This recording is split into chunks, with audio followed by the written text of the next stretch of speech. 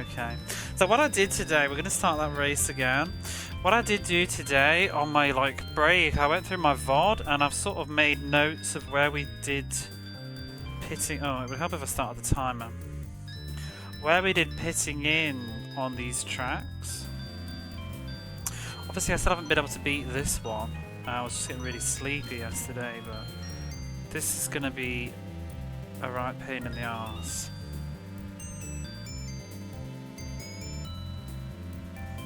I'm just going to try and memorize the sequence at the start. It's really hard to overtake cars though without bumping.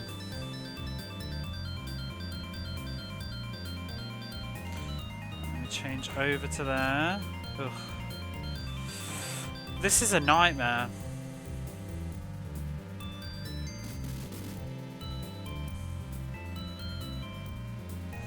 And do you know what else? I was looking through the old easy courses that we've already finished, and there was only 7.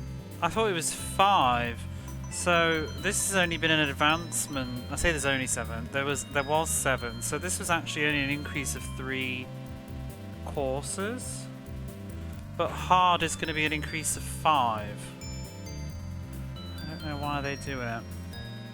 I wish it was 13 and not 15. It's just too much.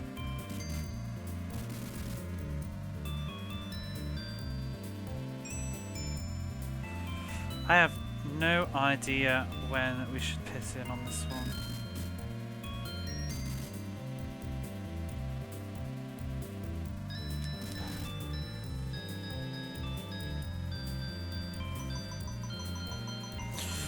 Yeah, I will not be streaming tomorrow because I'm going to a friend's house. We're going to have like a sort of a roast dinner. Dare I say Thanksgiving dinner, but it's not really. Just coincidence.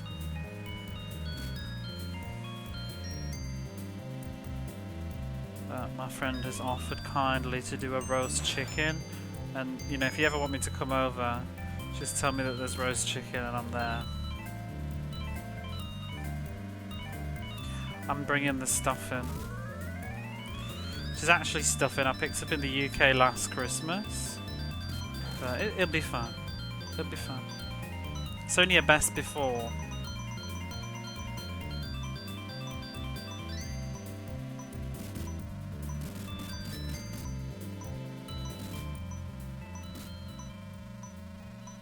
Roast lamb.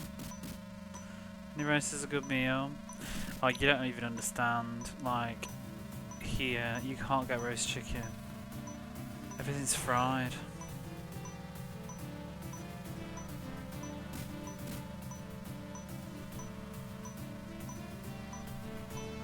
Proper rotisserie roast chicken is just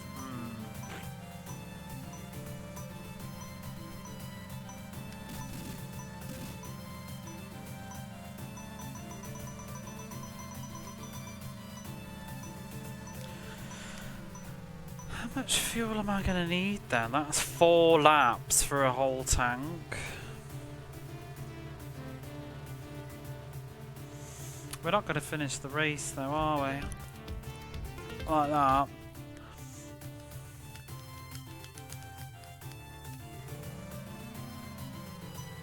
This was one of the last courses on the other mode as well though. If this is going to just be how it goes, it's going to be rather irritating. See, my problem is, I know to stay in the left-hand lane because the signs are coming up, but I can't not hit the back of the car in front of me very well. Stay in the left again. Ooh, you see, it's not even a racing game. It's just a hazard. It's a nuisance.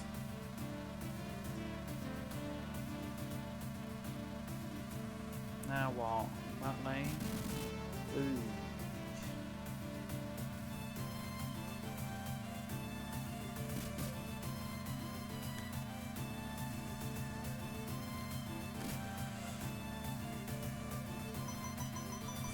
And same again, going to the left, whoops. Like pitting on the second lap. Crap.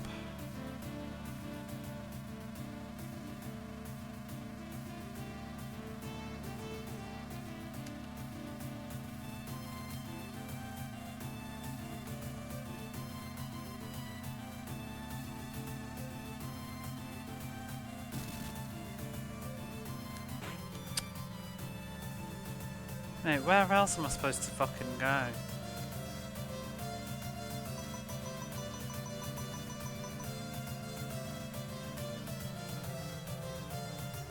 Take the full tank.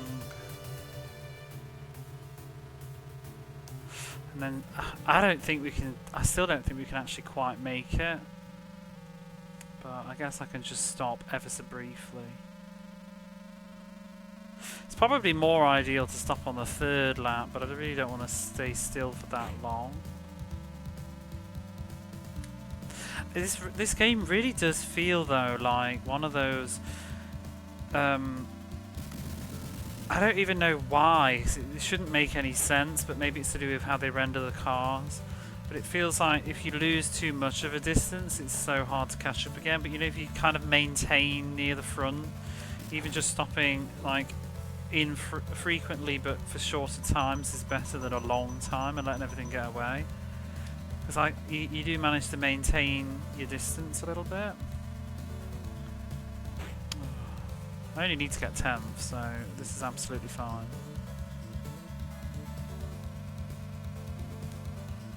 Oh, why'd you have to be there? I'm trying to not. Ooh! Whoa. Gadonk.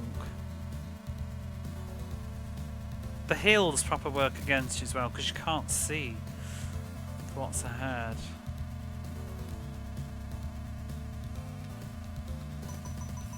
Do do do do. I'll pit in on the next one.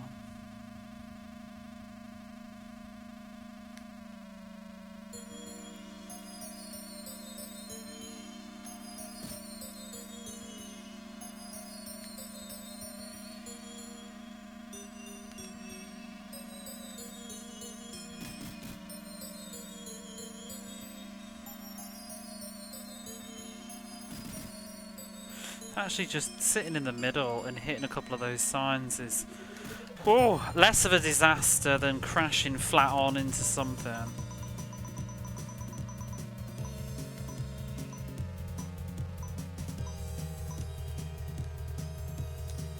That should be enough. Mode driving. Hey Ross, how are you? More even. Which is it?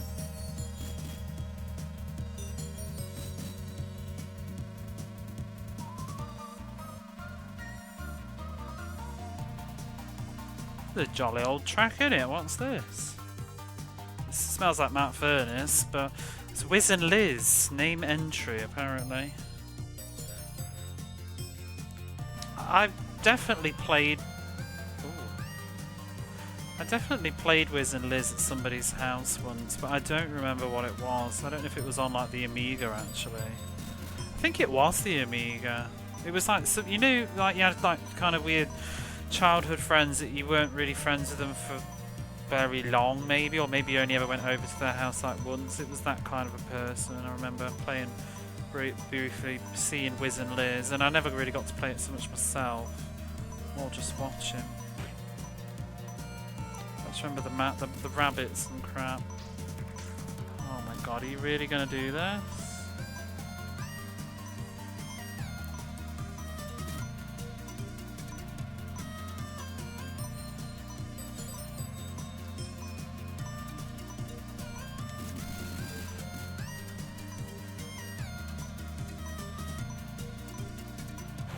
Oh, fuck you. Oh, don't do it. Don't even. Okay, right, well that's that level done. I still think I probably need to practice that one a bit more, but... We're eating pumpkin pie! Oh, happy Thanksgiving, I guess, isn't it? So this is the final race of this mode. Oh, is this Swamp from Lotus 1 back again? 11 kilometers? The roads are really thin. I don't like this already. Is it slippy? No, that's all right. Why are we so much slower than everybody else? It really is a thing. Look at this shit. Literally driving in a straight line and everybody's acceleration is kicking my ass. Oh, it is. It's the swamp. This was not a fun time. This was one of the... This was probably the... I don't know, the second hardest level in the previous game after the infamous storm. This one took a while.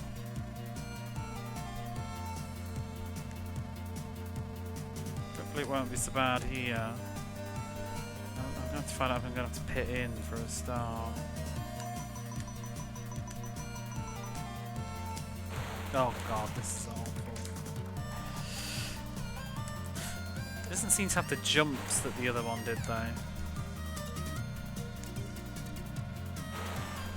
Which is fine. This isn't too bad though actually. So. Oh. Could do without the oil. Oh my god. What's with all this fucking oil? Can't even see it either. Whoa. Because everything's just one long turn. I'm not getting chance to react to this oil. This isn't even the same lap, is it? These are all unique laps.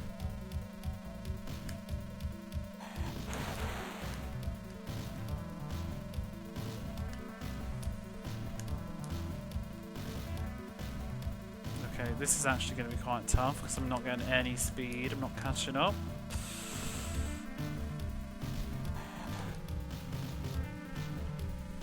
It's just endless turns. What a garbage course.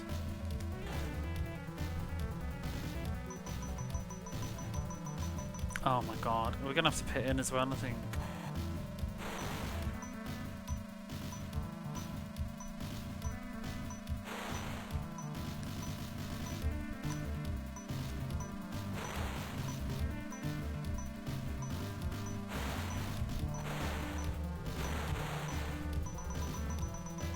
Maybe not. Maybe we can squeeze.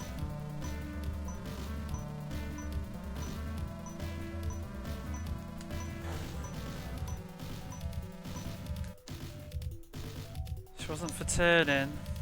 She was sort of twat, but there we go.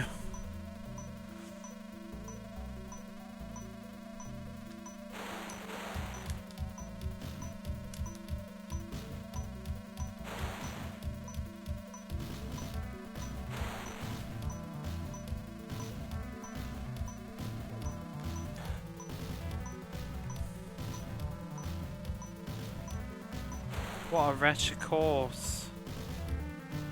Race over. I mean, at least I know we don't need to pit in, you just gotta just drive better, that's the case of that.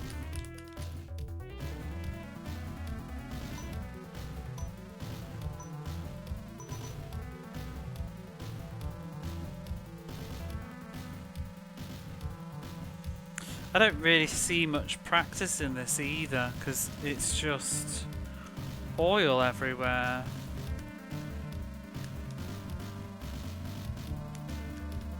Probably all about just getting a good lead and don't lose it, which I've just done. I swear some of these cars are kind of RNG anyway, to whether they're far ahead or not. Oh, for God's sake. Hello there, Sheena.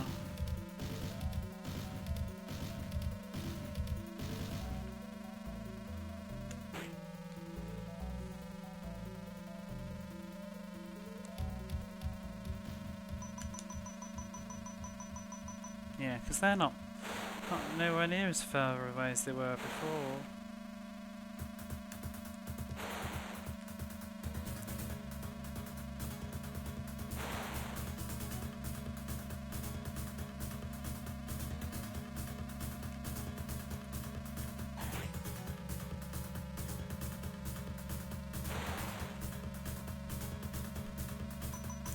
And this is the garbage stretch that just had tons of oil. Like it was mostly on the outer side though. Oops, except there. And there. Oh!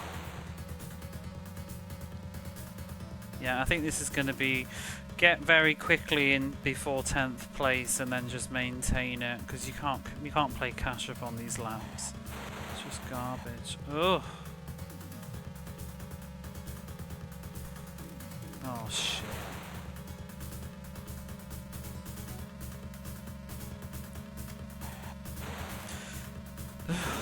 I'm actually like, oh, I'm just a little bit angry at this game. I just feel like this level design is shit. It's just random RNG generated oil slicks. I mean, not RNG, but I mean in generating it. Obviously it will be fixed every time you play it, but there's been no thought put into it. It's just oil everywhere, and good luck.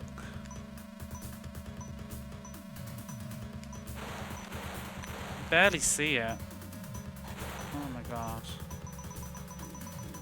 Yeah. We're gonna lose on this so many times, it's gonna be miserable. Yeehaw! That went so much better than the previous run did, though. I mean, this is 10th place. There we go. We qualify now, but yeah. On the road again. Hey Mooware, how are you? I don't know. This is going to be a bitch, isn't it? I don't know whether to just go straight for it now or do one again. Let put all spots on the level. Yeah, well, I don't think it's even the intern. That's the problem. This game has like the RECS. What does that even mean again? I can't remember. RECS.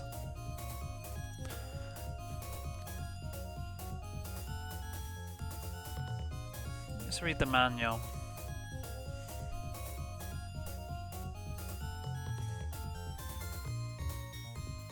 But you know what I did do, by the way? It's a little an aside. I put this in 50 Hertz. Where is it?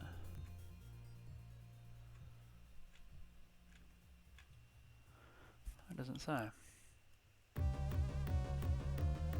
Constructor RECS.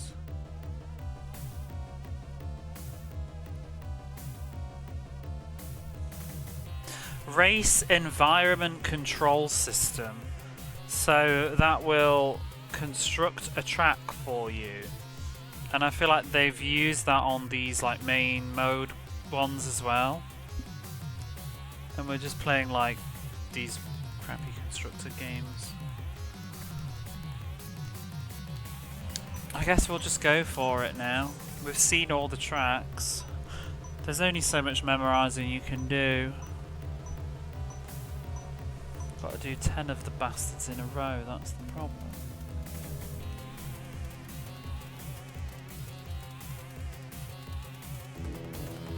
Move along, Elemental Master, you're too intense.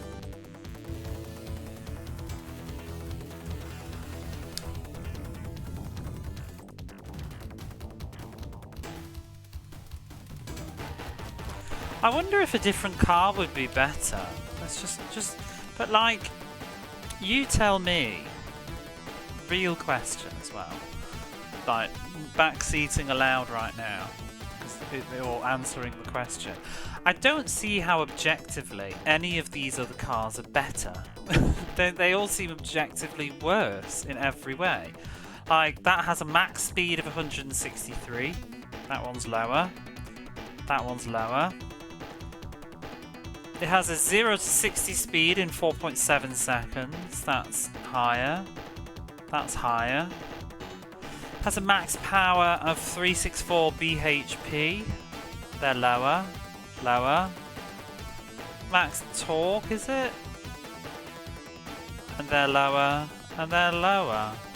So, I mean, allegedly this HAR, whatever HAR is. What's a HAR? Handling is better. Oh, is that the handling?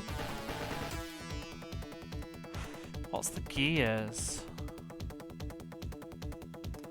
5th gear, 1 to 5.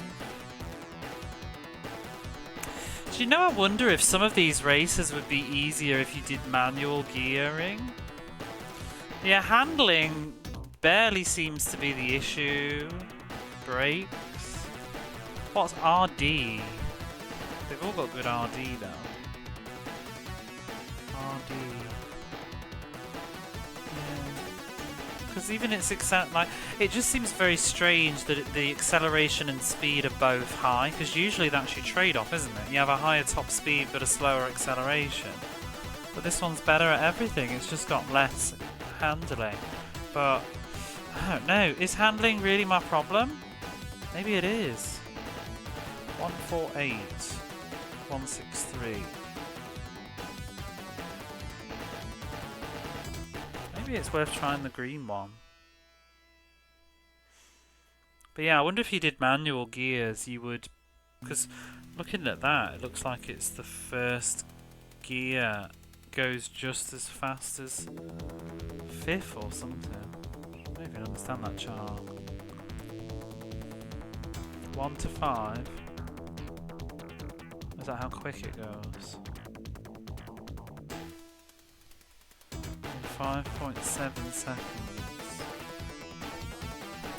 We could time the greeny one out.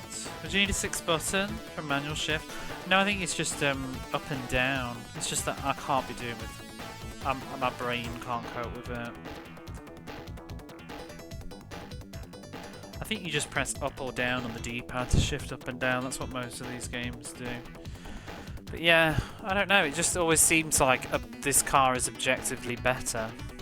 I mean, it is the Spirit Turbo. I guess the choice is just how much handling do you want. But this one doesn't even have like that much better handling, does it?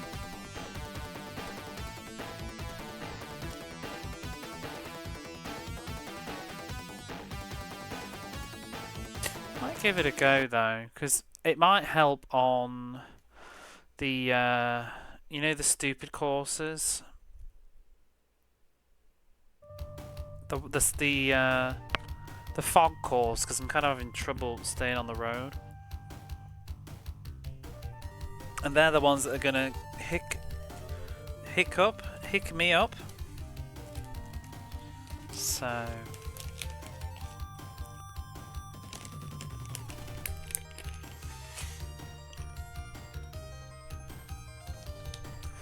thank you for the thoughts. Let's go now.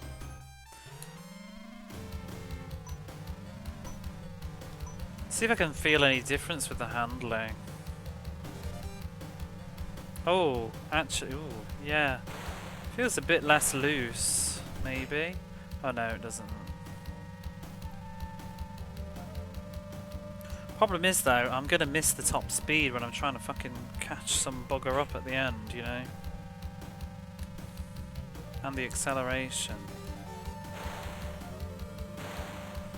I already feel like we're a bit slow.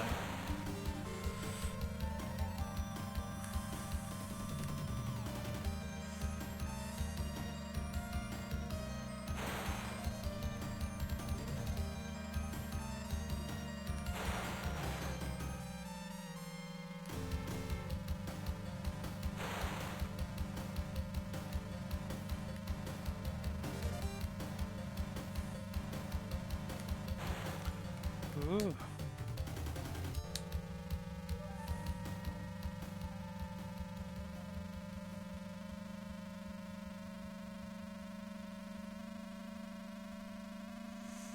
Although, I guess we are actually doing...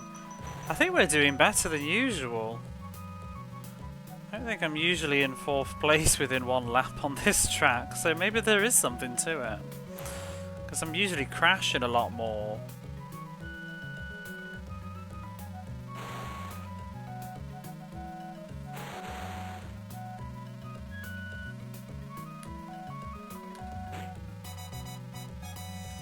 Do do do do do do. I'll get out of the way.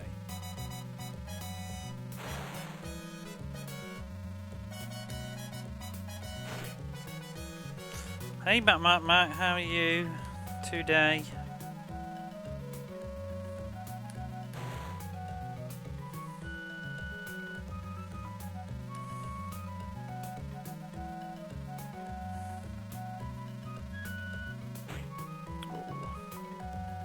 What is it with these two plums? I'm ready for the day. Can you tell these two plums to get out of my way? Move, plums. I should have put it in then. For the regret. Speaking of being full of things, has anybody had cherry flavoured Jaffa cakes?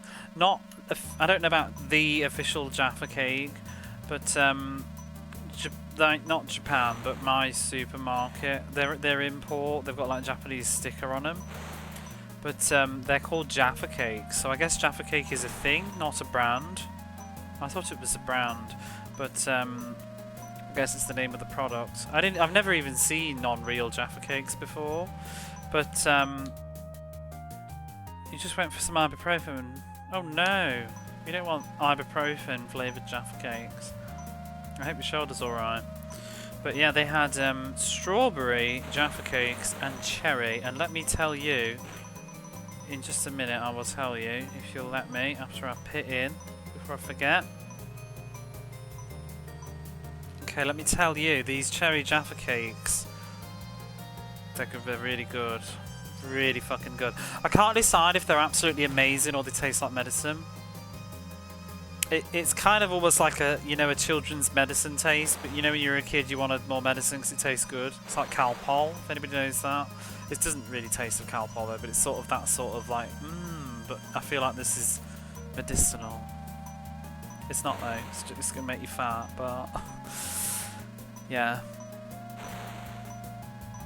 But yeah, I don't even know who they are, but they're just not, they're not like whoever makes Jaffa cakes. That's cherry flavour. Oh, is it? I thought it was blackcurrant. Calpol. I always used to have the purple one.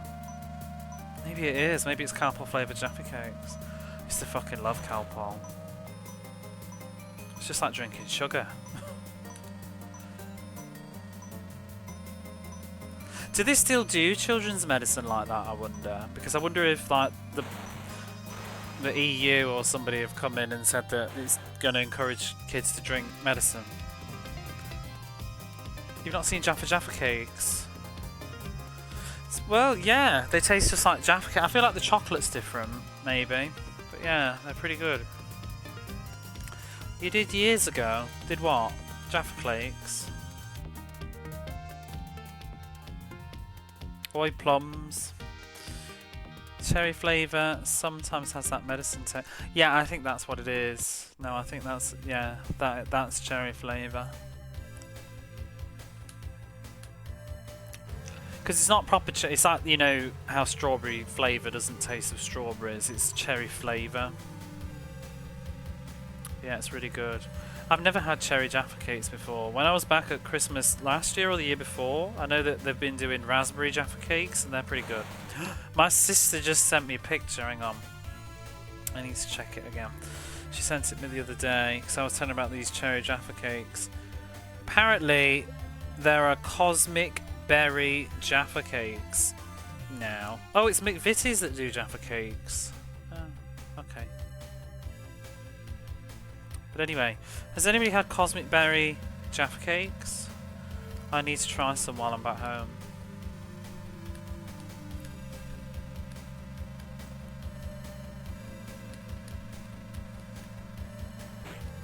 Do you know what? For all this smack talk, this car is way easier to control. I'm seeing the light. Ah! Not going anywhere now. I don't know what cosmic berry. Maybe it's cherry. It's berry from space.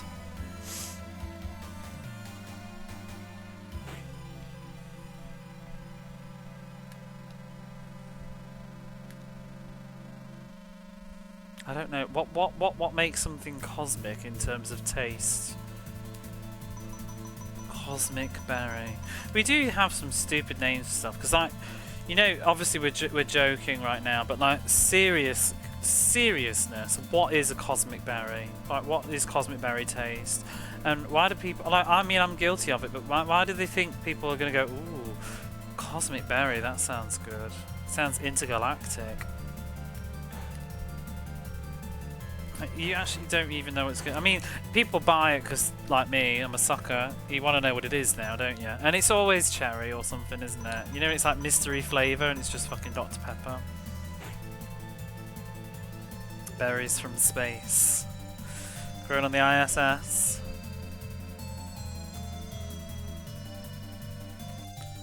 How goes a really easy championship?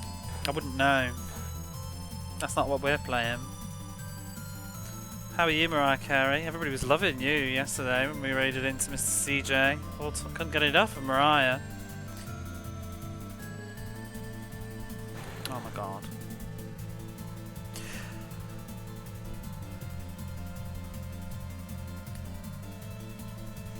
Okay, I think I need to stop being the red car. Don't you?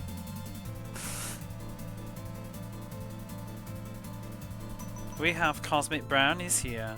Cosmic to me makes me feel, yeah, like that, like rainbow sprinkles. That's what I'm imagining with Cosmic. Terrible snacking. All this biscuit talk is no good. You should just start watching my stream, Critical, because I just feel like I'm leading you on all these dodgy areas. Like you're not doing your job. You're like looking up the cast of Home Alone. You got to put on like 5 kilograms just listening to me. I'm permitting you to opt out of this if you want. Make better life choices. Go watch someone healthier. Maybe somebody boring, and then you'll get your work done. Because I'm obviously not boring. See, the problem is you're at work and I'm not. I'm 9:30 on a Friday night and I'm like elbow deep in the weekend and I'm living for it, whereas you're just still stuck at work, I'm afraid.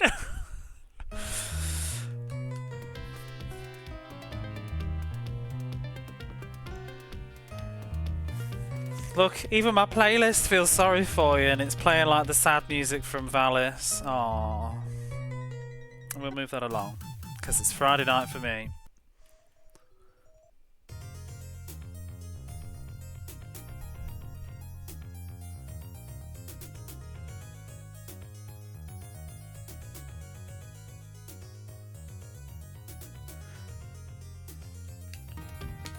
Well, that's gone well so far. It's definitely working out at the moment.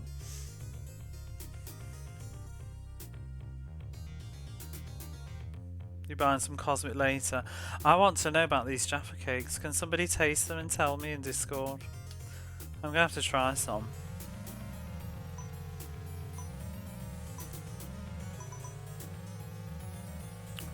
Do you know what I wanted to try when I was back in the UK but I couldn't? Was and it's gross, but it's just morbid fascination. Heinz baked bean pizza. I really want to know what baked bean pizza tastes like. I'm sure I'll love it because it's just fancy beans on toast, isn't it? At that point. But yeah, I wanted some of that.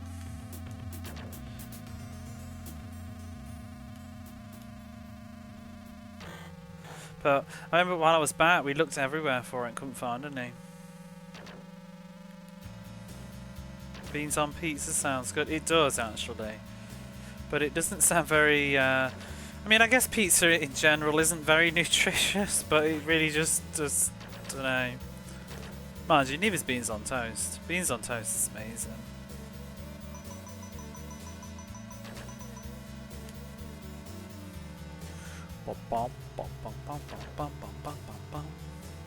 That's a thing. You're still buffelled about the what's a Brazil? What's a Brazil?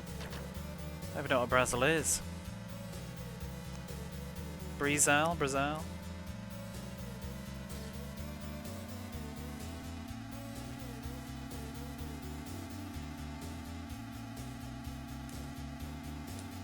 Pop, pop, pop. Me. Pretzel? Oh. I don't know how I feel about that. It's like, I don't know, something hot and warm with something cold and hard. Beans on toast is pretty healthy. Is it? Can't be. It's just processed bread. I suppose the beans are good for you, maybe, but they're very... I do like beans. We can't really get beans easily here. Maybe I could order some on Amazon actually, I didn't think about that. I was checking today. I was looking today at what UK foods I can get on Amazon here, but the problem is I could get non-brand beans, I'm sure, but you know, stuff like stuffing and Branston pickle. I could get Branston pickle for like £5 for a jar or something, which I would absolutely pay. I would pay £5 for a jar, but then they also want like £10 for postage.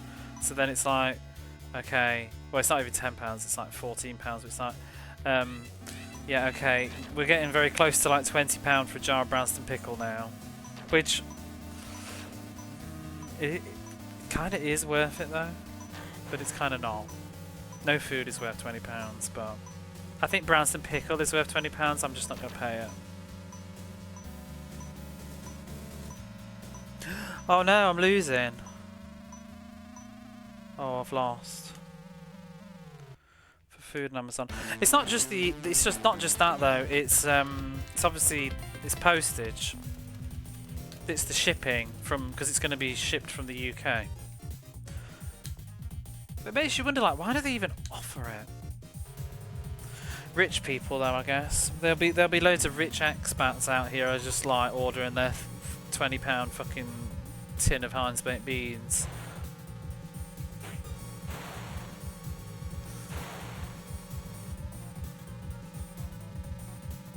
Wish I was rich. I would be ordering all that stuff.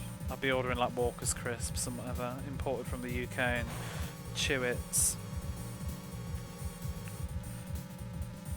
I like to chew it. Do you remember the ice cream flavoured Chewits? They were weird. I remember loving them as a kid.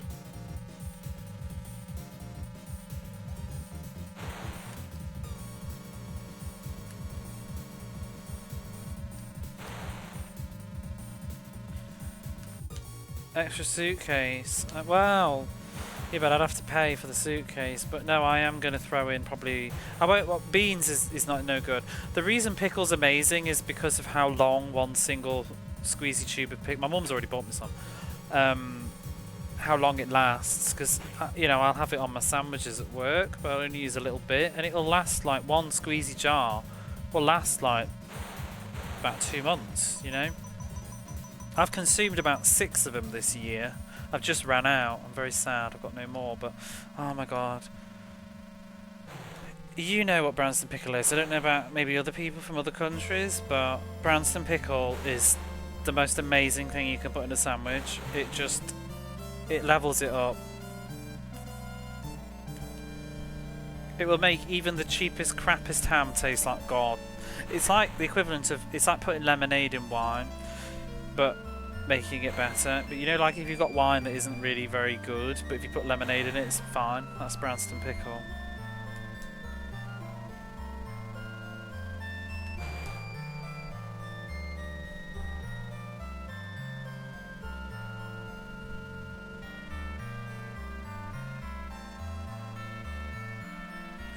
And Branston pickle with cheese is even better. Like cold processed cheese. I'm not really into fancy cheeses.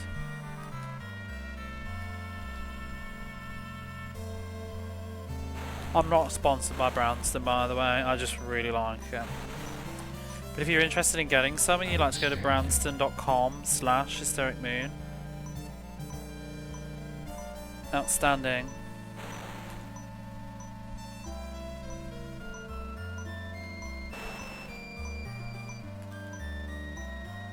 Gatorade wine. I don't think I've ever tried that. I'm trying to put in the wrong place. Coca-Cola in red wine is really good. Apparently it's a Kia, is it a Kia Royale or something? But I just remember a co-worker told me about it.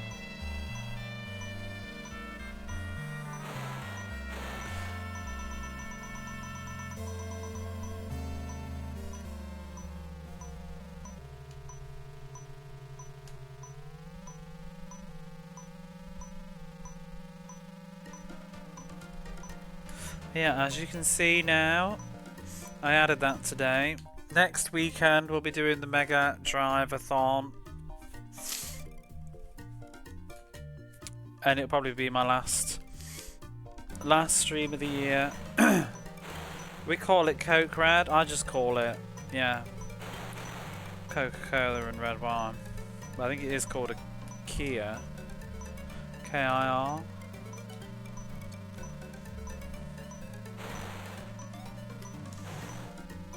All these cars we're lapping, we're so good, we're so good. We're so good, get out of the way. Or even trying, my car's just amazing. We've changed it from that shitty red one. Beep beep.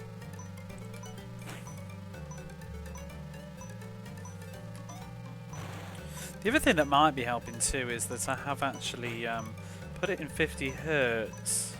So maybe the game's running slightly slower as a result anyway.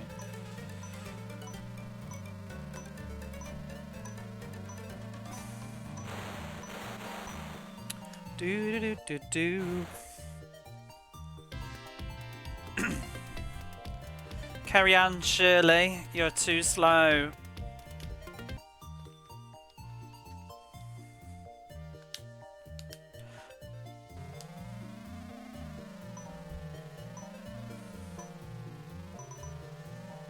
Beep beep.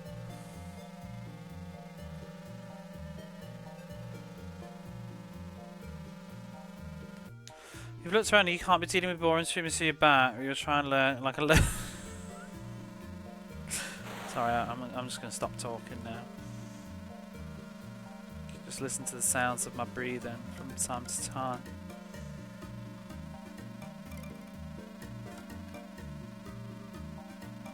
I'll start calling my lurkers out in a minute.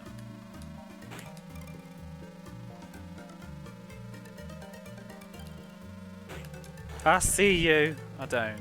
I'm playing a game. I don't see anything.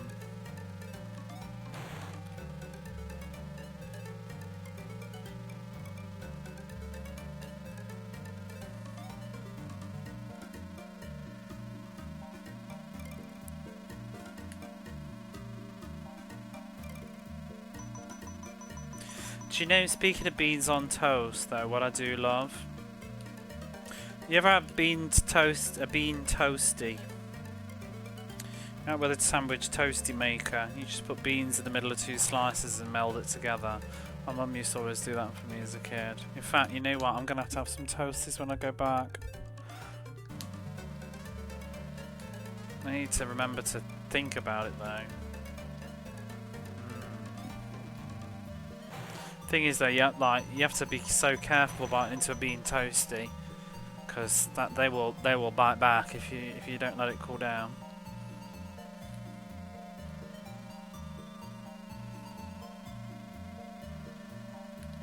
Need to buy a sandwich toaster?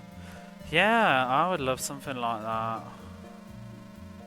My mum's got a really old one that she used for years.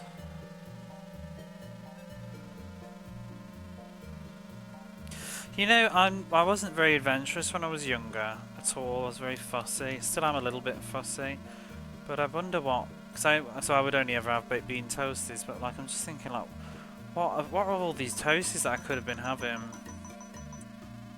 My dad used to put like ham and cheese in them. Because I do that all the time now. I toast bread and put cheese slices on it, and then put some ham on afterwards. But so I've actually made a proper full-on toasty. Would be so good. Look at me going into second place on here. It's all about the green car. I don't know why we're wasting our time with that red car before.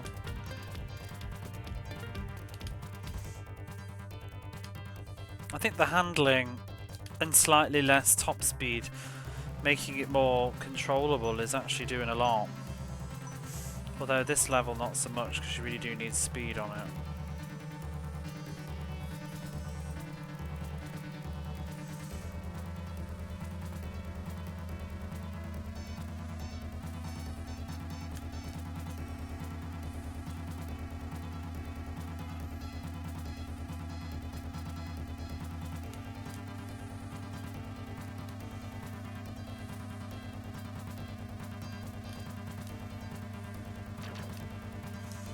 Thing is with this level though, is it's all fine, and then you get fucking blasted off the road by a beam. And I can't really do much about that.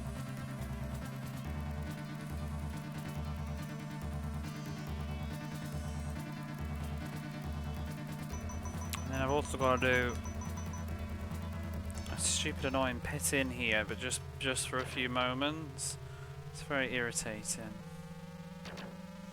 None of these other buggers do. Never wanted one food to touch another. I've never understood that, and I've never been like that. When I say fussy, I just mean about what I ate, but I don't really care what it was touching. I care about who it was touching. But I'm actually the opposite. I used to like to mix food together. I still do. Like all on the same fork. I like to mix all the tastes. Like I used to love baked beans and mashed potato mixed together when I was a kid, and I still like mashed potato, like, and scooping peas and corn on top of it, and gravy. Ooh.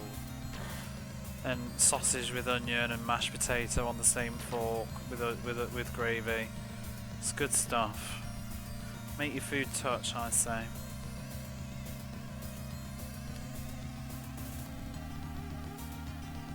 I mean, I dip crisps in yogurt, so I absolutely am all for the food touching.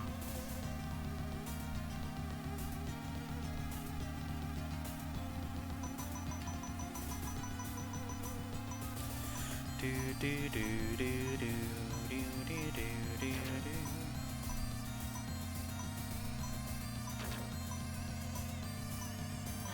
Oh, you penis!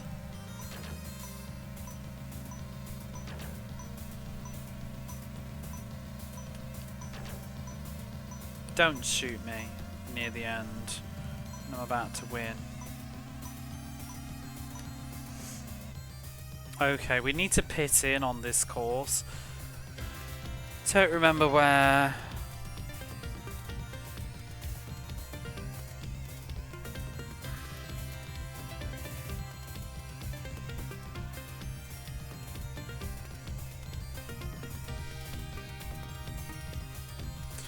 So it looks like lap 2.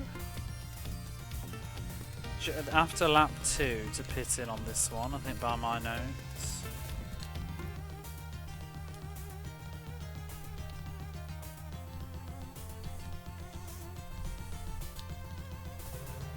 The Super Bowl weekend. You haven't been tempted by football? Nah. I guess we could on Sunday. Could do Madden 94.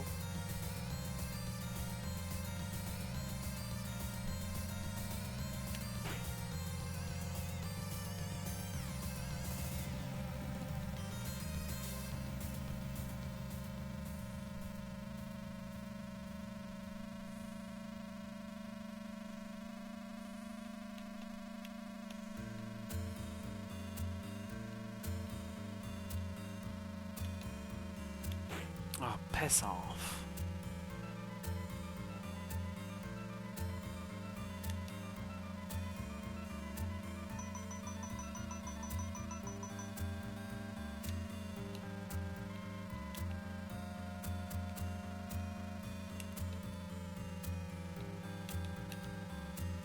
Some of the turns on this, they're not nice.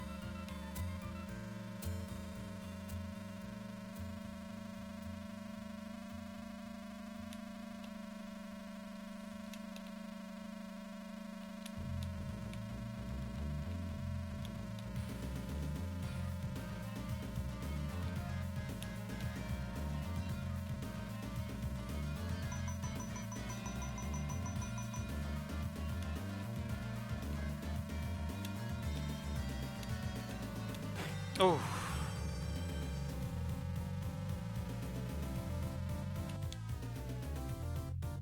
Gal Panic? Yeah, that's on the Sega Saturn.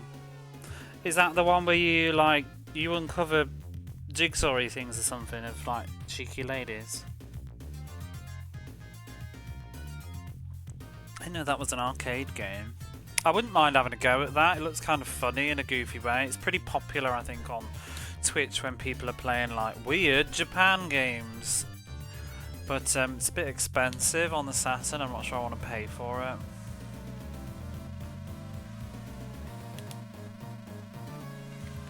If anybody would like to support my Gal Panic Sega Saturn fund, feel free.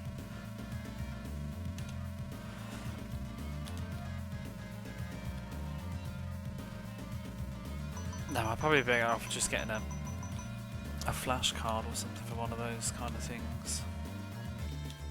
It's like Kicks. The main version has boobies. The Saturn one does not. That's not what I thought it was though. I thought it was like you uncover pieces of Gal's Panic.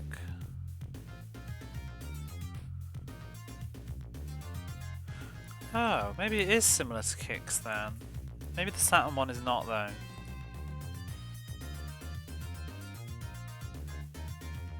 Oh, it looks like it is. Oh, now I'm more intrigued. Don't. Oh, damn you. Because it ain't cheap. Now I kind of want to play that. I'm thinking of a different game. I literally just saw this recently in a listing and was like, ooh. But no, I'm thinking of something else where you kind of it's like a jigsaw thing or something. I just like Saturn in general, I find it quite fun.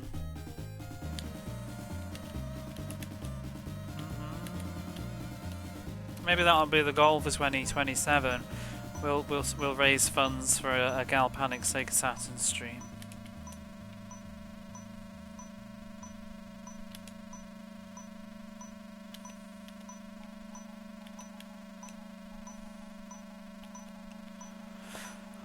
Good God, the difference this car has made. Can you see the difference from yesterday? Just changing the car has made this game so much easier. I feel like the menu was just lying to me. It made it seem like this was such a downgrade, but it's really not. The like not crashing is really making a difference.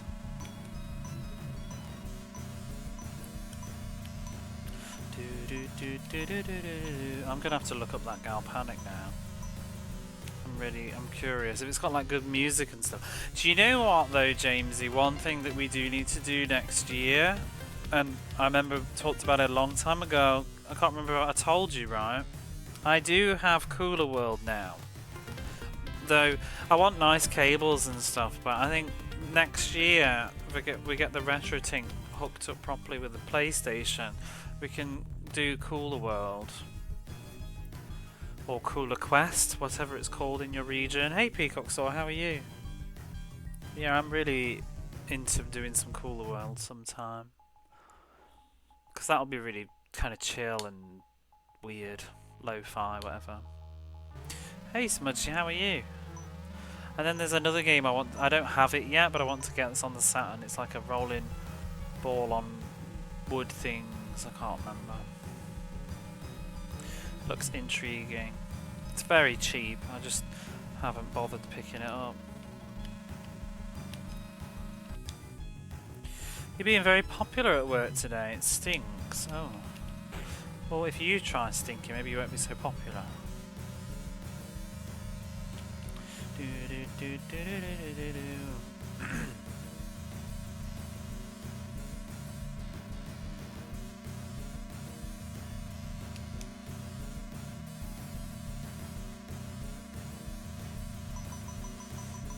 We don't need to pit in on this one, do we? I don't remember. Or did we? We did, I think it was at the very end. But we can afford to pit in, because this was really easy.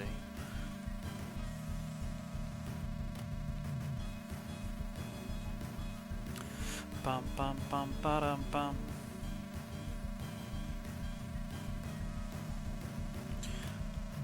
Oh, you've set me off now. I'm literally going to be looking up Gal Panic tonight. It was really not what I thought it was.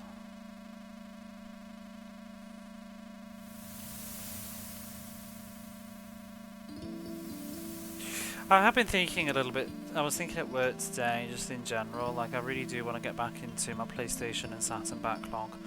I know I've been streaming an awful lot of Mega Drive lately, it is sort of that hesitance to shake things up a bit, but I do want to do more of it next year.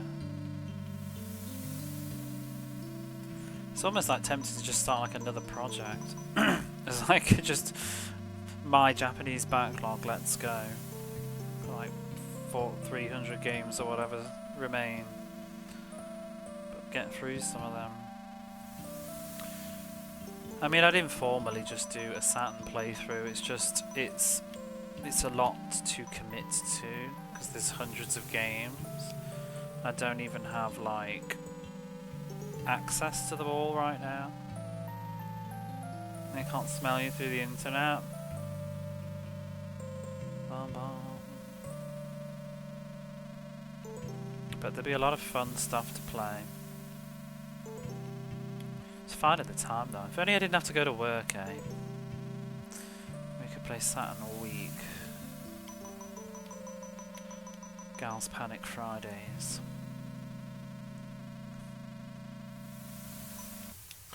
Got really neat spiritual successor. AXYZ. I played Yoshi too. Oh, you mean the Super Nintendo? Yeah, I want to get back into that, but I really want to get like real hardware for Super Nintendo because some of that emulation's a bit spotty. It's just money and effort. It's also just because I don't know people that can do things for me. Like, if I had buddies here that would like mod shit for me and all that claptrap, and I could just pay them and know confidently that it would all work, I would be so happy. But it's like I've got to like find the model, I've got to like research it, I've got to pick a good one, make sure I'm like not buying something broken, and then even when I get it, like the capacitors might blow after like, you know, well not blow but just dry out and oh, just stuff like that, and then I need to get a flash card and whatever, and oh, it's just a headache. You know how long it took? I still haven't looked into these cables that I need to get, and I'm like literally going to be in the UK in like a week or two. But like, it's like how long it took me to pick my Mega Drive model. I was like talking the ear off like Neon Arcade and Techie Rob about different models and Googling. I mean, I decided which one I wanted, but then you got to find it.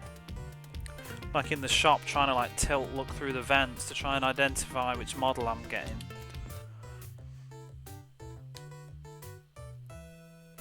It's just, it's a lot. See, at least with the PlayStation and the Saturn, they're pretty straightforward to purchase because you can just look at the serial numbers. Especially the PlayStation. PlayStation's so easy to buy what you want. I mean, also there's not really that much to avoid when it comes to buying a PlayStation. Just generally don't get the very early models because they overheat. And that's about it really. I mean, I just went with, I think I went with the 7500 because it seems like it's sort of the best of everything, where they'd revised it up to a good enough point, and then it's right before they started downsizing on things. But I mean, none of it matters really.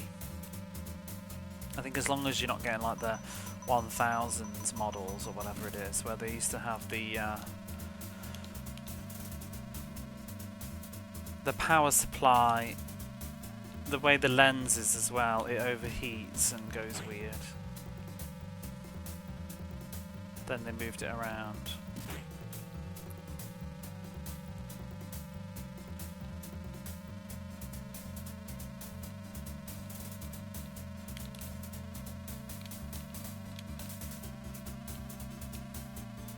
Oh shit, I don't remember what I'm doing on this one. When am I pitting in? Third lap, all the way to a full tank. Okay.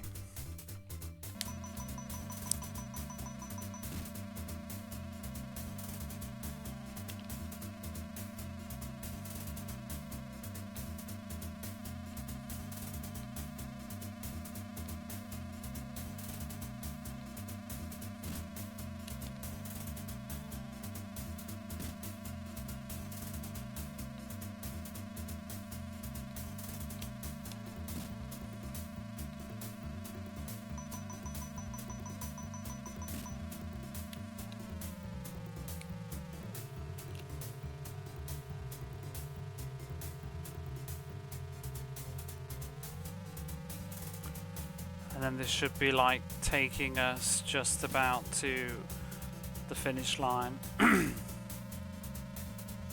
It's going to be clutch. I might even just overcompensate and pit in again at the very end for like a millisecond just to make sure we've got enough.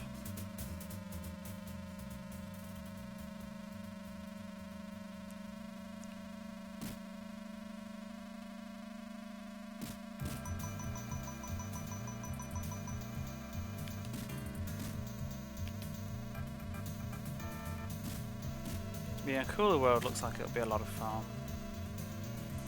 I actually have a sort of Dreamcast puzzle game I want to play at some point when I get the Dreamcast working, which also looks interesting. The weird abstracty puzzle games like that. I think it's like Madden and the Octopus.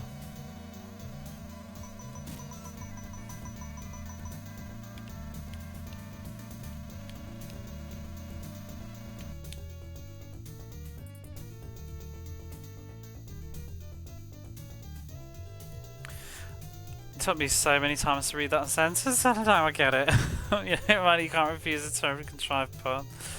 It's not a great game, I don't think. I think I'm enjoying it now that I've changed cars, but yeah, it's kind of just a bit boring and bloated. Like, these races don't need to be so long because there's not really much of interest going on in them. I think it's just, it feels very apparent we're not playing something that's been very carefully crafted around the player experience for this mode or whatever. I just feel like we're just playing a course, and there's hundreds of courses in this game, and we're just playing a course. It doesn't feel like it's been carefully designed.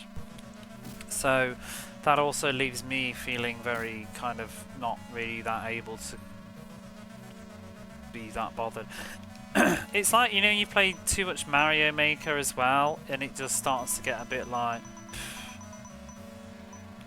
I mean, there's very creative stuff in Mario Maker, but there's still only so much that can be in it, you know. The tools are limited.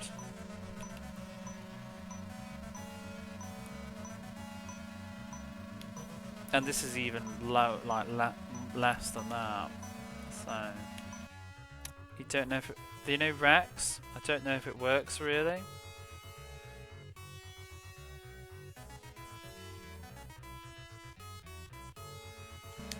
I know RECS. That is right.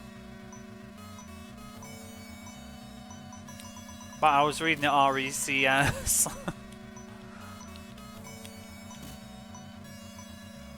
Look at us in first place. Although, am I going to run out of fucking fuel? I think I am.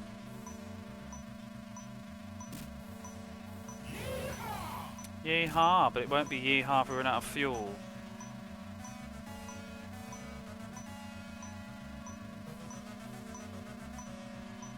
Oh, we made it. It's going a lot better. Hey, Demi.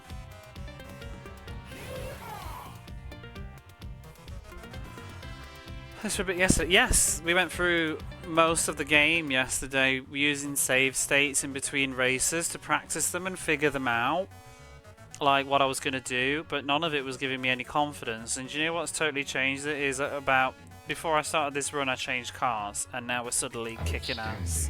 It's outstanding.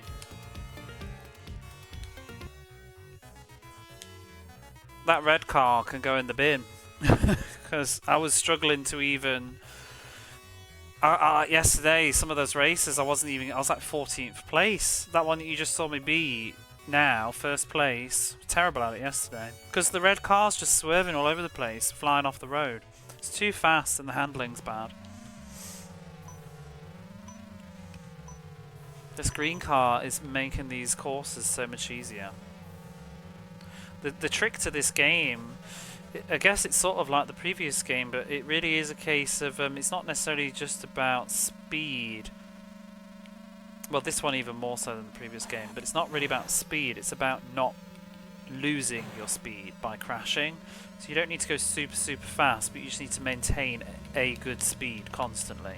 So just let go of the accelerator and don't fly off the road. and you'll still keep on going. Because I let go of the accelerator and you're still going pretty damn fast, but if you hit a tree you're going to lose 100 miles per hour off your top speed immediately, and then that's when the cars get really far away. So if you want to play the slower car with better handling, suddenly, surprise surprise, you're doing a lot better because you're not crashing all the time. Right, we don't need to pit in on this one, I think. Yesterday I went through them all and I was just sort of planning where to pit in on each one for optimal kind of pitting inness.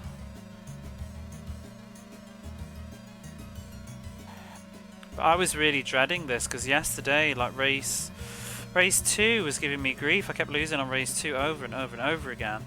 And race 4 was really rough. It took me a long time to finish that one using a save state, and I've literally just sailed through them all first time with this green car.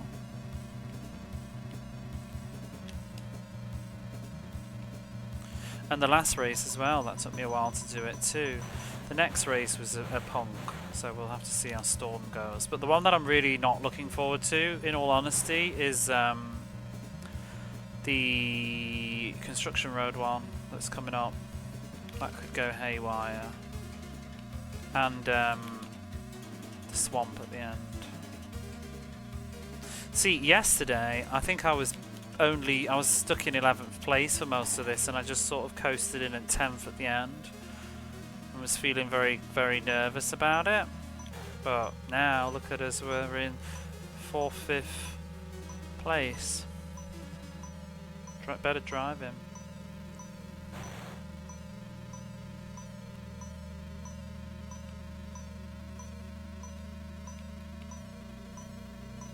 Yeah, 2nd place, boo.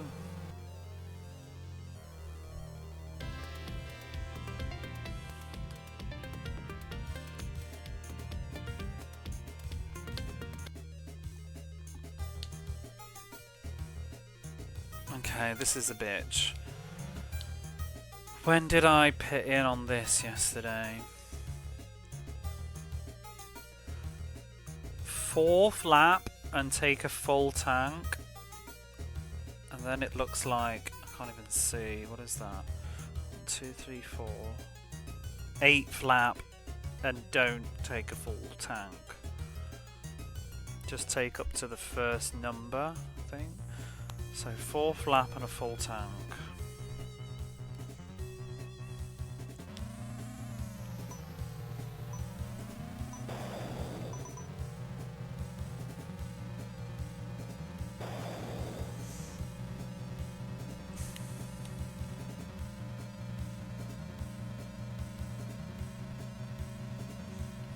See, the killer with this one is not so much the course, but the pitting in. You have to pit in twice on this because it's so long, and then obviously none of your opponents have to pit in, so when you're pitting in, that's when you lose all your positioning.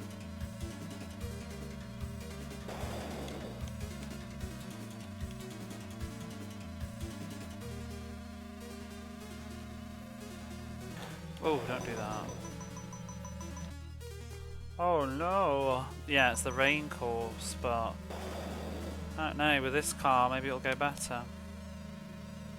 Already doing a better job, well, until I hit that fucking rock.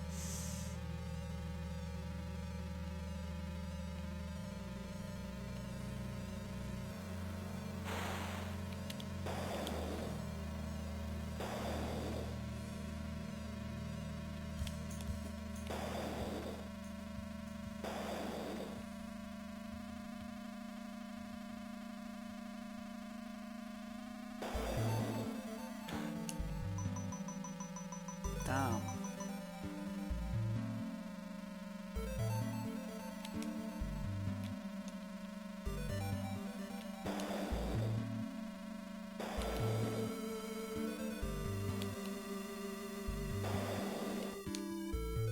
It's a light gun game now. Yeah, it's very flashy.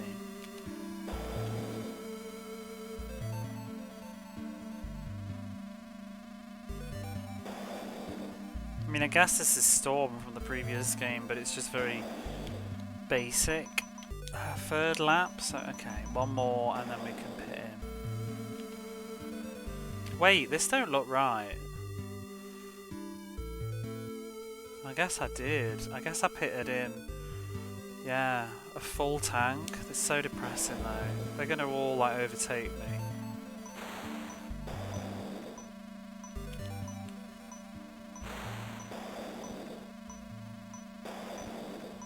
I really don't see why this game needed to ever have pitting in at all. Really adds nothing to the experience than frustration and feeling slightly cheated because nobody else pits in, so why do you have to? It's like playing a boxing game, but like every so often you just have to like put your hands down and just wait. Like it's not fun.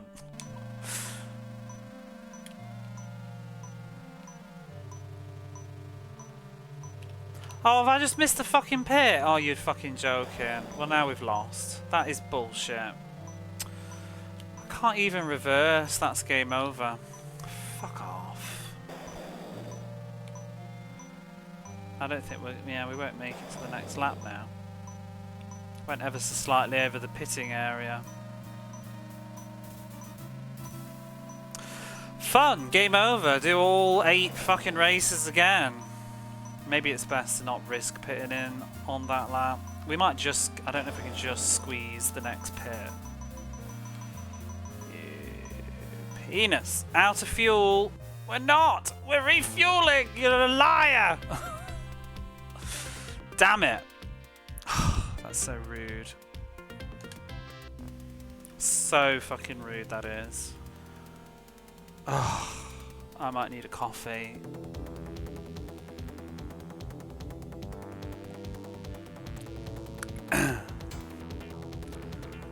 Rude. I inched over the pit line. Whatever. But you know what? It's so much easier with that car. I wonder if the other car would be even better. But I don't really want to change anything. But I'm going to take a quick break to refuel my caffeine tank. And then we'll give it another go. I'm feeling much more confident about that though. Yesterday I was really just like... Honestly, I don't want to play this game because this is going to be a long and miserable experience, but changing cars, maybe it's only going to be like medium and a little bit sad. But yeah, I'll be back.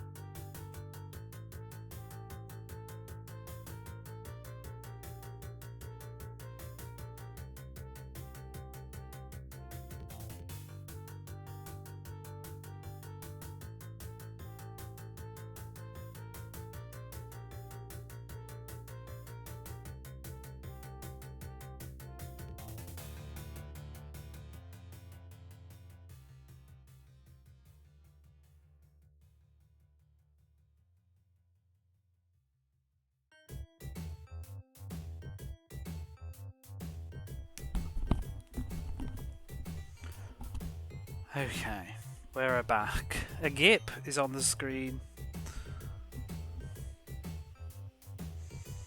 Just took a little moment to get some refreshments.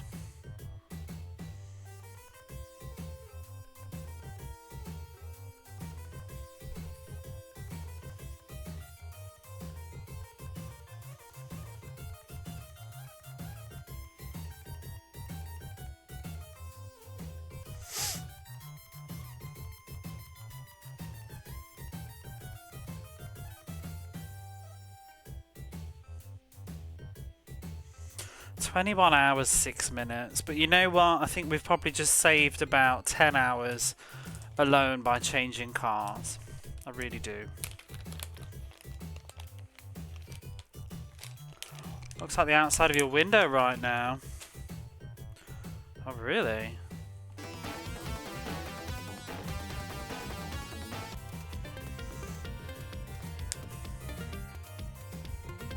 Oh, that's not where I wanted to be.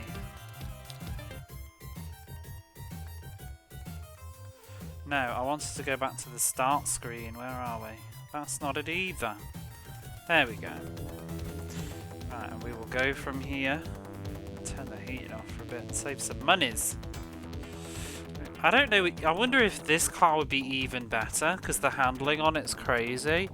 But maybe that would be overkill. Because it would be too slow as well. But I don't know. A bunch of Lotuses are racing. Drive you to work. You've watched me play many racing games at this point. Are you sure you want to be in the passenger seat? I'm a terrible driver.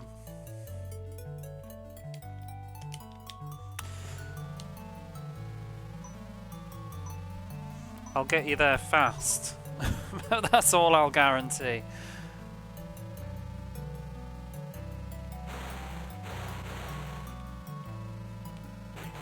Oops.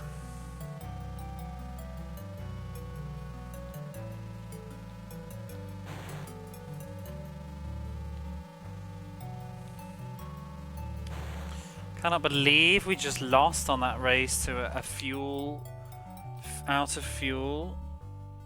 Like that's just such an irritating way to lose.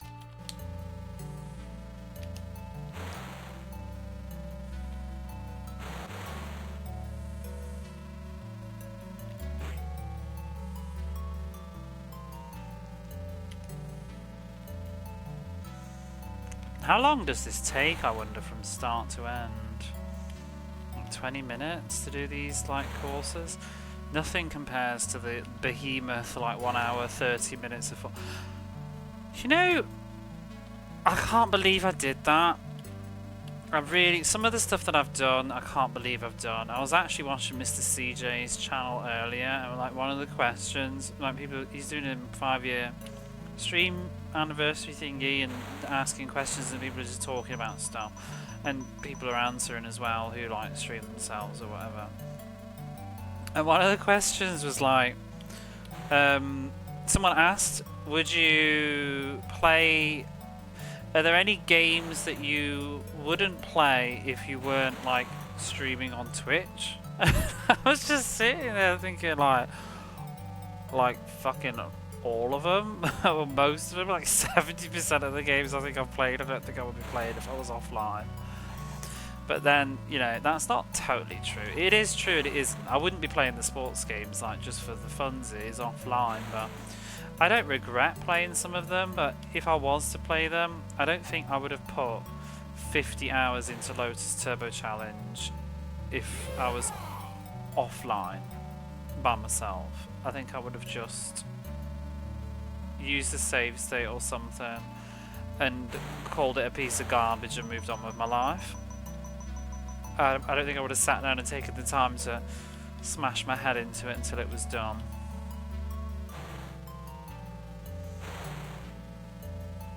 But then the same with Formula 1. I don't think I would have sat down and had the patience to learn how to get good at any of those games though. So I think I would have still come off with the opinion that it was like controlling weird and who knows. When do I pit in? Have I missed it? Oh my god. See, I miss the pit inside sometimes because all I can see is the low fuel thing. I can probably pit in here. But I mean, I don't know which games I would and wouldn't play if it weren't for Twitch. Like, things like Rocket Knight Adventures, I've always wanted to play.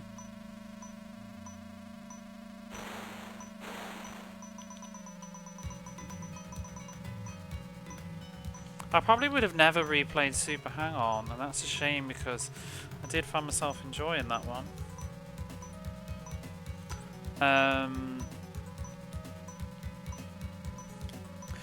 I probably would have tried stuff like Trampoline. I don't know if I would have played Trampoline Terror though. I wouldn't have played Buck Rogers. I'd have never got around to playing Buck Rogers Doomsday if it wasn't for Twitch. I would have just... There would have always been something else. I would have, because just looking at it on a surface level, it wouldn't have appealed. And yeah, it was really good.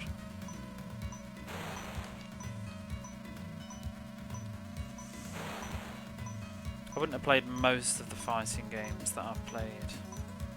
But I think I'd also be quite happy to have not played them. And yeah, I probably would have played King of the Monsters for funsies because I'm sure that I remember playing it years ago.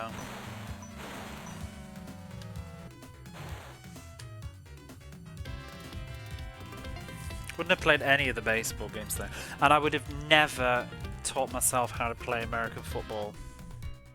So that is definitely one thing that I've taken away from this.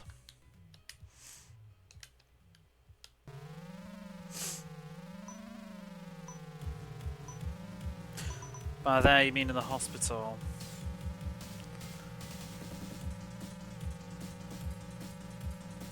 Probably.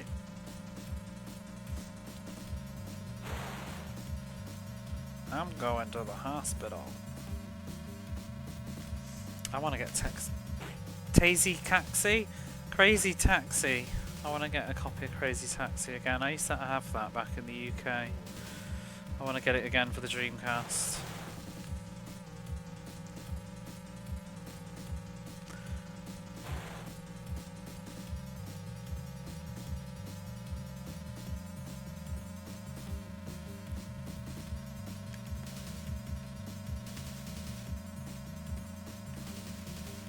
I wouldn't have played Wolfchild, I think, if it wasn't for Twitch, but I'm glad to have played that, but I probably wouldn't have looked at it twice.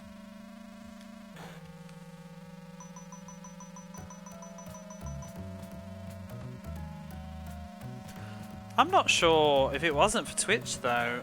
Another thing that I've really taken away from this, I wouldn't have got as serious about playing games without save scumming. And I don't think I would have ever really got into shoot 'em ups in the way that I have now. I used to always play them before, but I used to just like sort of peruse through them using save states and just like face roll through them and just enjoy the ride, but not really take away much from it in terms of like, was it well designed or not? Because I'd never learn it or whatever or get good at it. I'd just sort of like force my way through it, because I always used to enjoy the idea of a shoot 'em up, but I never thought I could play them. God, this course is damn. So that's something else that I'm really happy I've sort of pushed myself to do. Because there is sort of a certain sense of like when you do games like even this one. I mean, to be honest, it's the same with Formula 1. It was in the back of my mind the whole time to just give in and just be like, well, we've already finished championship mode. And it's like with this, I did keep thinking like, well, I've already beaten championship mode and timed mode on easy courses. Do I really need to do normal and hard? But there's a certain level of like accountability that kind of motivates you more, because I know that everybody will know.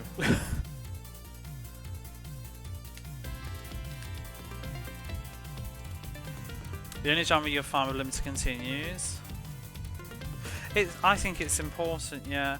I don't mind unlimited continues, but I think if you're gonna have unlimited continues, you need to have like clear checkpoints. I think there's nothing wrong, like Glaylands has unlimited continues, but it makes you start the level over every time, so you're not going to get through the level unless you learn how to do the level. I think there's a good balance. My least favourite type of shoot 'em up is the ones that you can credit feed and you respawn. You just continue, like on death you just keep going, you just immediately respawn. That is the one that I hate. Things like a lot of the bullet hell games, to be honest, do that, and I find it very annoying. There's no, they don't force you to ever learn anything really. If you're playing them on the console ports, you can just sort of credit feed through them. I kind of wish that they would, you know, every time I buy one of those like collections, I kind of wish that the developers would give you a sort of criteria of what they expect, like beat Dodonpachi on 5 credits or something. Like, give me some sort of gauge. I don't remember how much fuel we need on this course. I didn't take the full tank, did I? Was that enough?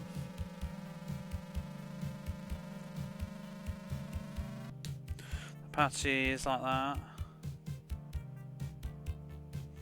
Yeah, I love Dodonpachi, but I never get better at it because you just sort of, you can't force reset either, you know what I mean? It's either game over or you feed more credits.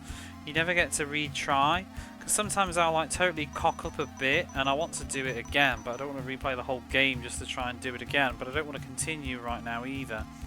It's why I sort of kind of appreciate those modern versions that we've been getting from M2, because they add a lot of features like that where you can like just play bits in isolation.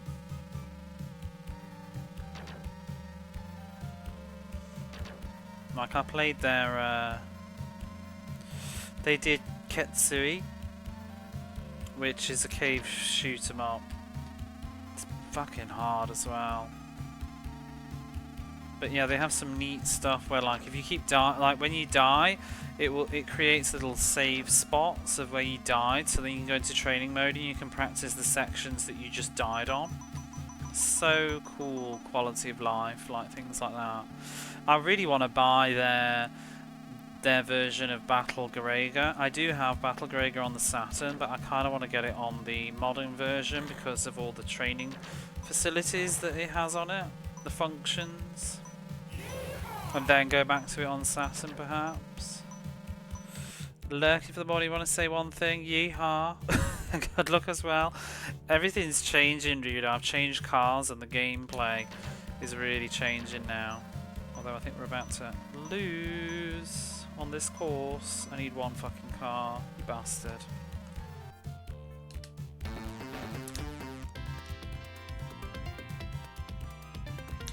The new car, it's got less speed, but it has like better handling. Allegedly better brakes as well, but it the better handling and slightly slower speed has worked out better. 4 continues.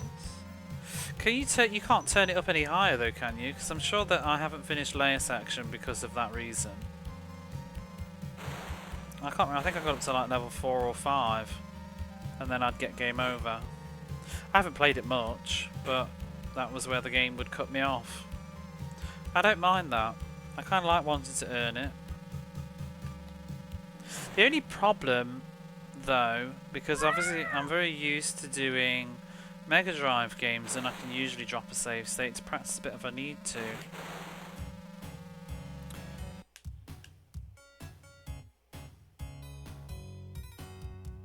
Well, handling I think is an issue because I think just slowing down and losing a bit of speed and driving a bit more carefully and better is not as bad as, like you see just then.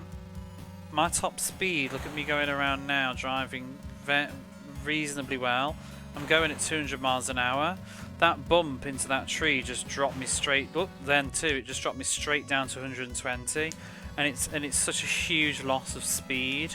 That's what I think is doing it. And because the red car is very fast and unwieldy, I'm constantly bumping, so I'm always losing speed, whereas this car, even though its top speed is slower, I'm maintaining a higher top speed generally because it's easier to drive.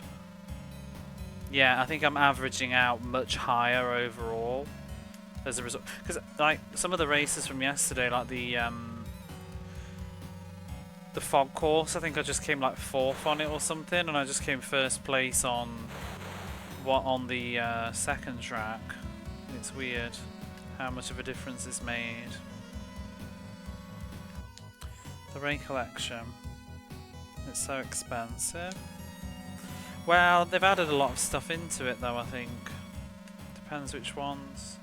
I kind of don't really mind with some of the shoot 'em up re-releases because they sometimes do put more into it. It depends. There's 2 versions of those collections though. One of them's better than the other, I think. But also, it is a lot of games. But then, I do notice a lot of the shoot-ups on Steam are very expensive. I don't know what price you're talking about exactly, but yeah. Some of them here are too. They're like 6,000 yen for. I tend to try and get them on the marketplace, but because I want to get the Tiger Heli one, but that's like 6,000 yen. It's a lot. But what was I going to say?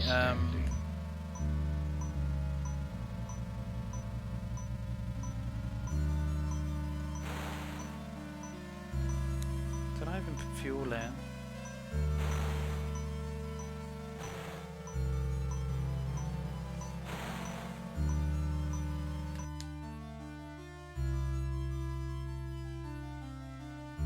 £40? I don't feel like that's so bad for a collection of 3 really good shoot-em-up games with like enhancements and quality of life stuff, if it is. I can't remember exactly how good those ports are. Batsugun's cheap, but Batsugun's done by City Connection, and they often get flack for lag and things like that. Batsugun's amazing though. Oh shit. In the Hunt on Saturn it was. I bought In the Hunt once and it didn't work. I'm a bit skeptical about buying In the Hunt. It has issues. It has bad compatibility issues. I bought it and sent it back and got my money back luckily, but there's like 2 different prints of In the Hunt on Saturn and one of them won't work very well on models. I think it just works much at all. And then the other one does, but it's really hard to distinguish between the 2 without looking at the CD underneath and the code that's written on the inner thing. And even then, like it's very hard to find the information that you need. It's a bit dodgy, that one, but yeah, I bought it and it wouldn't boot up at all.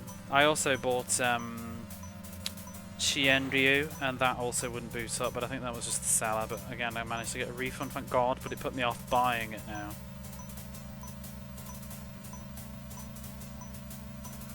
Same with In the Hunt. In the Hunt isn't super expensive, but yeah, didn't work. I bought it like, it was around the time you were first mentioning it, like a year ago or so? A year and a half ago? But then I sent it back.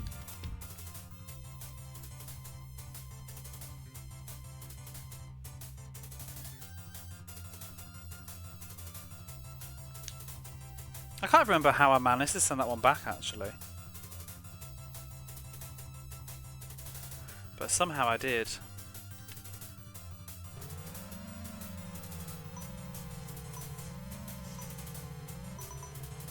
I think if I was to buy In the Hunt again, I might buy it from a store instead. It's just that it's more expensive. I want to ask, and the problem too is like, there's certain games like that just have reprints, and there's different runs of them that have issues. But like when sellers realise that, then they put the price up. So it's like you kind of don't want to inform the seller either.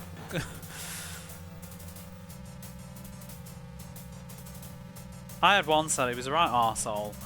It was when I was trying to buy Wizardry actually for the Saturn, and I asked them if, because they listed it, and Wizardry on the Saturn comes with a spell list that's separate from the manual. It's just a little extra, what do you call it, leaflet, inlet thing. And I asked them, did they have it? Because you couldn't see it in the pictures, you could see the manual of the disc of the box. And they were like, oh, what do you mean, kind of thing. And I said, oh, there's a spell list that's comes with this game. And did they have it or not? And then they realised that they did have it, so then they uploaded a new picture with it, and then they put the fucking price up. I was like, well, fuck you. They were like, oh, I didn't know about that. And then they said, oh, yes, it's there. And then they added on like an extra 10 quid. Like, well, you can bollocks.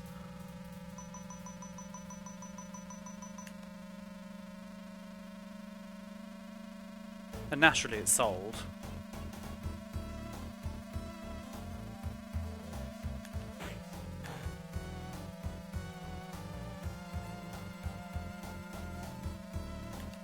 It's not like it's rare, it's just, are you selling a complete copy or not, is all I wanted to know. And you clearly don't even know what you're selling.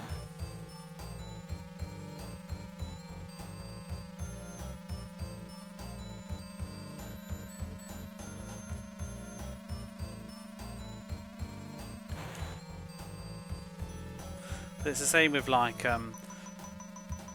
Baten Kaitos 2 on the GameCube in Japan. There's two prints of that. One has like tons of bugs fixed and one doesn't, and when sellers know about it they will charge you a lot more for the bug fixed version, but a lot of people don't know about it.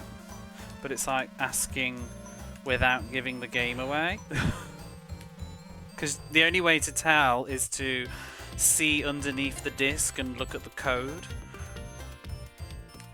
But when you ask, like, people start wondering why, and then they'll Google about it.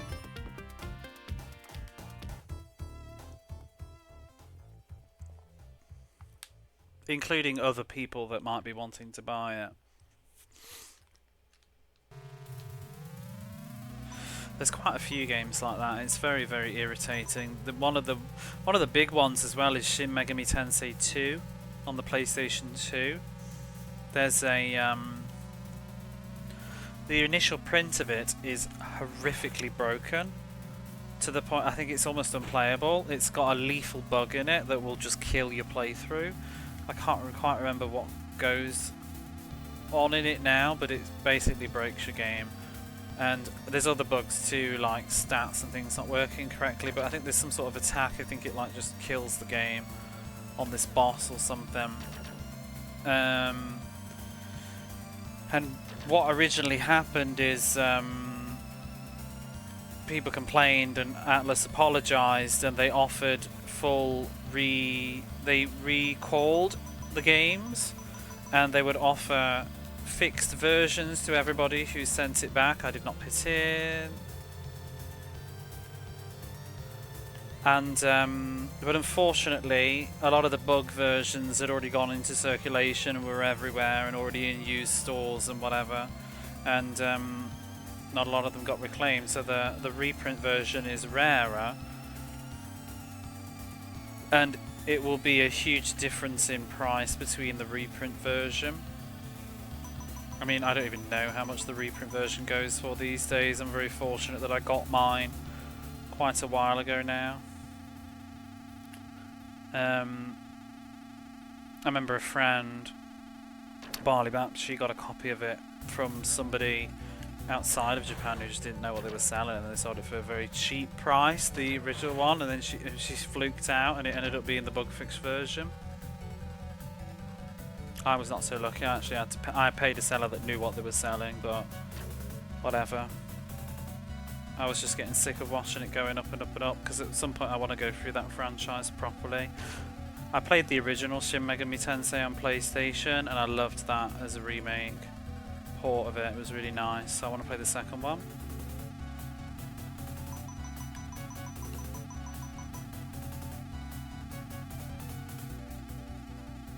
But the only way to tell with that one is to look at the disc, and it's where the Atlas logo is. If the Atlas logo is in a certain part positioning on the disc, that means it's the bug fix version. Also, the packaging does have a clue on the back of the box, but you never know if someone swapped the disc. So, possible to patch game. Yeah, it was. That's why this is happening, basically, because these days that stuff would be patched out. This is also. It's also something that is less common in the West, because usually these issues would occur in Japan, and then they would fix it by the time they shipped it internationally. So we're not as aware of these issues as, I mean, I think they get forgotten about even in Japan to a degree because of digital re-releases and stuff. Because another one is, I don't know how much this is true though, because I think a lot of it's a bit of extra I mean, I think there's a bug, but I don't think it's the end of the world. But Dragon Quest VII on the PlayStation, its original mammoth print run in Japan, allegedly has freeze bugs in it, where the game will just freeze a lot. But some people speculate that it only really does that when played on a PlayStation 2. So it could be a compatibility issue, not necessarily a game problem. Because it came out when the PlayStation 2 was already out, I think, almost. Dragon Quest VII, it was quite a late PlayStation game, because it's even advertising like you can play it on PlayStation 2 on the case. But you can find the original print run for so cheap everywhere, it's like $1. But then the later releases of it, the Greatest Hits versions and the PS1 Books versions, don't have these issues apparently, and they are worth considerably more, like $70 instead of like $1. But this is an issue that wouldn't have been in the Western version because it would have been fixed by then, I think. So it's not really talked about. At PlayStation the best. I don't think there is a PlayStation the best of that one, because Greatest Hits is Square Enix's line. There's also another version too, which is the version I have, which is neither Greatest Hits nor PlayStation Books. So it still looks like the original print, but there's a slight difference, and that's because it was a reissue before they did the Greatest Hits. But it's after they'd merged into Square Enix, and that's how you can tell the difference, because the logo is no longer just Enix, it's now Square Enix.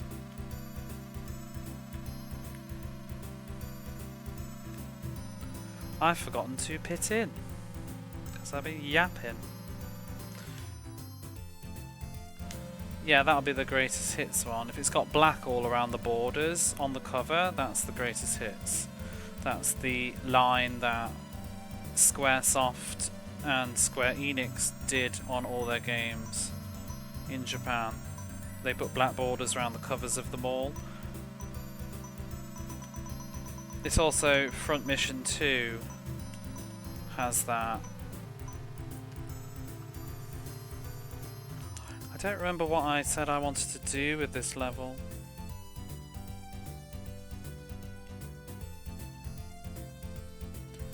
I might just take a full tank. Oh shit, or not. We'll just press the accelerator and forget. I'll do it on the next one.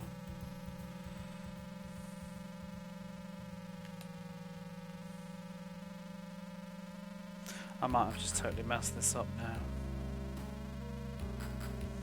But yeah, Front Mission 2 has not really issues, but they ever so slightly improved it on the re-releases due to complaints. It's the original version, the fighting has very long animations that you can't skip, and people complain that it's kind of tedious. So in the reprinted versions, they added an option to be able to skip them or turn them off. I think we're not going to catch up now. I think I've screwed this one up. I mean, sometimes reprints, Greatest Hits versions are actually better because they've actually fixed things secretly and not maybe disclosed it, but people have discovered that it's fixed or better. They just quietly fix a little bug.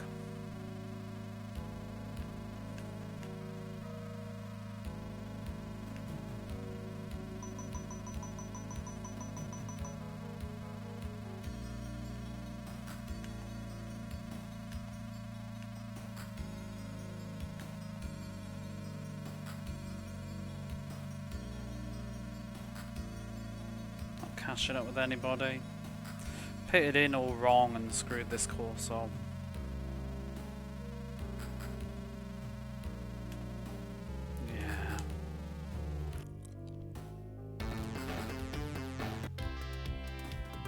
Yeah, I actually got 2 copies of Front Mission 2. I got the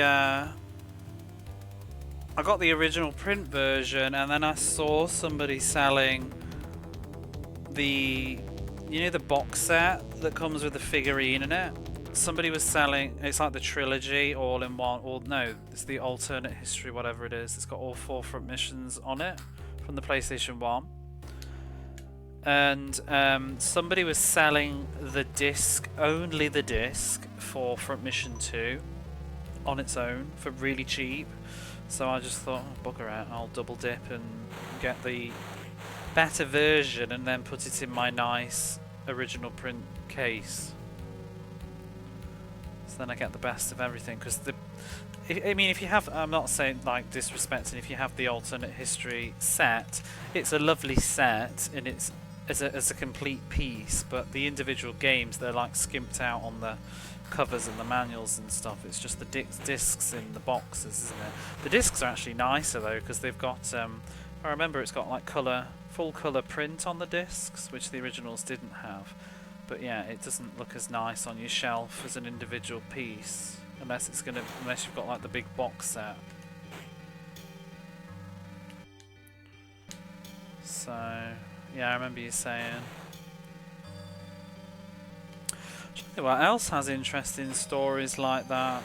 I mean, even Mega Drive games. I mean, we all know about Mega Drive games and Super Nintendo games. You know, you got different ROM versions, like Shinobi being one of them, with all the revisions and stuff that happened later on. These days, they would just patch it out. I mean, there's all sorts of mysteries for me with some of these games. It's only the popular games that are more chronicled, you know, like Sonic 2 and its different revisions.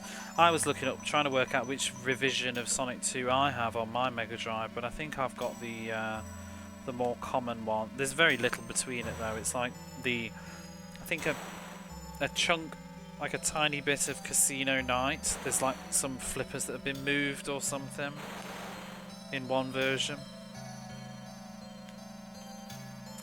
Just weird stuff like that.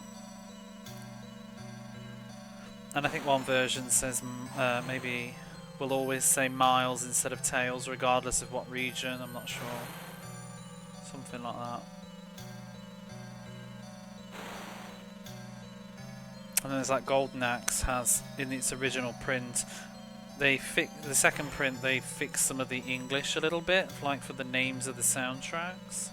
And also a glitch at the end when you kill the final boss, I think, where your axe will glitch out. Not sure which version I have. Actually, I did check once and now I can't remember.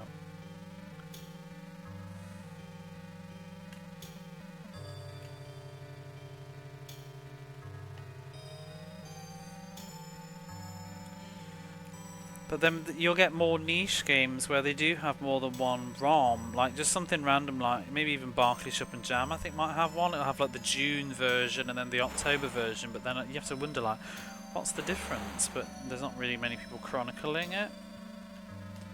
Lifelong PC Gamer.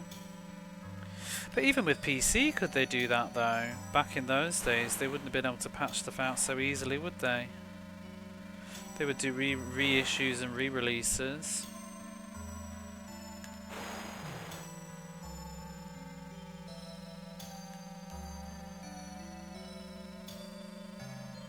I suppose the internet came around earlier though.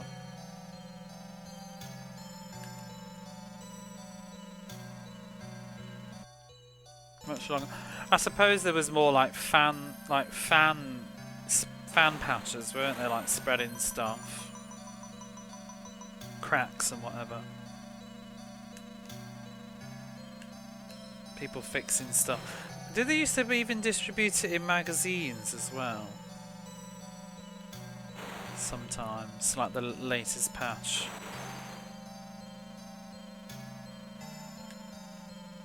Or maybe you could send off.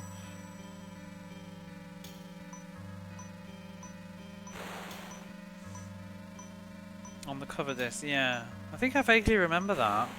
You used to get like your demo discs and whatever, and then it would have like just files on that would be just stuff.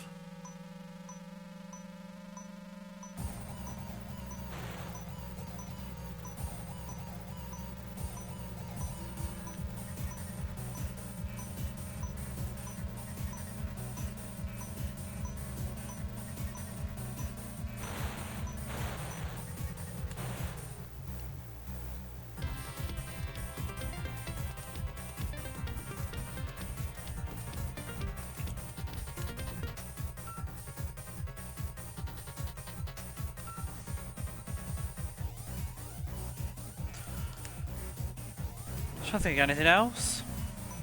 I'm just thinking of what games I've had to buy that I've had to go out my way for. VTMB, what's that? Vampire the Masquerade? I've always wanted to play that.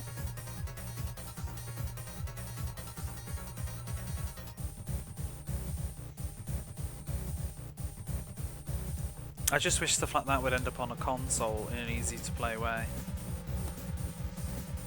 I know I had to get one of the Atelier games on the DS, the very first Atelier game. There's 3 of them on the DS. I think the first one has some really terrible bugs on it and it had to get a reissue, and the reissue is rather expensive these days. Because it was only available by asking, like sending in for it. Wouldn't be any good. But you couldn't do it on a console, could you?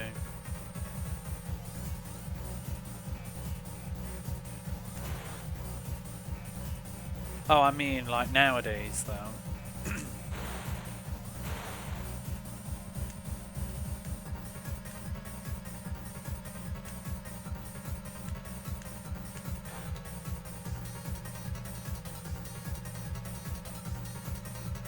What other games I know? You know, oh, what's it called?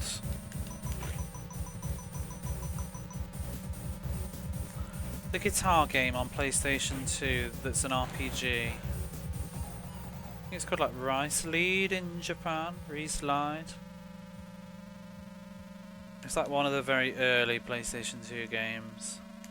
It's got like orange hair. It's not a guitar, it's like a sitar, I think. It's a talking sitar, I think. And you travel through time with it or something. I never really played it much. It's on my to-do list.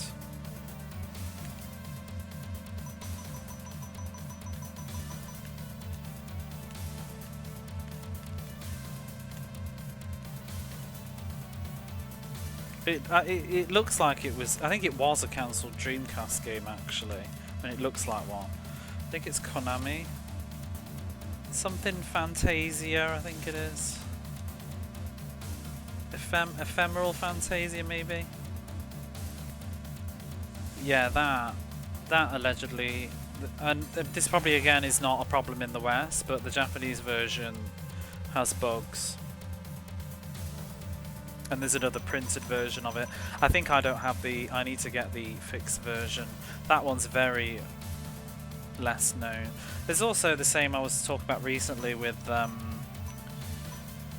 Space Harrier and Outrun on the Saturn. There was a whole reprint issue because the original prints didn't work on late model Saturns at all, so Sega had to reissue them. And those are expensive when people know. Kind of sucks that the shops all know, because you can go in the shops now and you'll see, because that's how sometimes I've discovered it. I'll see the game in the store and then I'll see a sticker on it and it'll say like late pressing or early pressing, and then I'm just like, okay, so what's wrong with this then? If you point it, because if there's no issues they don't point it out what pressing it is, but it's like when when there's a sticker pointing out that this is a late pressing, I'm like, okay, so what's wrong with this game then? And then I'll look it up. I also usually generally read up about a lot of stuff now.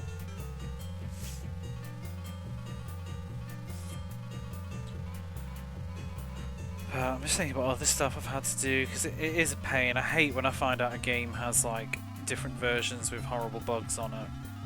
Some of them you can probably just live with. I'm just a little bit want the best version I can get, but some of them are really, really terrible. Like Shin Megami Tensei's 2s and this Atelier game on the DS. They're supposedly like trash versions. I think the Atelier game just freezes all the time. But it's like, you know, what do? They've already slapped it on a cart and put it to print and put it in the shops. All they can do is recall it and apologise and redistribute it again. At their own expense, I guess. Oh, did I forget to pit in? Fucking hell. I'm not paying attention. We can't pit in now. We're going to run out of gas. Because that is the only pit stop that you can do, I think. Because this one is on a fucking turbo thing.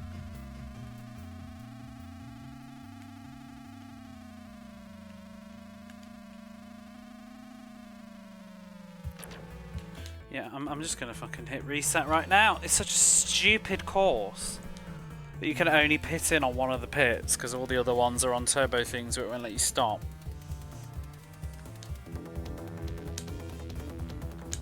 This is why this game is gonna take ages, because I'm not not paying attention.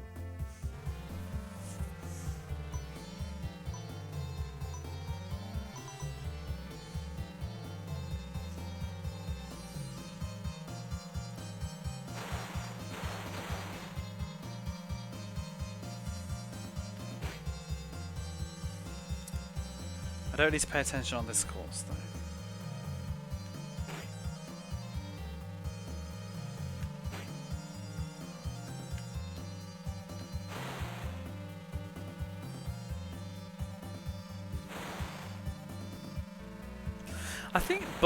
I feel like bugs tend to happen a lot more, it seems, with RPGs. It really seems to be a lot of RPGs that are plagued by the bugs, and I guess it's because there's so much to go wrong under the hood. Like stats and status effects and things just potentially like cocking the game up that they have to iron out.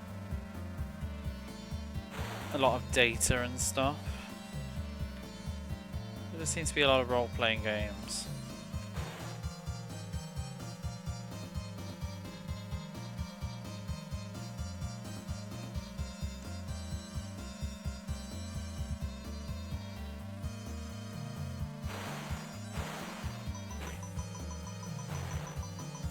Into the Hunt has problems in the west as well, though, I've heard.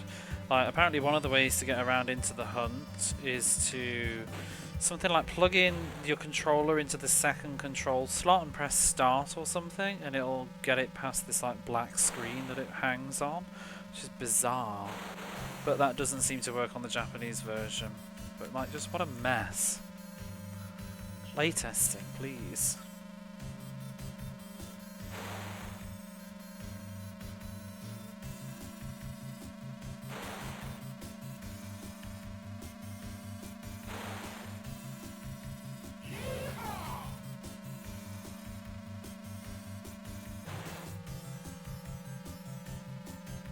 I'm okay, how are you?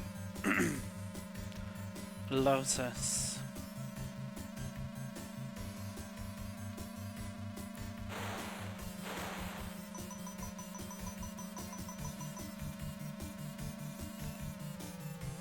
Need to put in.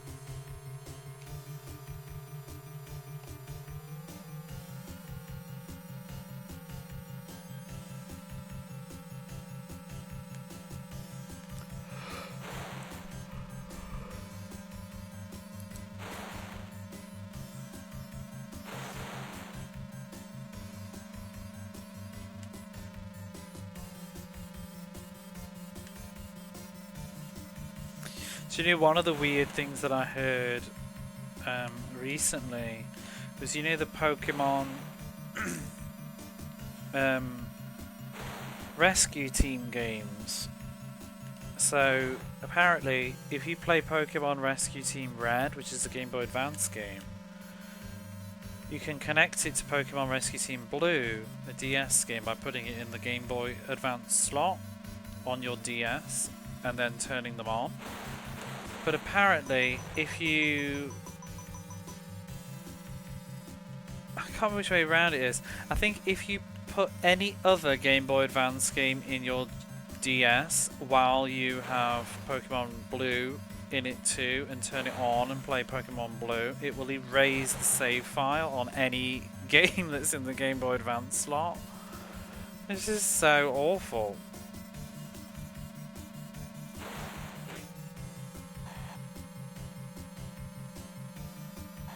Which is something I need to make sure I remember if I ever get around to playing that. Because I do have Rescue Team Blue. I remember reading it all up because I was trying to decide if I wanted red or blue.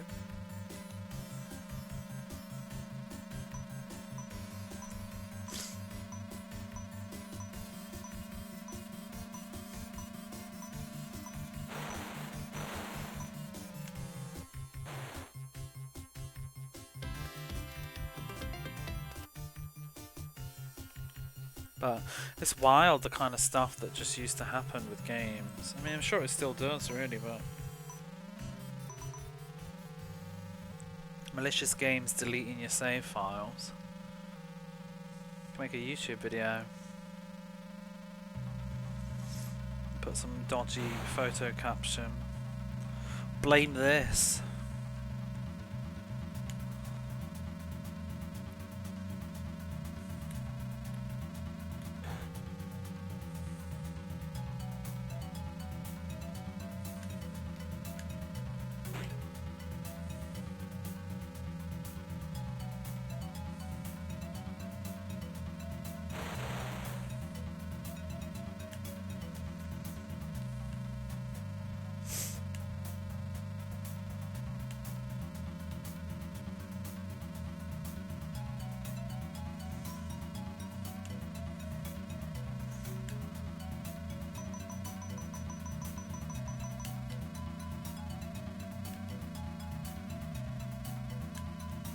See, this course is a prime example of how much easier it is to do with good handling instead of sliding around everywhere. King of the Monsters 2 was so much better. The AI was not a complete knobhead, but also, in fairness, I wasn't playing it on the hardest difficulty because I didn't need to.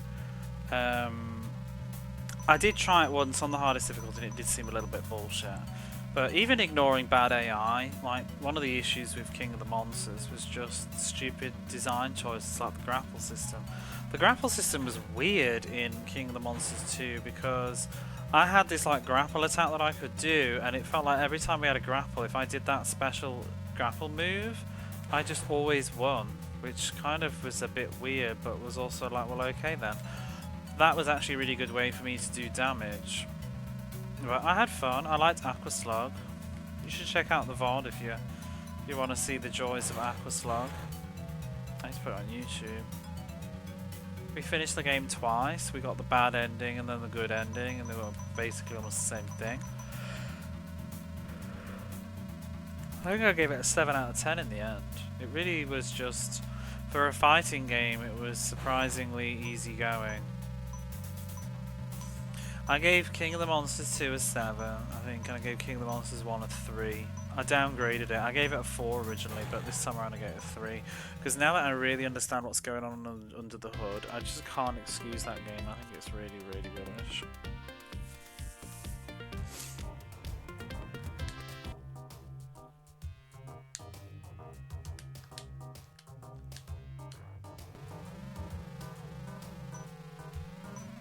It's also got so much cut from it too, like it's got 2 characters cut. King of the Monsters 2 has the final boss cut though, which is a huge shame. I did have to knock it fault for that as well.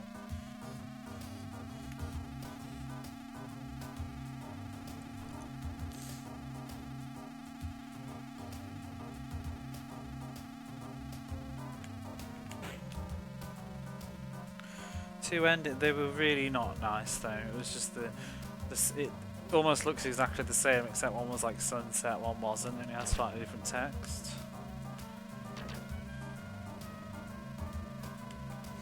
And all endings would be the same, it was just swap the monster out.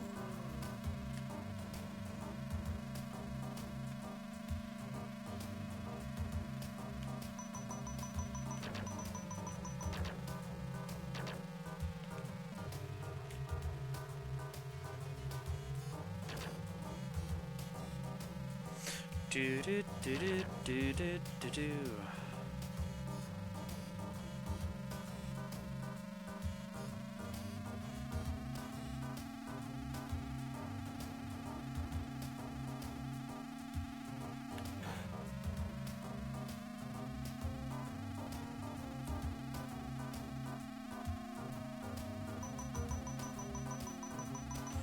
Mega Everdrive. Aren't they two different things?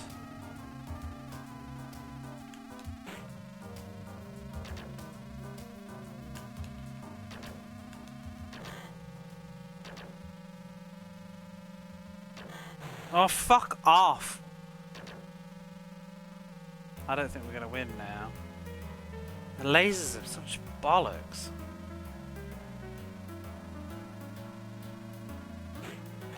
Oh, you dickhead.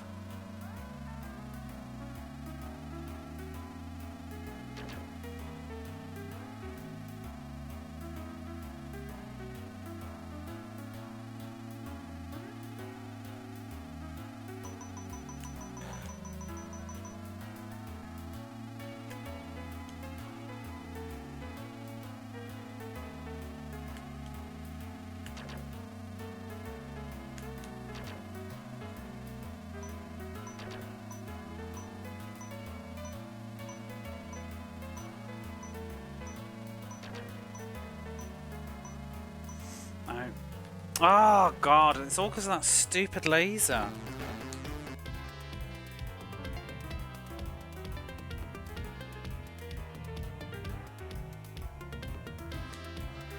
I mean, you may as well, especially importing.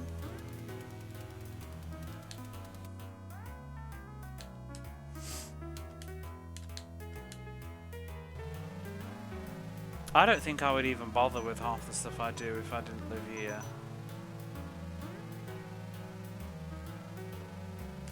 And these days, I mean, it's even becoming less desirable here. As long as you're having fun and enjoying it, doesn't really matter. 100 years of racing games, thank you. Hey Rosie, how are you? Bum bum bum bum.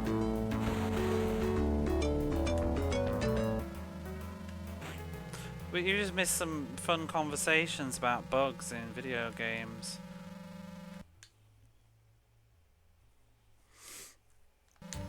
I was just talking about the different Japanese games that have bugs in different print rate runs and stuff. I was wondering if you've encountered any of that.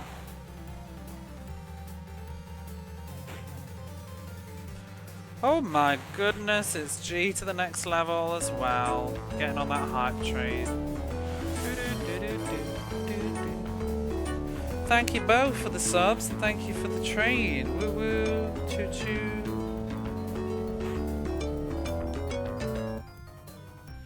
I'm not bad. See if you're on the Persona vibes. Are you friends that you solve horror rumours? Oh, which one? You on about Yuyami Tanteidan? Or Twilight Syndrome?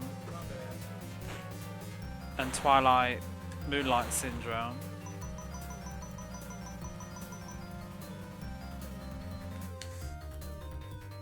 One of them, well there's a lot. They're all sort of similar. I still need to get Moonlight Syndrome. And I actually need to get Twilight Syndrome on the DS. I own the case, but I don't have the car. Someone was selling the cart and the manual for really cheap at the time compared to the... I've kind of shot myself in the foot with this one as well, because it's actually... The cost of the cart alone has gone up since I bought the case, and now I'm kind of almost like... I regret not buying it when I didn't. I bought the case and the manual for really cheap, and then I kept being a snob about not paying too much for the cart, but the cart's gone up now, and I'm like, damn it. It's almost going to end up being like I should have just bought the whole thing. But I'm just hoping. It's just because people can't like not buy things for over stupid prices, so it just gradually keeps going up.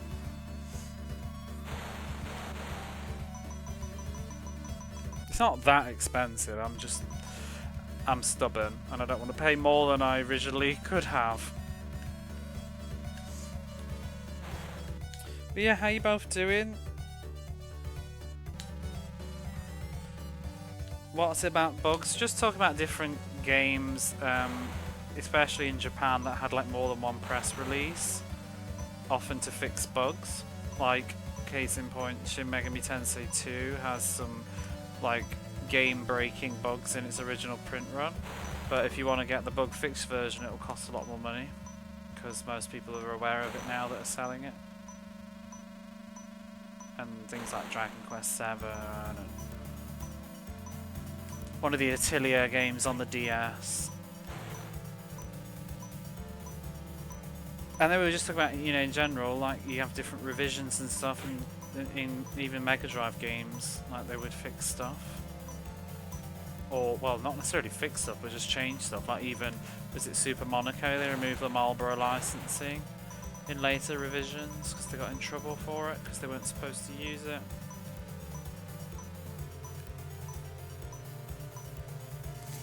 Your family got... Oh! Care to share? I'm sort of wondering if I know what it is. And I'm hoping I'm correct. Oh, they got you a Switch 2? It's not what I was thinking, but that's still cool. Wow. I don't even have a Switch 1. Although, and not to poo-poo on your Switch 2 celebrations, but is there anything out for the Switch 2 yet? I know there will be eventually though. But like, is there anything out much yet?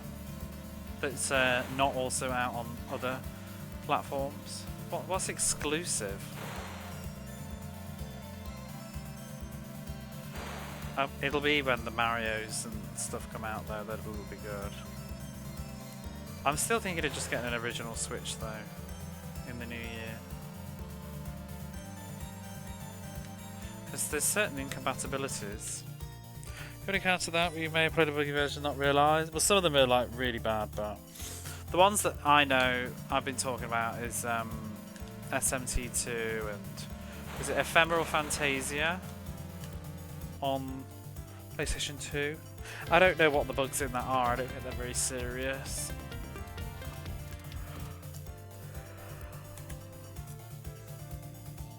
DK Bonanza, Sonic Racing Crossworlds. Oh yeah, Metro Prime 4, that'll be good.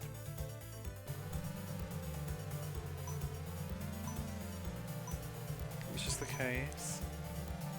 Oh, I've never done that, but I did intention. I've done this before though. I bought Kyoku Tiger 2, the Tiger Heli sequel on the Saturn. I bought that in pieces and put it together. It worked out a lot cheaper. I bought the disc on its own and the case and manual separate. I didn't take a chance on that one. Like I didn't buy that in pieces over time though, because you never know if you're going to be able to get the other piece. So, but there were two people selling it at the same time just by coincidence, and I've been watching this box for a long time. There was a box with no disc and it was cheap but nobody was buying it, probably because it's a bit of a risk, because especially for a game like that, you don't know if you're ever going to find the other piece because it's not as common. But then somebody listed the other, maybe it was the other way around. I think the disc was going for a long time but no case and manual, and then they both ended up at the same time and I just pounced on it. There's something really cozy about that as well, because it felt really nice to sort of like reunite this game and complete it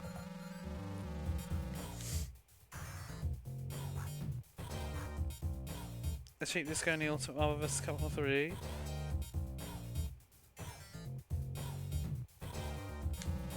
Odd that that's with the modern game. I generally avoid doing that though, because I hate slamming myself into needing something, especially with the market being quite unstable.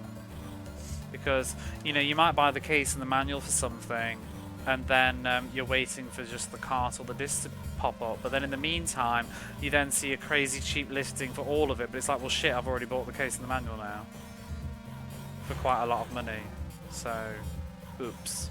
I tend to not do that unless I'm unless it's crazy cheap, or I can buy both of them at the same time from two different people.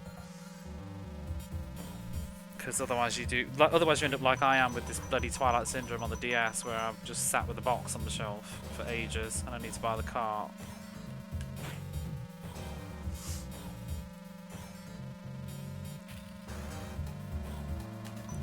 At some point I want to go through the Twilight series. I don't know if I would do it on the stream though, because it might be a bit hard work.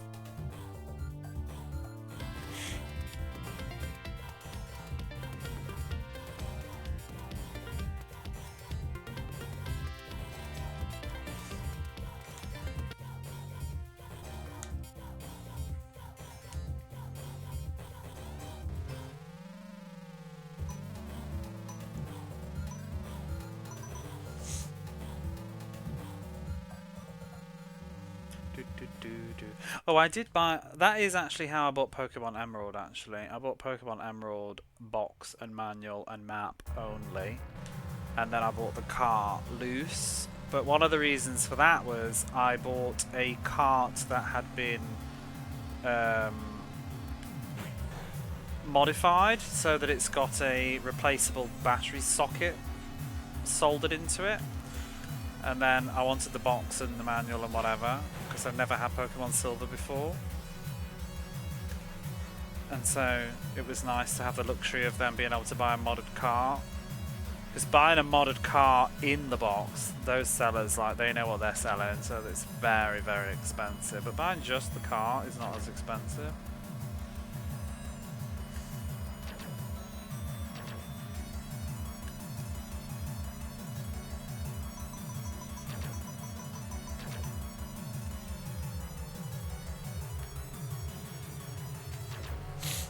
Sure how much fuel I need on this course. What I really need is to not get shot by lasers, please.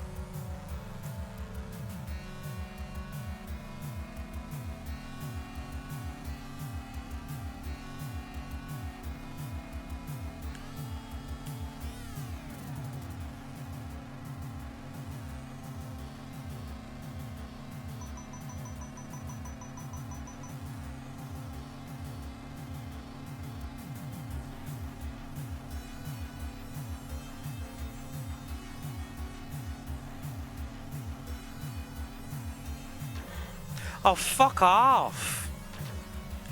It's such a stupid gimmick. I will never stop being pissed off about those lasers. It's so cheap.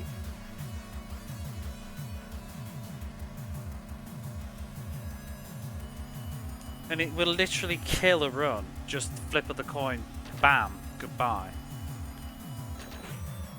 Especially on the other course that I did, that was like this.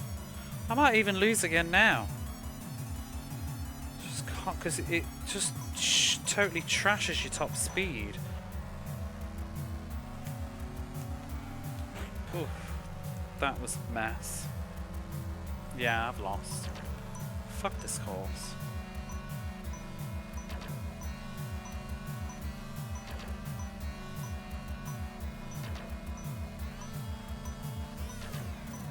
This one is proving harder with this car, I think, because of the speed issue. I don't need handling for this level, I need speed. Damn it. Fuck those laser beams.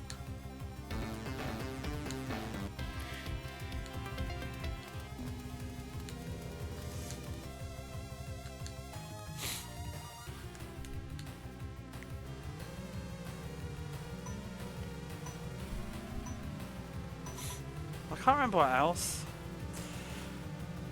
What else there is? Obviously I've said Outrun and Space Harrier.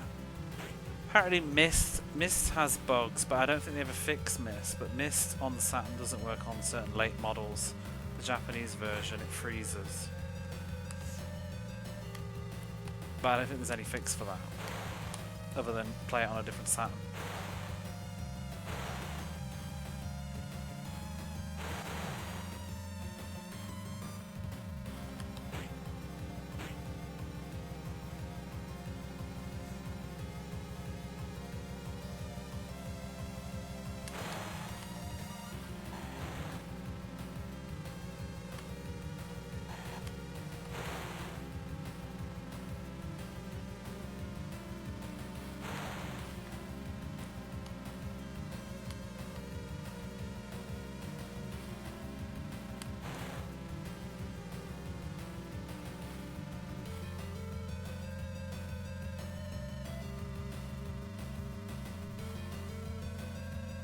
Happy Thanksgiving, by the way, if you celebrated it. Saw some food pictures on social medias.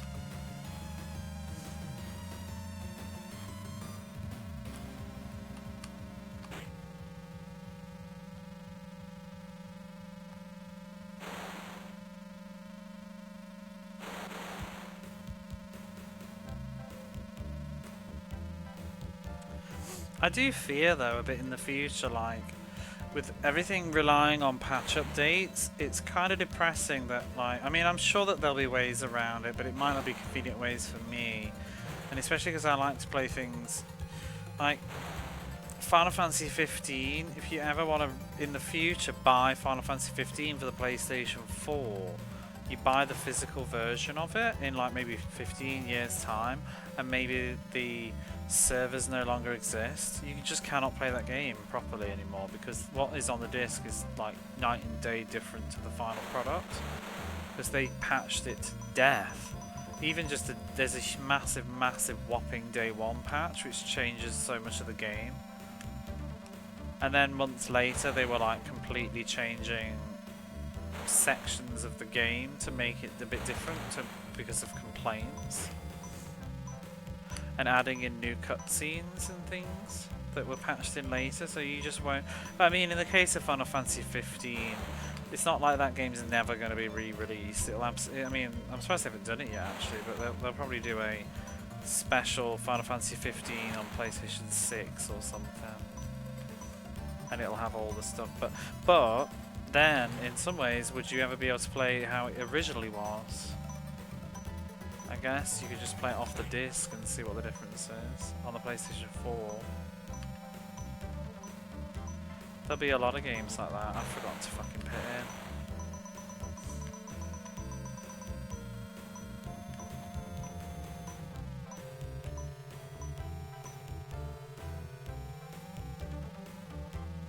It's too bad they didn't patch fix Sonic 2006 or Sonic Boom. Could have patched that. Although I don't know what you would be able to fix.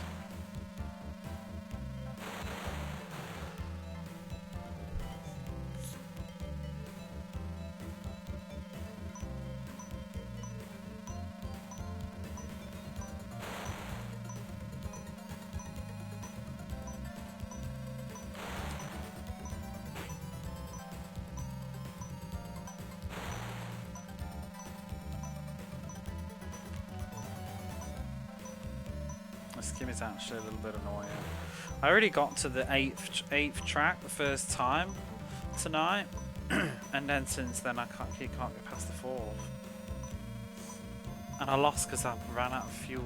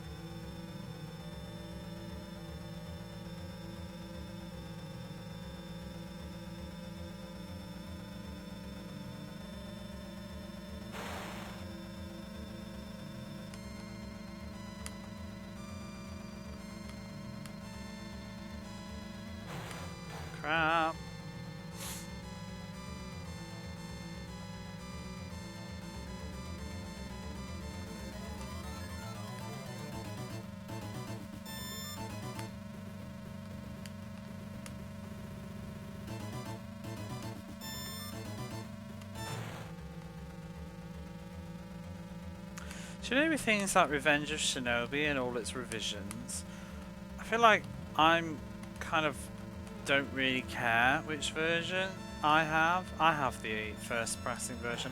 I think that's the version that I'd prefer to have, to be honest. Like, I kind of just want it how it originally was. I'm not really bothered about the rarer later versions of it that change stuff. I kind of like the more common version of it.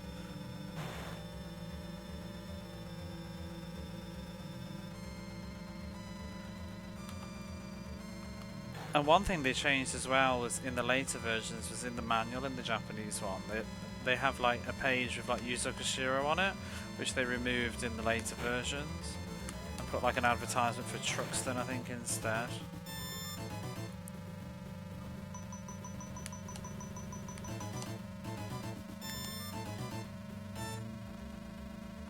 Same with covers and stuff. I'm not really bothered about fancy re-releases. I kind of generally prefer just what was the original one. Like Community Palm. The second release has a different cover and it costs considerably more money, but I'm totally fine not having that one. Hey Jeff, how are you?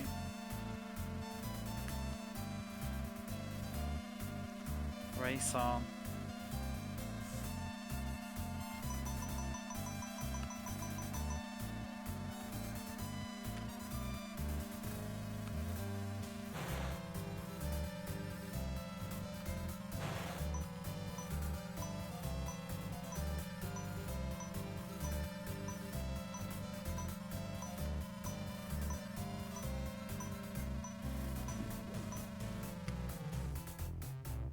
The log hitbox, it's almost like non-existent sometimes. You just seem to go flying through it. But if you hit it at the wrong angle, it's a ramp. It's a ramp if you hit it straight on. If you don't, then you crash into it. Right, this race needs to go in the pissing bin. I'm sick of losing on it.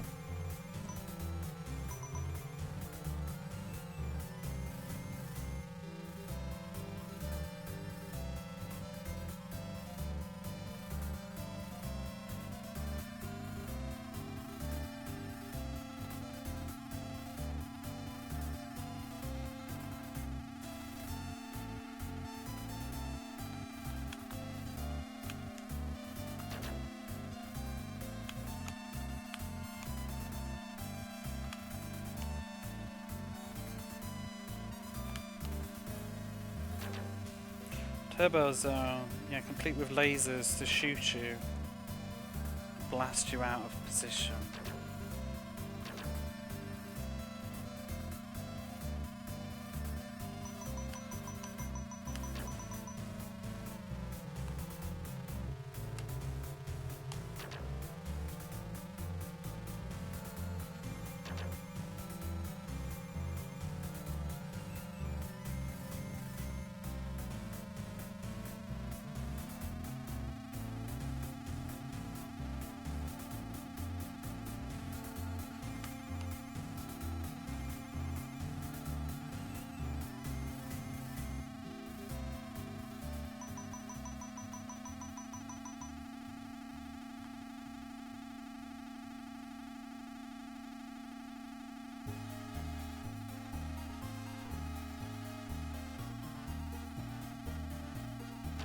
Oh, fuck off!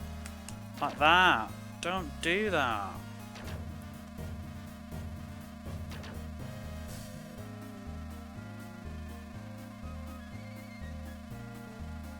Totally killed my speed.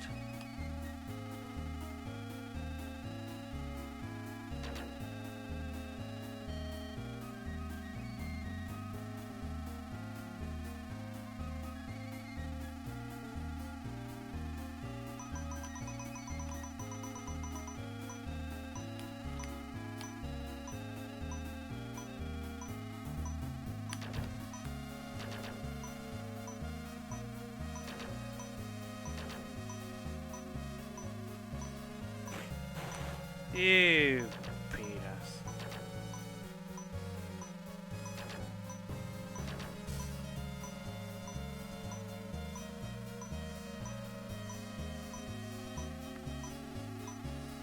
So I don't even need to pit in as much as I'm doing there, actually. I'm pitting in way too much.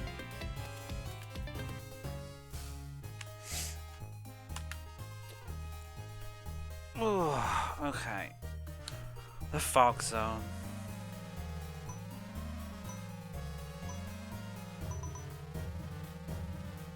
I can't remember when I pit in on this one. Outstanding.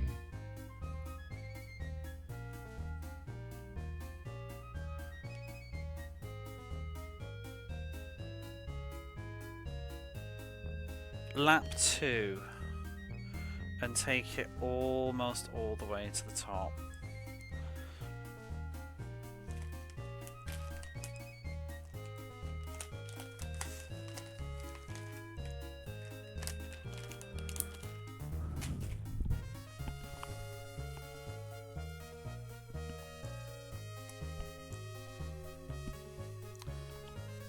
Okay.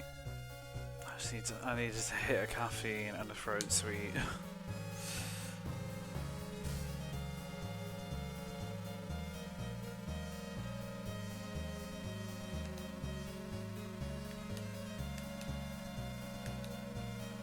Oh, no thank you.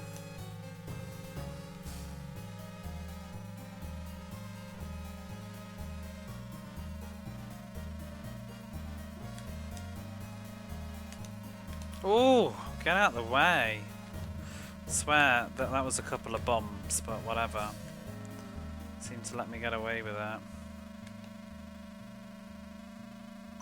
Not this lap, the next one is when I need to pit in. Ooh.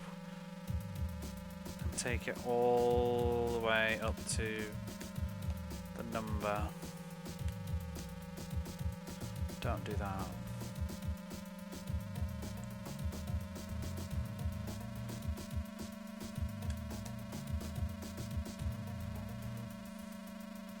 See, this is all about just staying in the middle lane as much as you can and always easing off the accelerator to take the corners. You sort of maintain the speed anyway. Right, now I need to pit in. Take it almost all the way. That'll do. Go, go, go.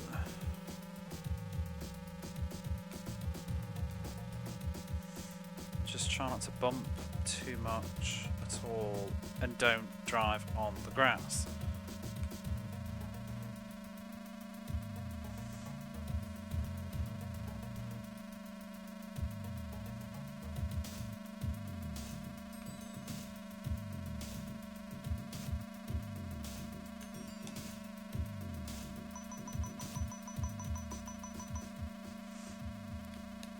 We're already in 8th place. That's lovely. Whoa!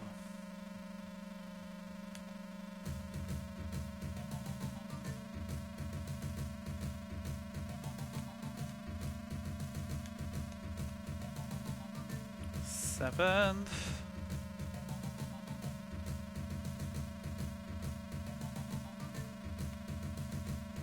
See, changing from the red car to green car, not to tempt fate, but it's made this into a much easier course as I go into the grass. Yeah. 3rd place. 2nd place. And into 1st place. Lovely. Meanwhile, yesterday could barely even finish the track any higher than like 14th. Cars nowhere to be seen.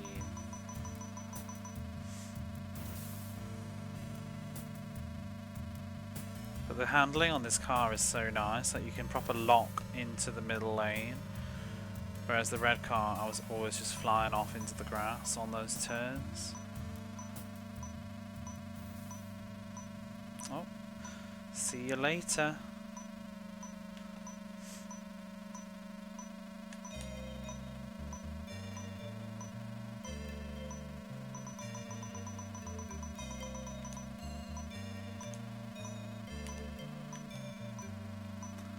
The pits. Do do do do do.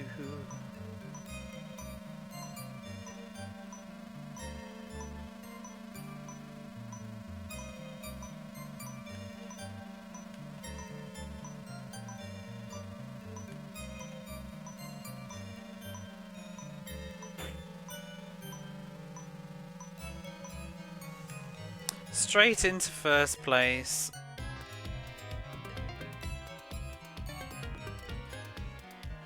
So easy.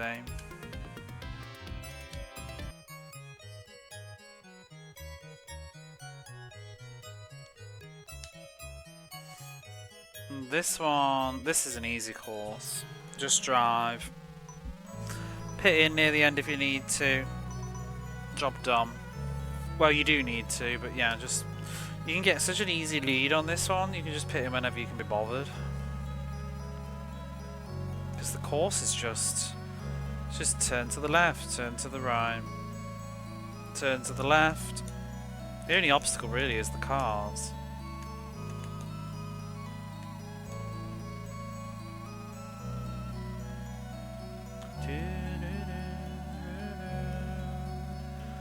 I do like this soundtrack. It's Chico time, is it? Didn't Chico die?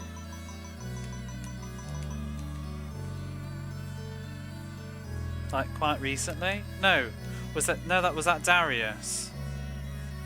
Darius died, didn't he?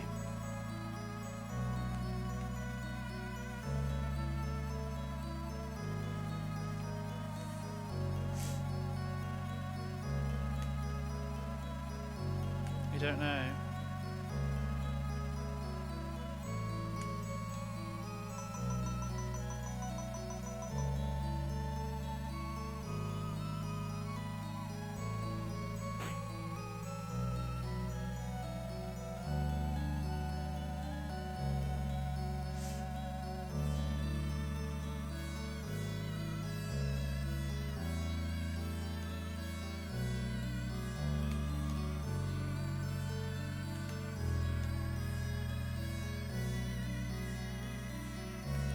Have you been playing anything recently, Rosie? I haven't really been keeping up with what you've been doing.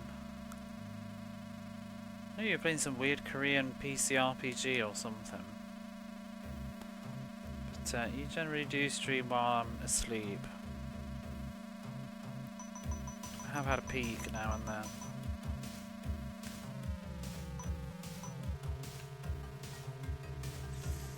You still doing your Crayon Shin-chan?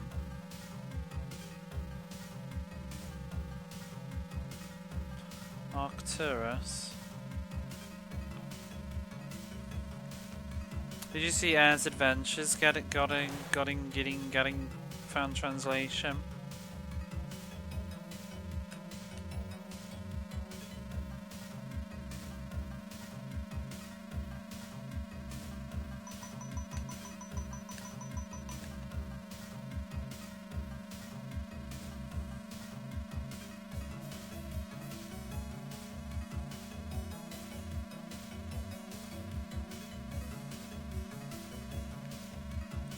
If you stick at it though, one day you could play Air's Adventure as God intended it.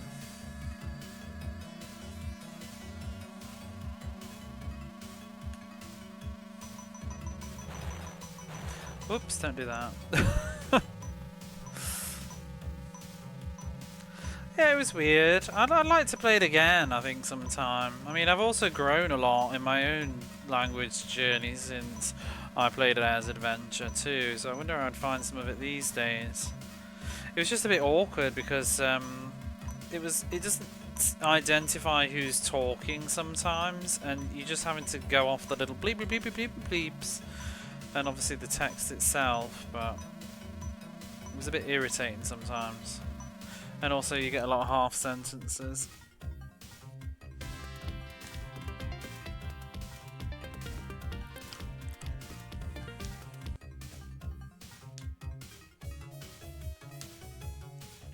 Had quite a lot of vocabulary I didn't know as well. Some very unusual words at times.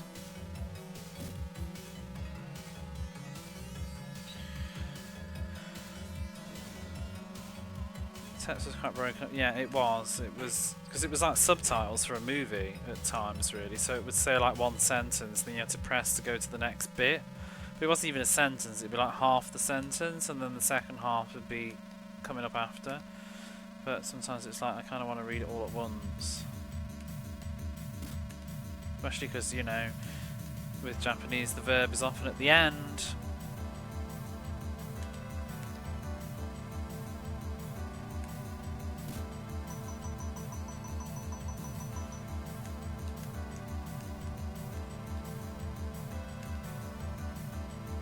And I think if I remember too, it also didn't use punctuation very well, so sometimes it wasn't even clear when the sentence was finished.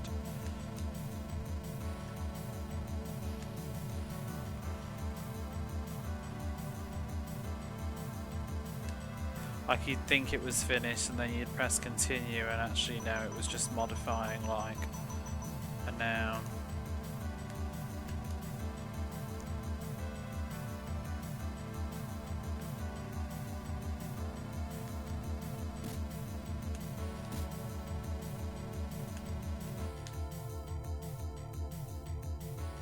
What ways until the end?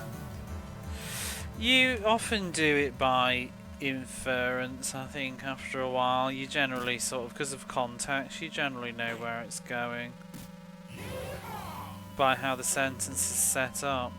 Like, you know, if it starts with a what's the word? Conjunction?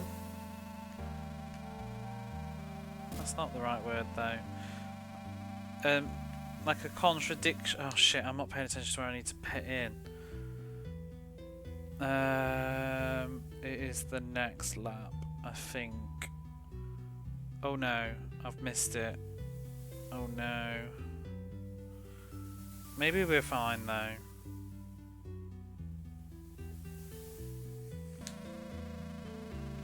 We can just do it on the next lap though. But yeah, you know, like a but or a however, you can generally infer that it's going to end up being negative.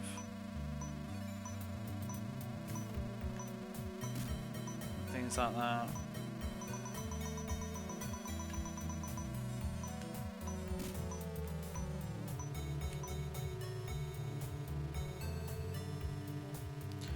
What a bloody level this is.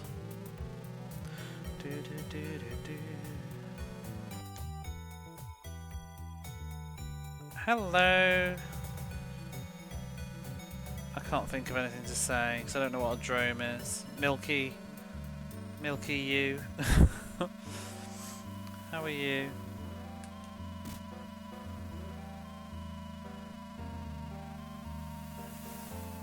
Wah wah wah wah.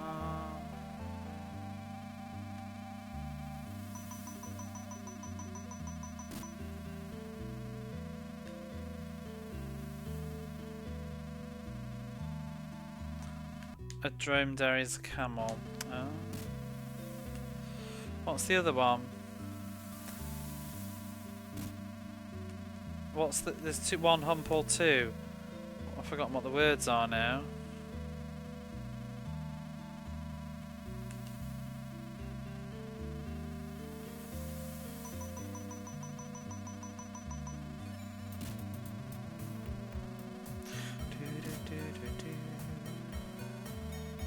Thing is though, like, you know one thing, Odyssey, you know, because you've got the access to like a ton of old games via like emulation or whatever, but like Super Nintendo and stuff, there's so many games that you can just like dip in and out of for practice that don't have to be like big, beefy. I tend to find modern games a bit more of a pain in the arse, to be honest. Depends on the game, because obviously like having furigana and stuff is a blessing. But also, modern games tend to like have tons of reading, which can be a bit of overload.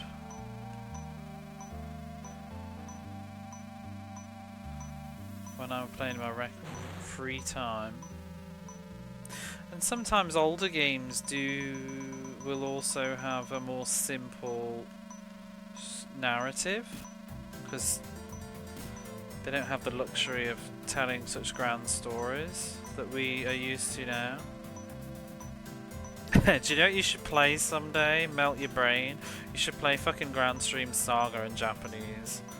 Oh, my head hurt by the end of that. I might stream that myself one day for fun. I feel like the world needs to see the real Grand Stream Saga, because it's a real head fart. Like, it's like Xenogears nonsense by the end of it.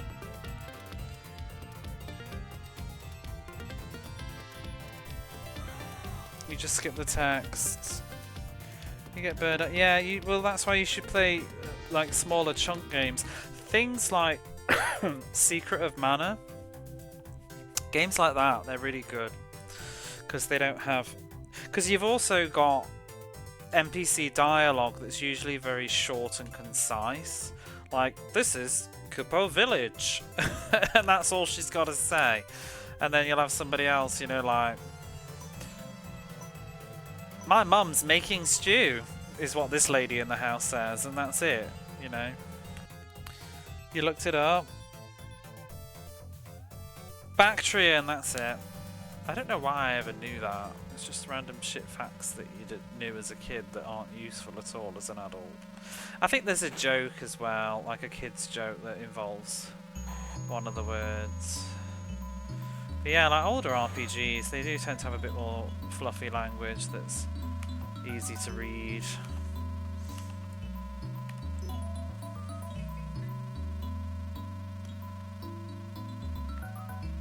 Because, you know, like, games that you don't want to play are things like Grandia, which just have, like, endless NPC dialogue. And even the Legend of Heroes series and stuff, but, like, Grandia is such a beast. If you want to walk around the whole first town in Grandia, it'll take you forever. Good practice, though.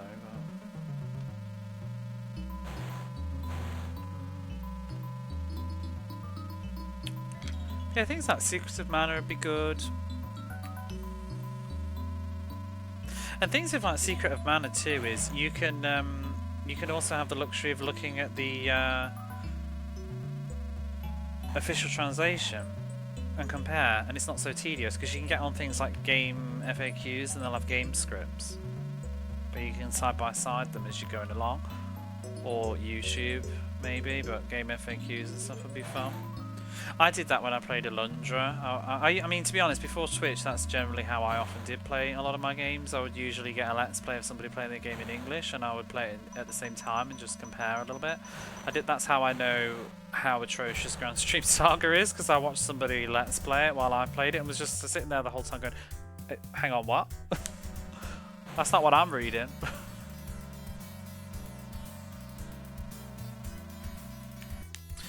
You should notice Aqua Slug. Oh, Aqua Slug's forever. Aqua Slug is not for just like one tiny stream of a game. Aqua Slug is immortal.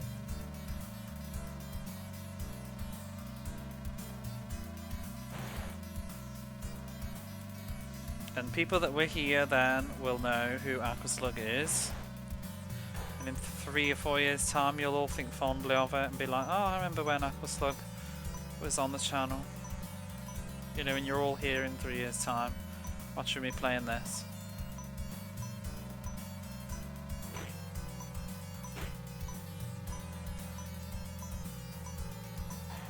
Or at the end of the Mega Drive Odyssey when all that's left is Mega Panel.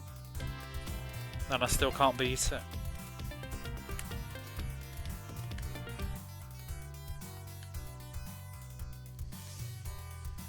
Race 8. Let's effing go. Right, what's the plan on this one? This is the one that I fucked up on before, and I missed the pit in. I need to pit in on the fourth pit. And not miss it like I did last time. I went over the pit ever so slightly and couldn't pit in, and then had to just run out of gas.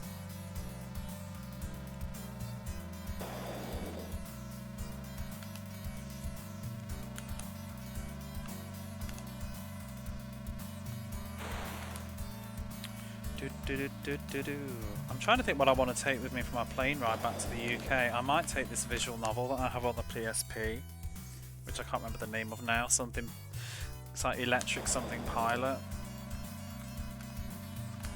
It's an exclusive for PSP. I might give that a go. I think I sent you a photo of it recently, actually, Rosie. But there's also another visual novel I might try on PSP. Looks pretty cool. You're supposed to play it like sideways.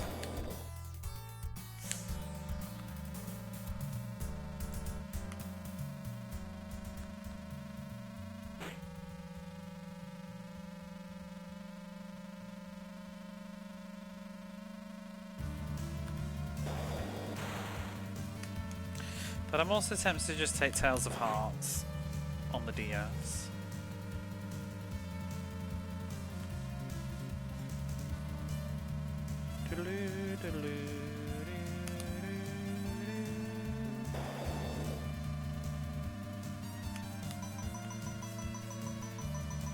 Four flat pit in, four flat pit in.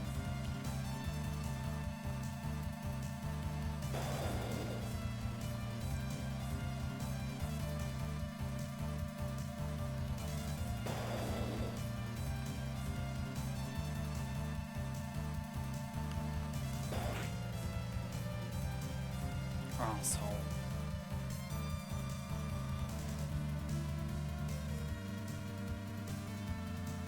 Ba-ba-da. Next one.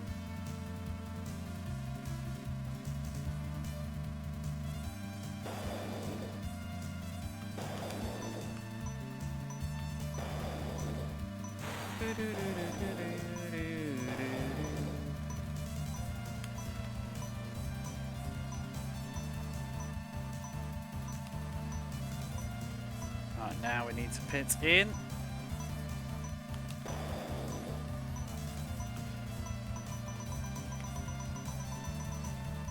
Where is the fucking thing? And we need to take all of it. This sucks so much. Go. Lame game system. Back into 15th place. And we've got to pit in again in a minute.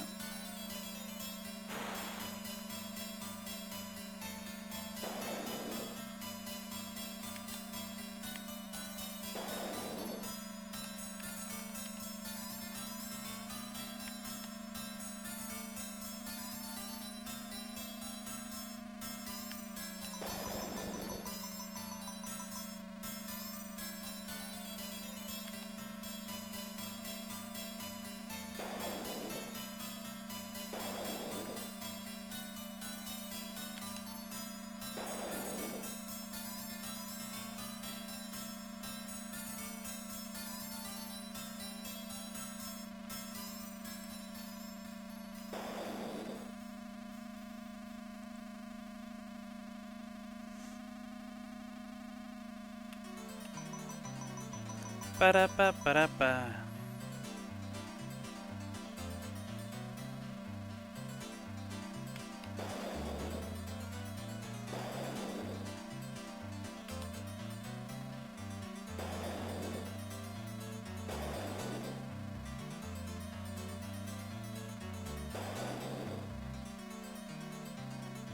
Do-do-do-do-do-do.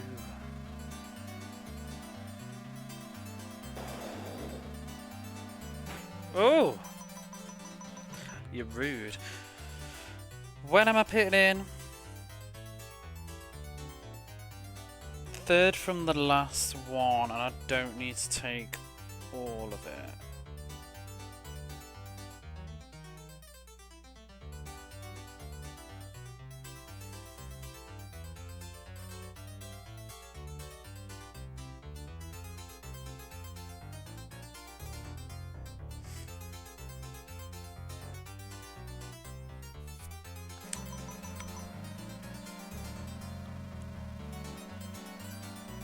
So, just maybe one more.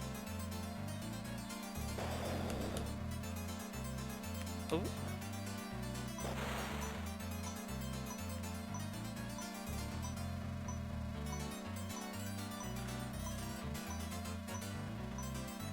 I need to put in now.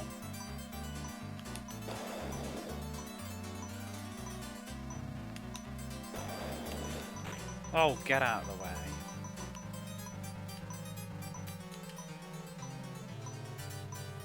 much of this? How much do I need?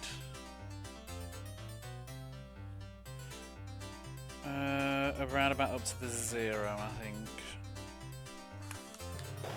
Oh no! I've hit accelerate. Right, go. Go, go, go! Go, go! Da da da da da do. Yeah, remember how ridiculous this was yesterday with the red car and how much easier it's going now just by driving well? Who'd have thought not crashing would be how you win races?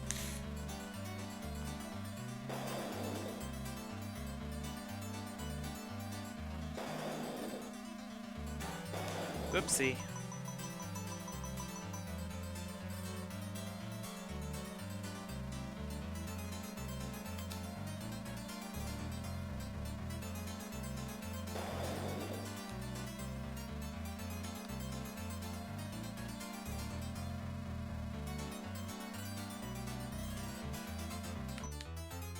I know, I have. It's it. It should be a backseat command. Try crashing less and driving better. And slowing the fuck down. Yeehaw. Hey Barface, how are you? Happy Friday.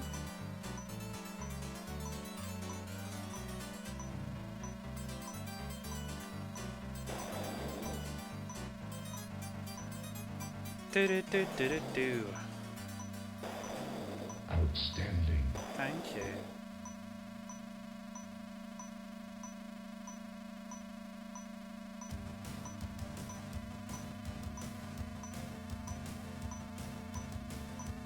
Seventh place.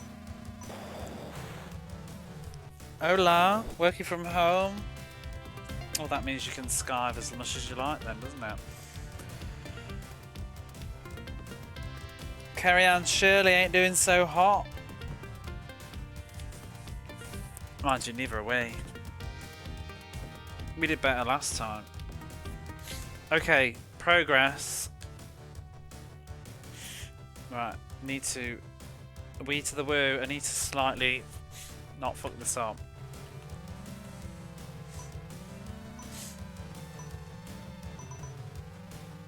I haven't tried this one with the green car, so let's see if this still goes okay. Get in lane. Get in lane. Ooh! Oh, bump. Not good. Oh my god, the cars just, they're in the fucking way.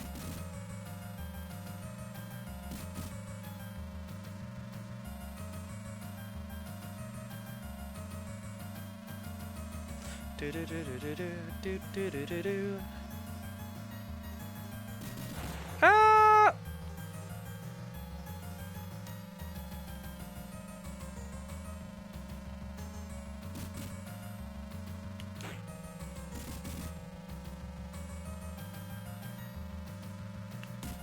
Fuckity fuck.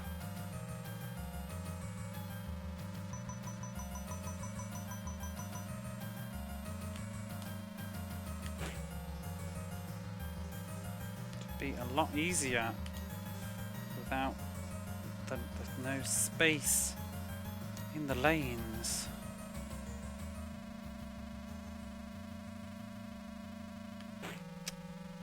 Just as I was trying to move.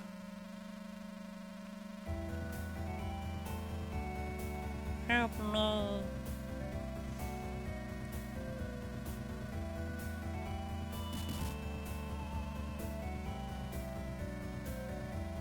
I don't remember. Where do I need to pit in on this one? I don't remember. Because I didn't take a picture. Because I never finished it. We did this at the start of the stream and I've forgotten.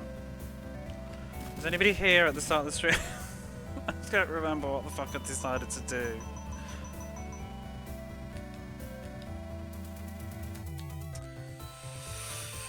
Maybe the next one? Brooklyn. I'm not pitting in Brooklyn.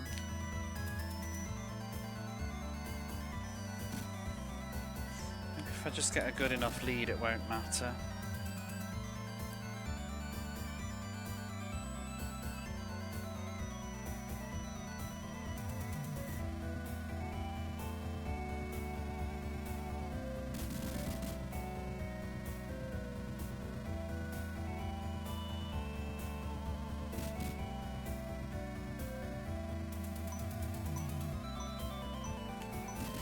That bloody turn does me every time.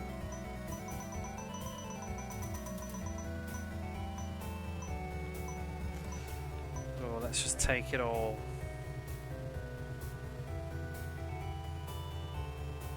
Oh, how depressing.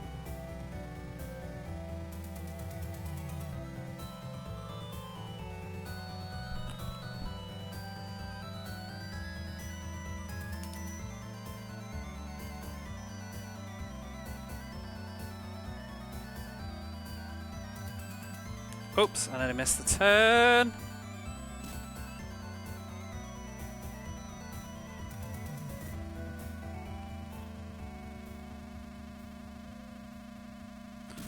But whatever.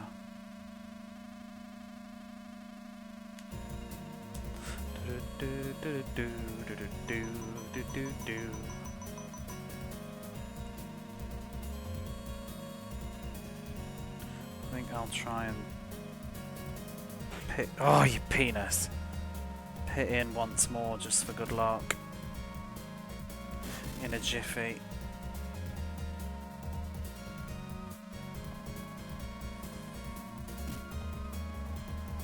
Ba, ba, ba, da, ba. Oh! So I'm not convinced we can make the last lap without just getting a cheeky bit more gas.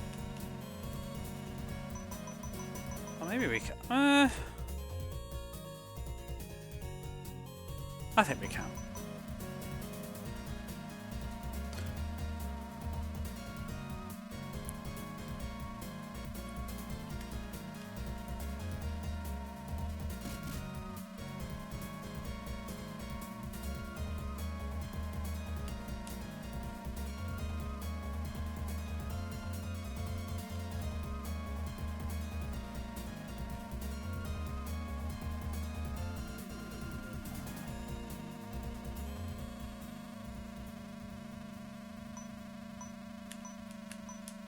Okay, maybe we should pit in just for good luck. I don't want to risk it. Just take a smackerel. Right, go. I don't think we needed to, but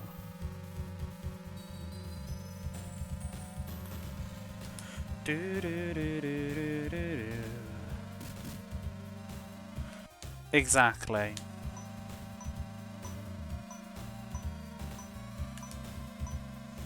Don't fuck around on race 9 of 10. Do you know what I mean? Oh god, don't do that.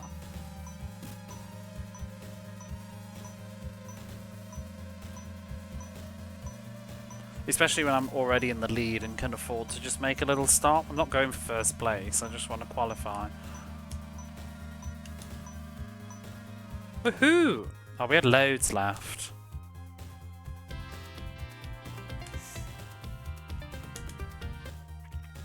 Final race, and it's this bitch-ass swamp.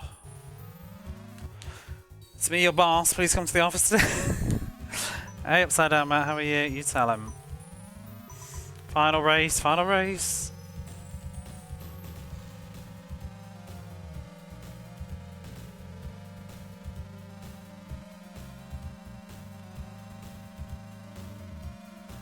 Ooh, oh, don't do that, you twat.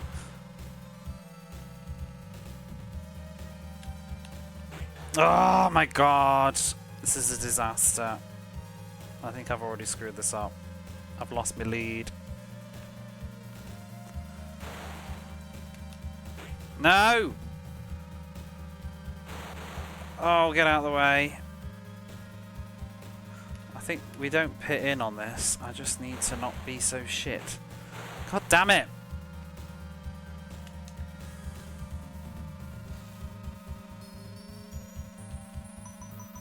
It's really hard to catch up on these later bits because the turns are arse.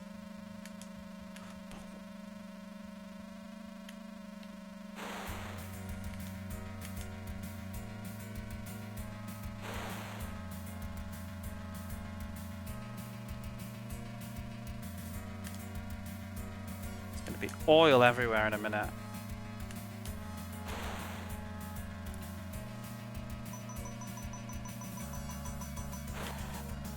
Damn oil. I think the handling helps though.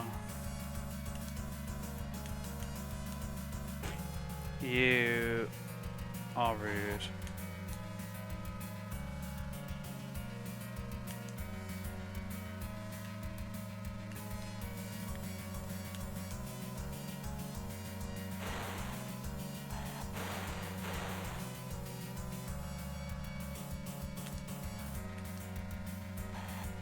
Ah, oh my god.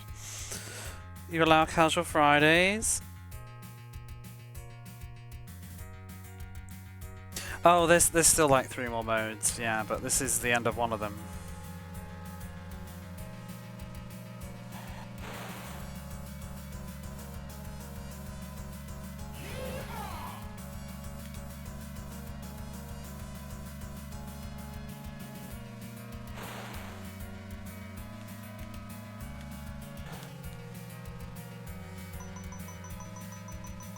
I think we might need to pit in, you know.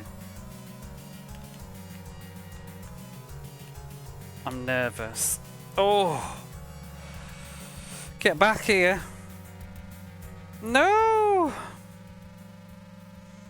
I don't remember if I needed to pit in. I think I didn't actually, but I just got spooked. In fact, I'm pretty sure we didn't need to. Just gotta fucking pull it back. Uh-oh, I think I've just fucked up. Come back. Let me win. No! Ah! No! No! Cross your toes, people. No! No! Fucking hell! That's it. We've got to redo the whole fucking thing again for that one car. No. No. No! Why does this always happen to me? Why does this always happen to me? No!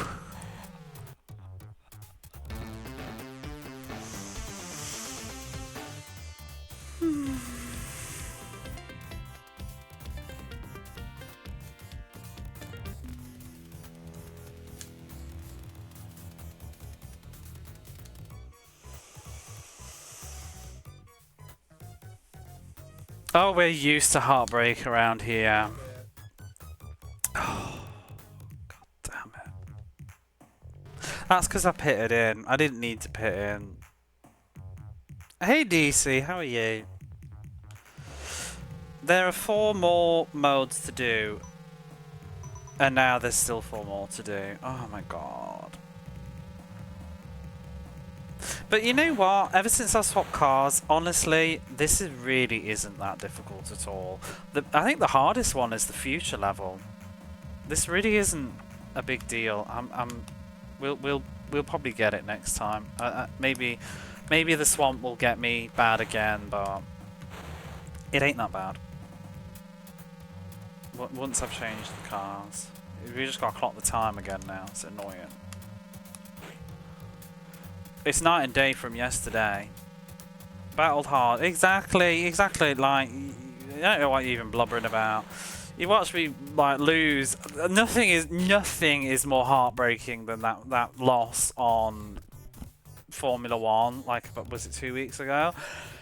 I cried like that. No, that was like guttural. I could have won an Oscar like Meryl Streep in Sophie's Choice for the amount of pain that was coming out of my voice in that moment. That hurt me to my core to lose then.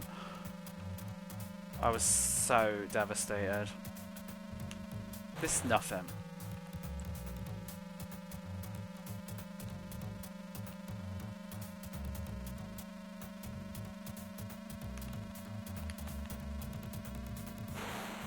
That is probably one of the saddest moments of my Mega Drive career. It's either that or falling, you know, Storm from Lotus 1.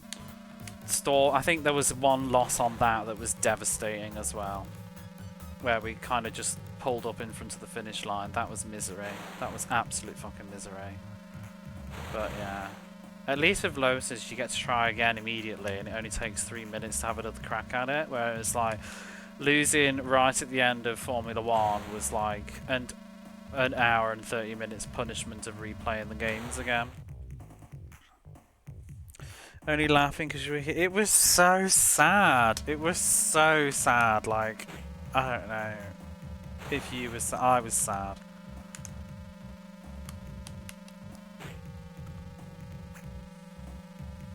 Because it's because I believed for a moment. I was really convinced. I was like, this is it. This is it. This is it. And then we hit the fucking pole. Like seconds from the finish line. I've never felt so... Oh, no. No.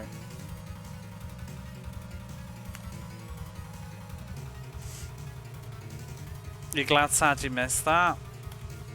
I can't remember if I should clip that. If I still got the VOD. Just to hear my guttural cry. But yeah, how are you, Matt? Sorry, I was really like in the zone then and losing on the final ever thing. I hope you've been good.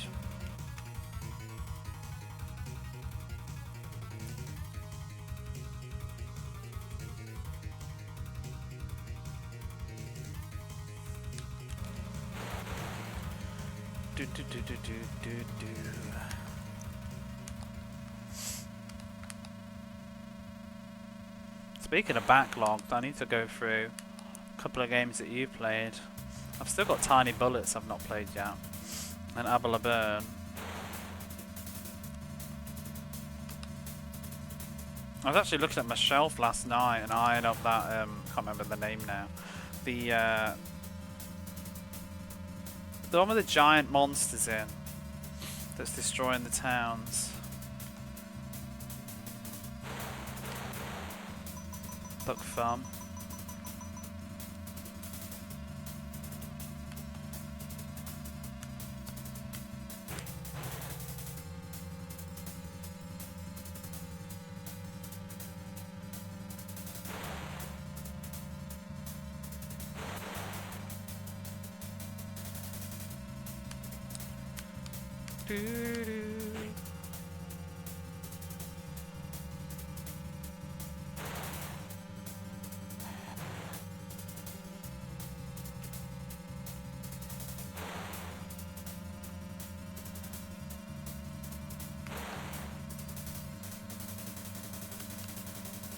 Roadhog.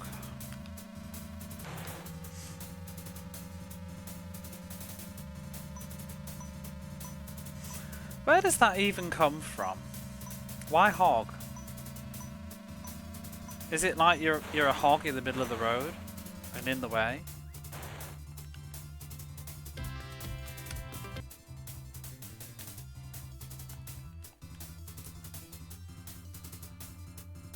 Was there a time when that was a constant issue?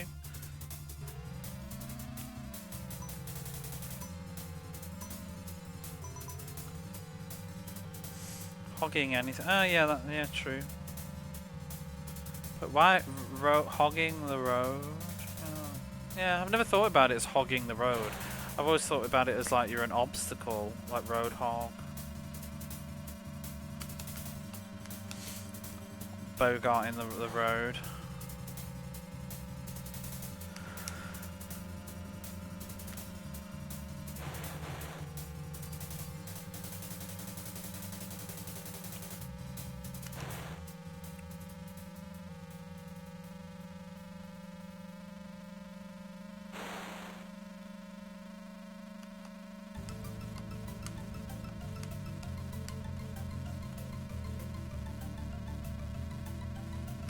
You know, Aladdin Magic Carpet music works really well for a racing soundtrack, actually.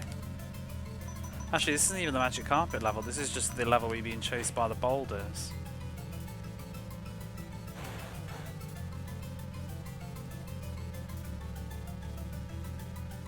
Oh my god. I might not win now. A lot of bumps.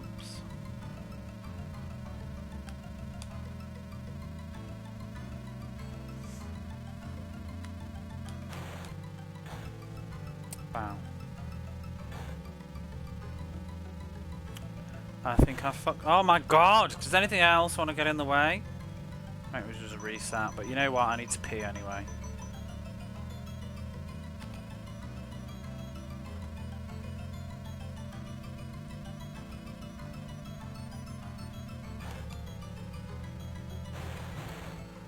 Christ.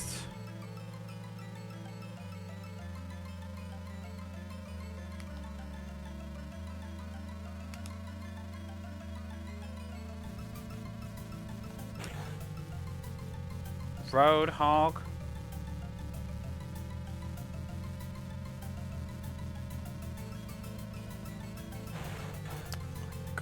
Road log.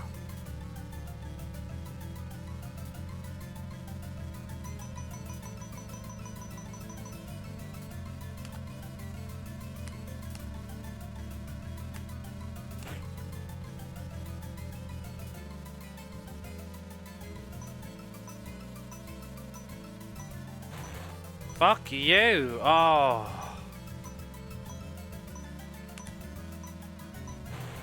Bastard. Fucking logs.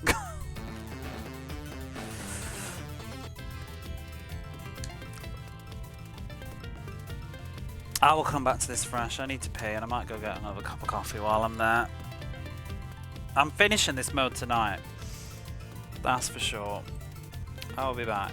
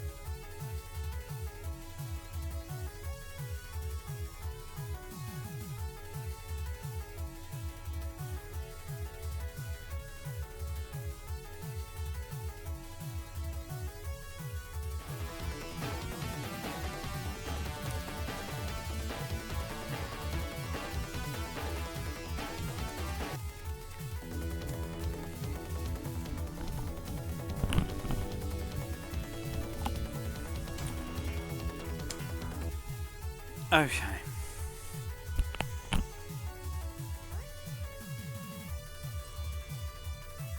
That is you.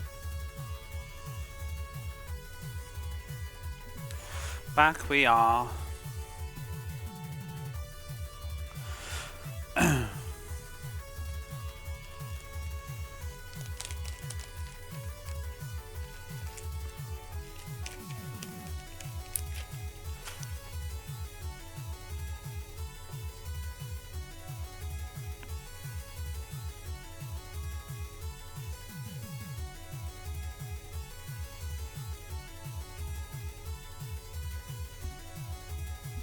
Oh, we will be.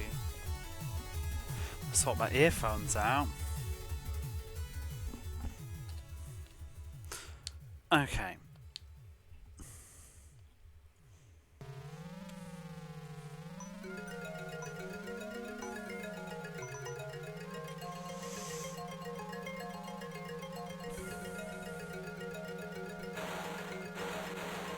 Have you got any new games recently, Matt?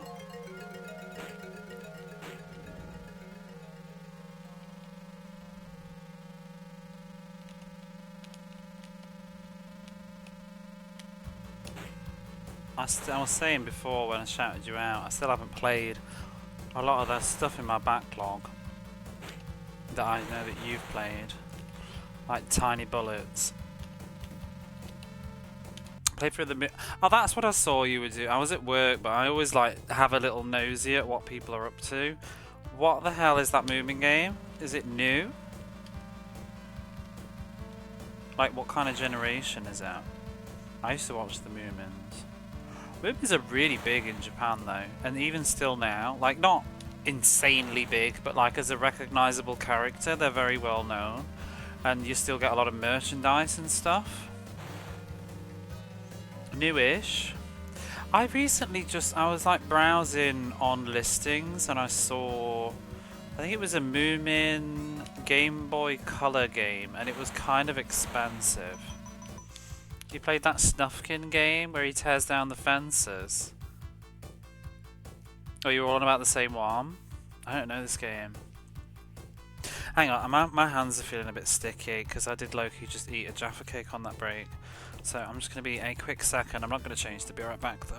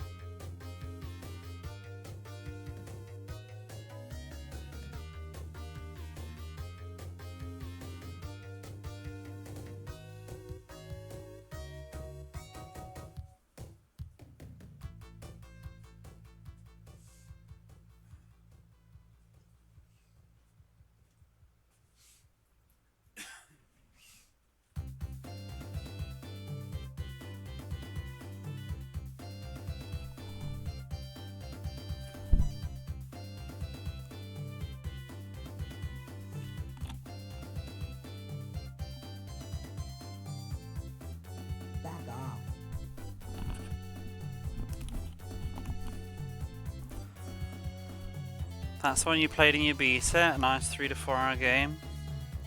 Hey Jason, how are you? How was the rest of your stream? Playing, what was it, Marathon 2?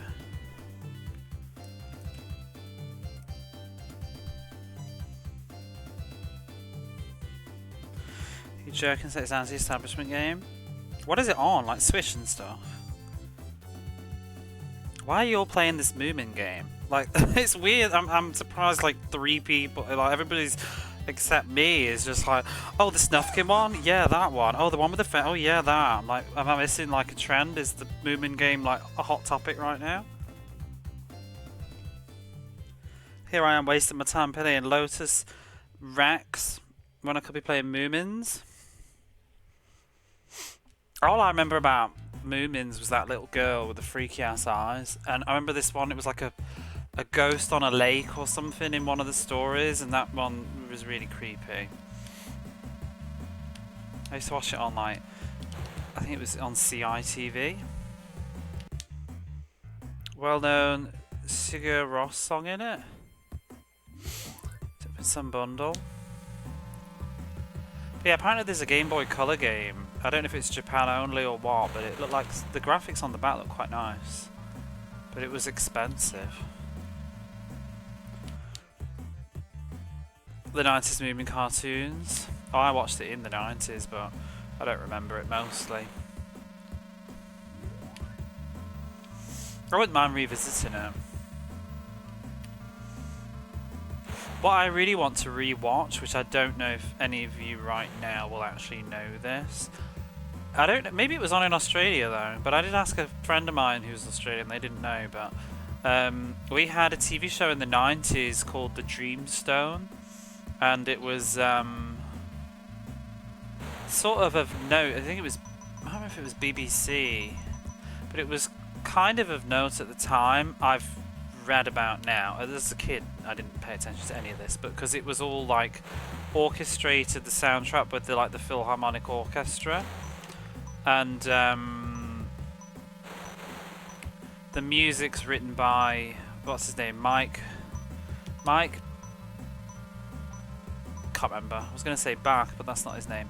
Mike Bolton, I think his name is. And he did the music famously for Watership Down. The song Bright Eyes. Pretty sure you watched The Dreamstone. I wondered, I can't remember where you're from exactly, Muware, but I presume it was Europe, right? It wouldn't surprise me if it also went around Europe a little bit. It seems very, I think, to be honest, if you were to watch it, you would almost perhaps think it was like German or something and not actually British. Because it's got that sort of oddball. I actually got this wrong recently though. There's like a 70s cartoon called Dr. Snuggles, which I also watched a lot as a kid, and I thought that was a German cartoon, but it turns out it was actually British, but I think it was a collaboration. And the animation, like half of it was done by a Japanese studio. Well, yeah, a lot of those shows were. Like Mysterious Cities of Gold is French originally, but the animation's done by Japan. It was like a French-Japan joint production, and then Dogtanyan's is Dogtanyan French or is it Spanish? The animation, the production. I think it might be a Spanish-Japanese joint production. Because they used to get a lot of, they work with Japanese, yeah, a lot of the shows they used to hire out the Japanese animation studios, but they were made for that country, and sometimes they didn't necessarily air in Japan either, but, because like Dr. Snuggles I don't think aired in Japan, not that I know of. Didn't know about Moomins until a few years ago. Moomins is a trip. But yeah, the Dreamstone is a beautiful, beautiful music. I remember watching that as a kid, and it was the kind of show that wasn't. It was kind of popular at the time because it was on mainstream children's TV, but it's the kind of show that nobody talks about ever anymore. And like, you know, nostalgia TV shows and stuff, they don't like go back and reflect on it. Like, you know, when you watch like greatest kids TV shows or something, and they don't talk about it. Like they'll talk about like Teletubbies or whatever, but it's really good. And there's the song from it called Better Than a Dream. It's the ending credits song, but it's used also in other places, and it's so gorgeous.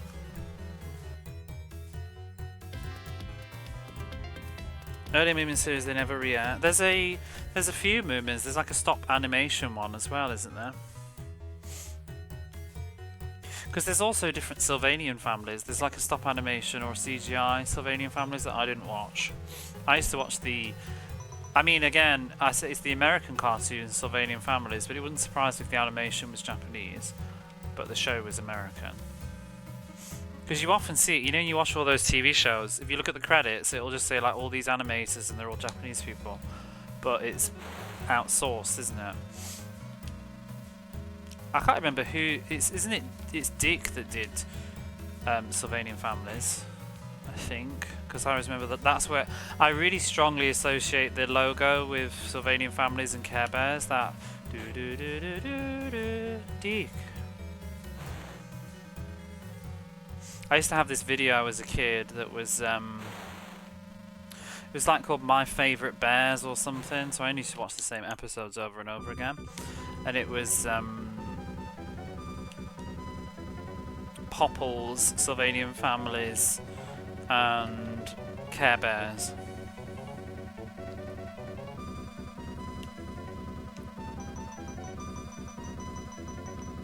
They made a Mysterious Cities of Gold game, and I would love to play that on the. It was on the Wii U and the 3DS, but it was only released in,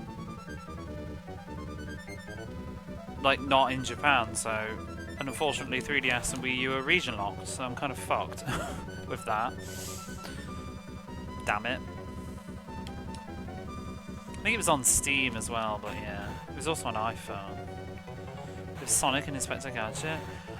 Oh, did they use Sonic? I used to watch Inspector Gadget, yeah, it's a lot as well.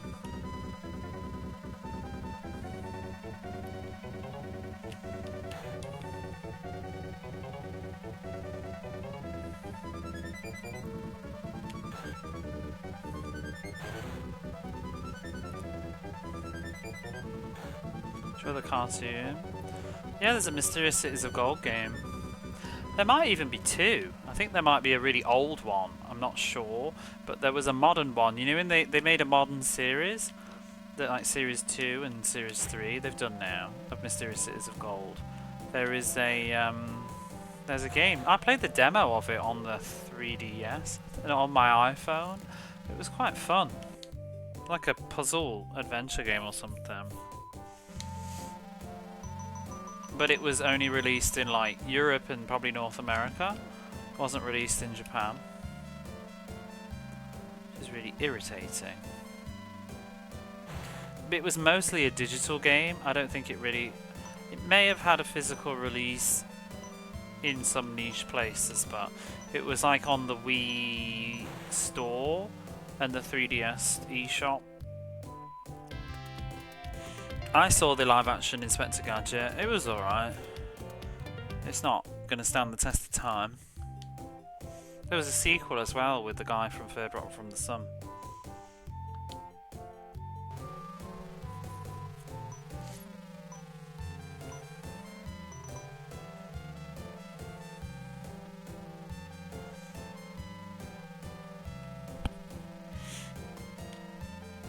We saw that.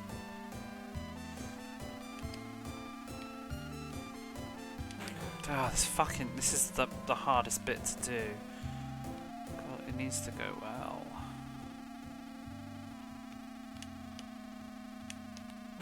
Penis.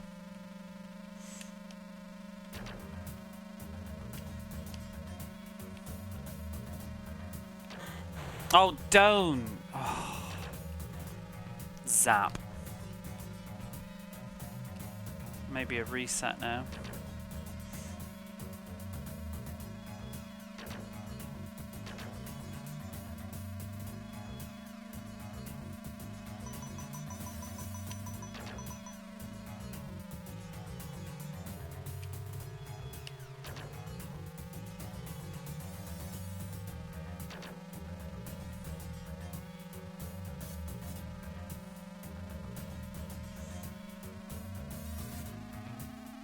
I really want to watch the whole Cities of Gold, the modern ones and the sequels, but they're just not very available in my territories.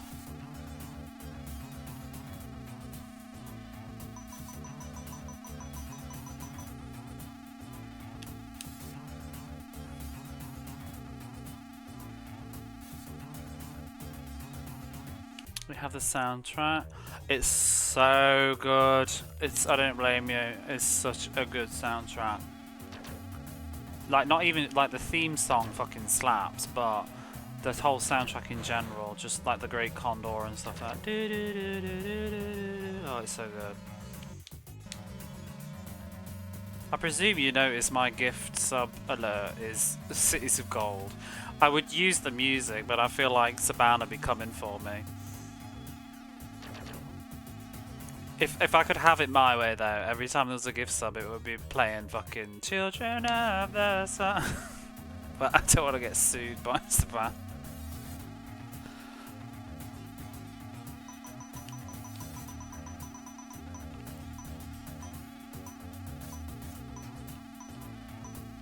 I seem to be okay with Gem and the holograms. Children of the Moon. Oh, well, yeah, it was a missed opportunity. Children of the Moon. Well, it doesn't even rhyme anyway, does it? Children of the Sun. Someday soon you're gonna find. Yeah, it's not like it rhymed in the first place. I have passionate memories about Mysterious Cities of Gold though as a kid. I think I've told this story before. I can't remember what, because I haven't revisited it all the way as an adult. But there was like one episode, I remember watching it because they repeated it on TV when I was a kid, because it's not my generation, it's my older brother's generation really. It's like early 80s that is. But I watched it and they, it was like this coming up next week and it was like the temple crumbling and lava or something. And then when it was like next time for me to watch, I was only about 5 I think at the time, but I loved this show. And it was, you know when you used to have like satellite TV, and if you had bad weather you just couldn't watch TV because the wind's blowing and it's fucking up your satellite dish. And we had a bad day and I couldn't watch the episode and it just kept saying please wait, and it was all the static and I was so upset. And it was never repeated. A watch party. Could do someday, I guess, yeah. It was, things like that. I mean, I also remember getting really upset because I tried to tape A View to a Kill, the James Bond movie, when I was probably like 8 or something, and then the tape ran out in the last like 15 minutes. I was so fucking mad.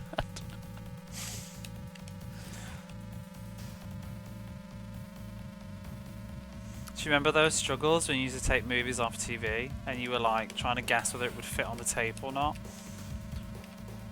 We had 2 VCRs though in the house, so what we would eventually do we would try to fit it on one tape, but we would tape it on another tape as a backup just in case. Because like you don't want to waste tape, but it's like, will this film fit on? And you're trying to work it out, like if you take the adverts out, will you be able to squeeze this movie onto the tape? Using long play.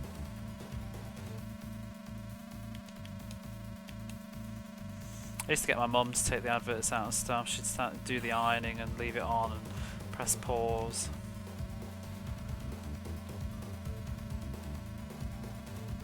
It's kind of sad. I mean, I suppose we've got YouTube now, so it doesn't matter quite as much too, but you know, it used to be kind of a novelty, you know, when you had your movies that you taped off TV and you didn't take the adverts out of them, because like you'd start to just get like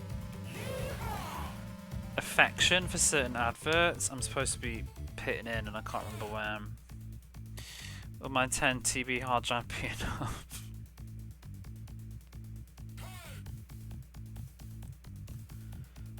This is the 3rd lap. No, I should be pitting in now. And I've missed it. I'll just do it on the next one though. Gonna hit Turok. 2 TVs, 1 downstairs, 1 upstairs.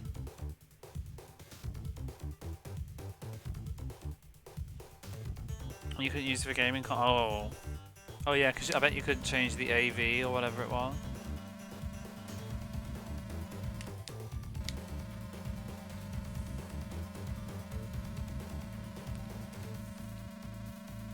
Time.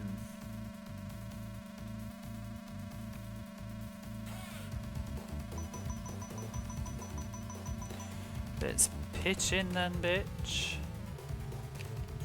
I don't know how much I need, to be honest. I'm just gonna take it all because I'm greedy. You're off. And want something little? Yeah. Can I? They like? Did they still do this like really big fruit yogurt and prawn crackers? I used to eat that all the time when I was like 20 from Lidl. I used to live next to a Lidl. I used to climb through the living room window to get into the Lidl because it was quicker. In this apartment. And That was like my hangover food.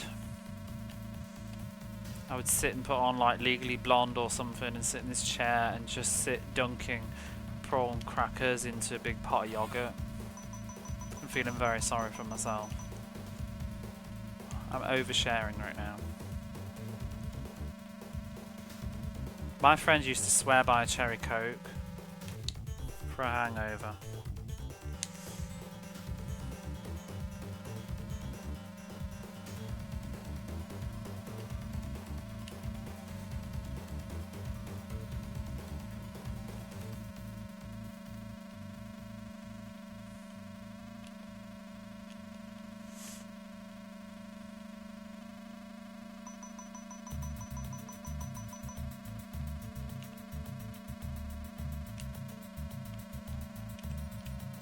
I haven't had a hangover probably since like Christmas last year.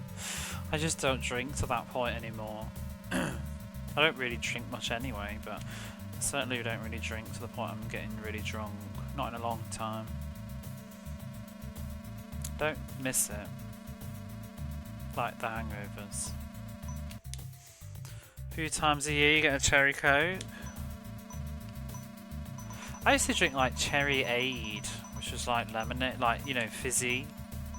So we have, I think we maybe named them a bit differently in the UK, but we'd have like orangeade and cherryade and lemonade.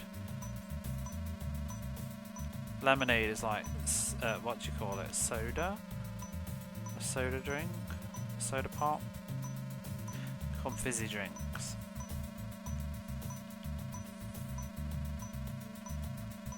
Cherryade. I haven't had cherryade in years. Just gets proper skanky cherryades as well. Like, you know, cheap, like 50p litre bottle of cherryade when you're like 10. Never had cherry coke, only vanilla. Oh my god, I forgot about vanilla coke. That was good.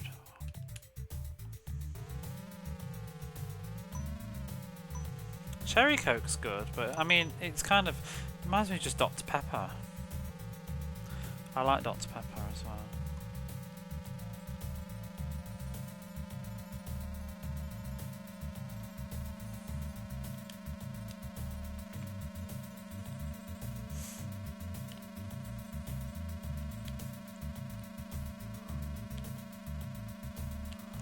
We've got Fanta Grape here, which a lot of people tend to find exciting.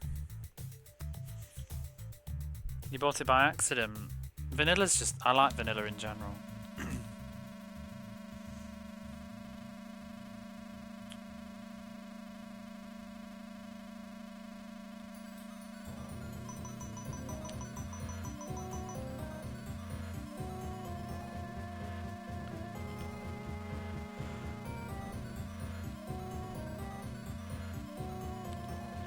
But I don't really drink a lot of the stuff here. I tend to just stick to sports drinks. Like when I say sports drinks, like hydrating drinks. Like if you've ever seen like Pocari Sweat, I don't drink that though. I actually don't really like Pocari Sweat that much. I think it's a bit... I don't even know how to describe it. It's especially not good when it's not cold either. But similar sort of mentality to that. I drink like sometimes Aquarius, but I tend to drink like supermarket cheap versions called like sport drink. It's literally just called sports drink. Because I just want something hydrating but with a bit of a flavour.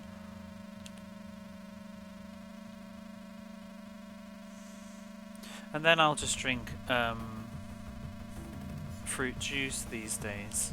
Buy like a carton of apple juice or orange juice. Especially now that I've found this really cheap supermarket chain that sell orange juice for like 200 yen, which, because orange juice has just gone crazy in Japan. Like since about 2 years ago, the price of orange juice just went way up. There was like some shortage or something. But it ends up being like 300 and something yen for a carton of orange juice, and I'm just not paying that. Remember, it used to be like just over 100 yen for a carton of orange juice, but not anymore. But I found somewhere that does one for 200 yen, So I indulge because I like orange juice, especially on the weekend in the morning.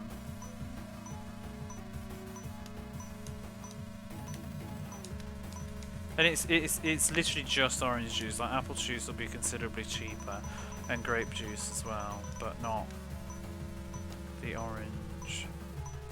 Yeah, fruits are really expensive. Fruit in general is just very expensive here. Cheapest fruits are bananas, probably, and oranges maybe. I don't really eat oranges though. Strangely, the juice is not. But bananas are very cheap. But a lot of the bananas, they come from like the Philippines and stuff, so it's... Japan's also very seasonal, I find. Like, you don't necessarily get the same fruits all year round. Like, we've recently... I guess it's because the climate's changed in New Zealand and Australia, but like we did have a ton of New Zealand apples for a while, and now they've all gone.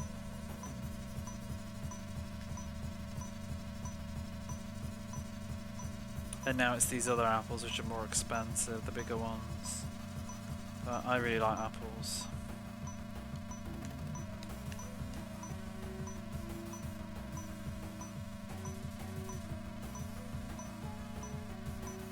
But grapes are expensive. I have never drank banana juice. That sounds disgusting.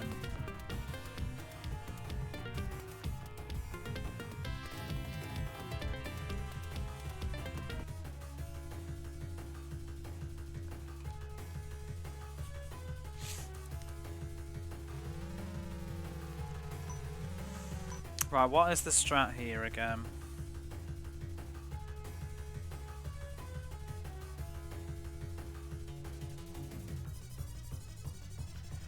Third lap.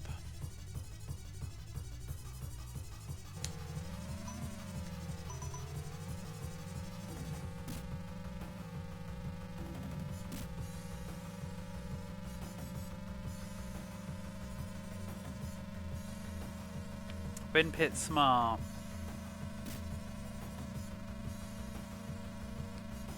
But when to pit? When is smart pitting?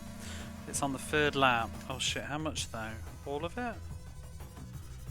So we only need to pit in once on this one. Yeah, a full tank after the third lap will do us right.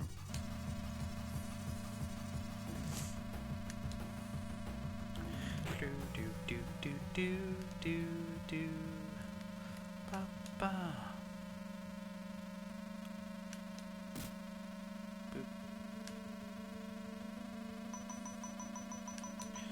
Woohoo!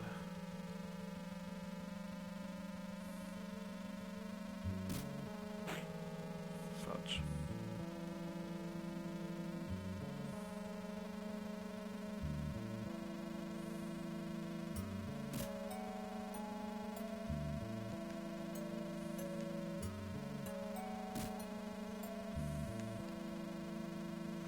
I'm looking forward to my dinner tomorrow, my friend. I said earlier, my friend's gonna cook me a chicken, a roast chicken. I'm gonna take some stuffing mix from the UK that I brought back with me last Christmas, and some gravy. So yeah, I will not be streaming tomorrow, because I will be away. Maybe watching Buffy, or some movies, and eating lots of food.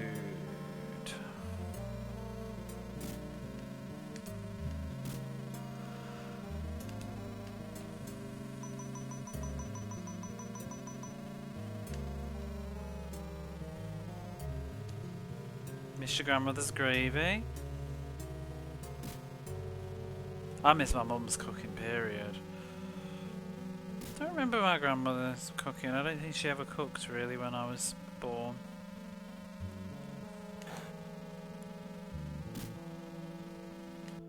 She didn't cook anymore for a time. I think that's my grandma. Just get too old. My mum still cooks now, but she's very independent. She'll be cooking me some lovely food very soon.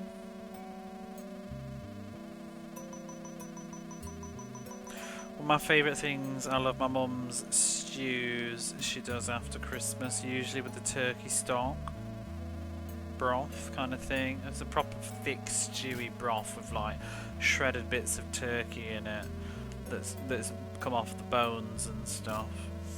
And like thick big peas and swede and whatever, all sorts in it. It's so good. Just dip bread into it and it just tastes amazing. I could live off it.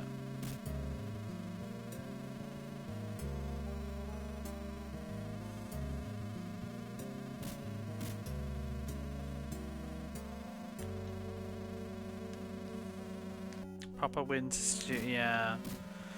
She used to do it after Christmas. But she has started to do it early so that I can eat it, although I'll be around for a while this year. But she would do it, because usually, well, she doesn't even cook turkeys anymore, that's the problem. Because my sister does it, or my brother, but she would cook a turkey, and then with what's left of it, the carcass, she'd boil it all down, and then make a stew from the broth.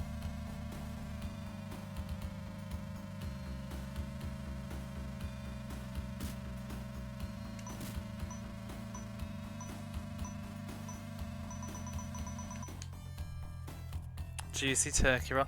I love turkey, just in general. I like birds as meat. I just love turkey. I think it's amazing. Like Christmas, I never get sick of it. Like eating turkey on Christmas Day and then cold turkey sandwiches and then turkey soup. It's just good, good, good. Do-do-do. Oh no.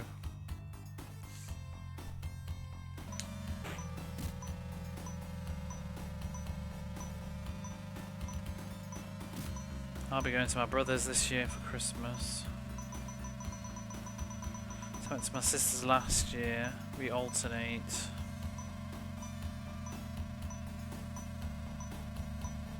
Used to be going to my mum's, and I agree, but my siblings, they don't want my mum to have to cook Christmas dinners anymore.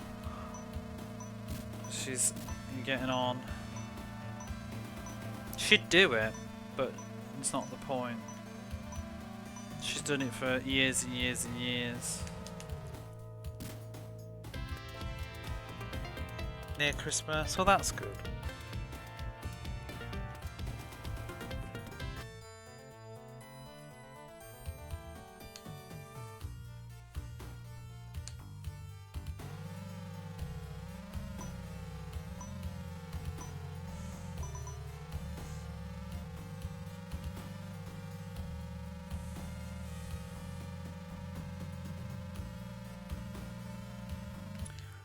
I also like a shepherd's pie or a cottage pie. Right?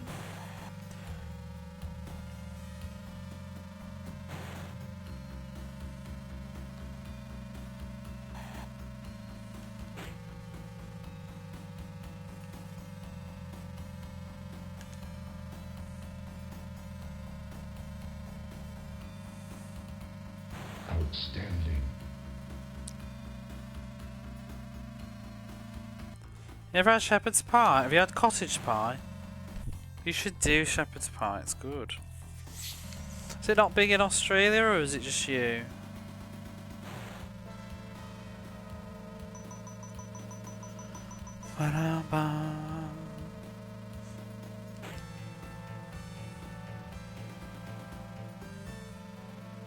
Probably just you.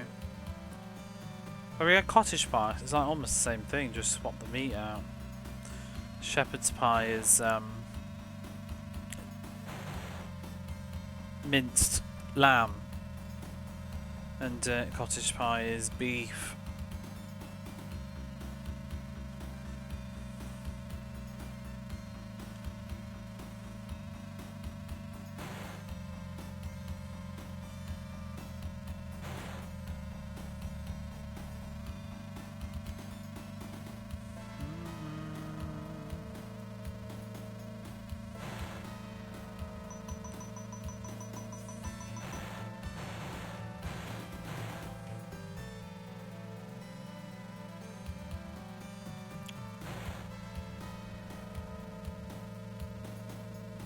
Do do do.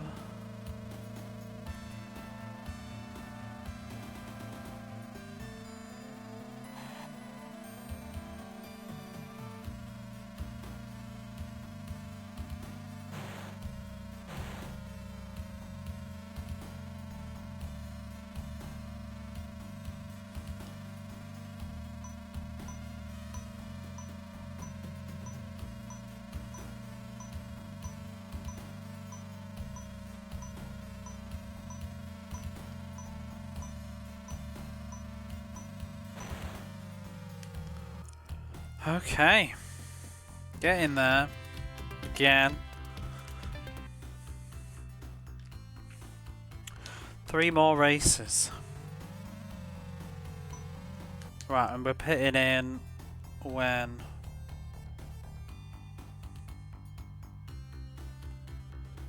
Fourth. I think it's just 4 and 4 again.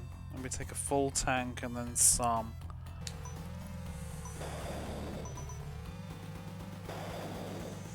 Do do do.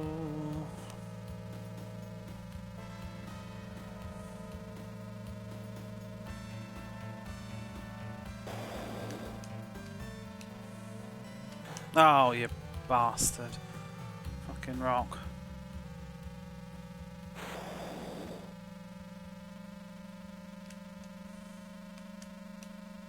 See how much damage that one rock did as well.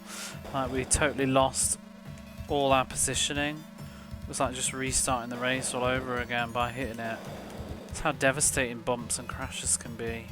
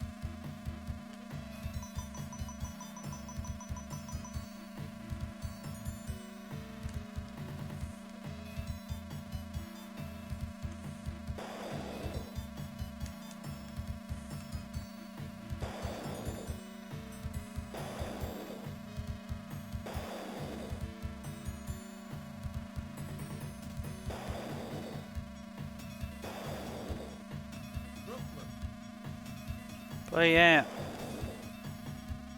Brooklyn.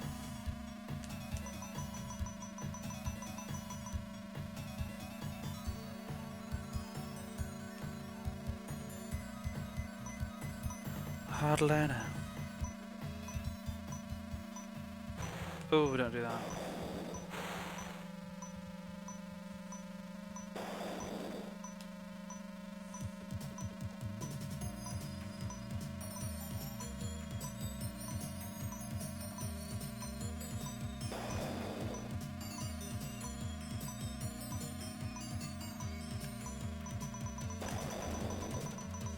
Make sure I don't miss the fucking pit here. Now we take a full tank while everybody and their mom drives by.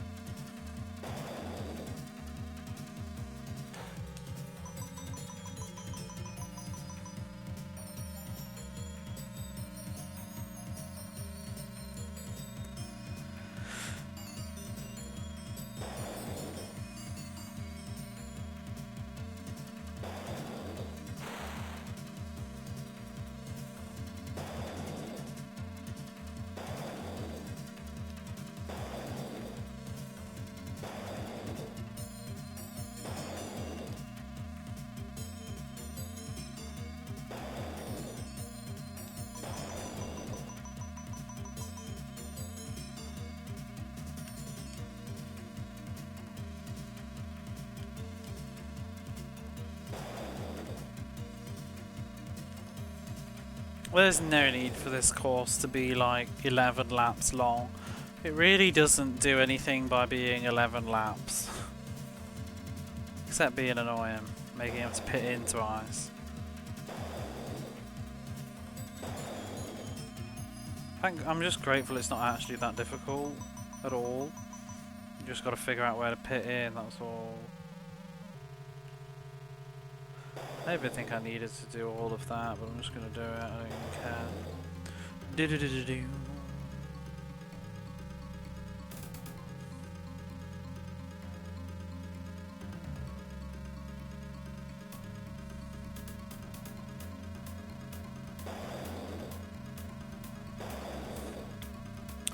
This is Nakajima Satoru's Grand Prix F1 game, and I had a look at this again recently. I booted it up just to have a little go, because I was actually considering picking up a copy of it, the kart one, and I had a little go at it and just was like, oh my god, I cannot play this at all.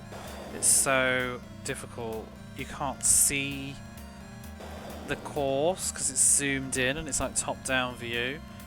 And it's so fast and slippy. I'm just thinking like, good god, that's going to be an ordeal.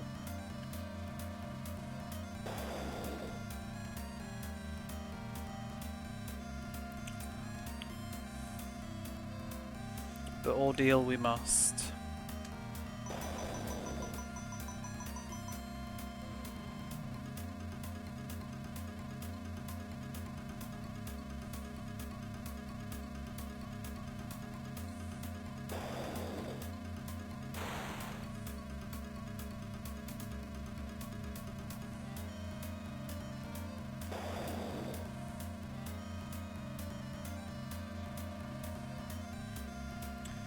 There's lots. It's got loads of stuff like tyres and wings and maybe even engines.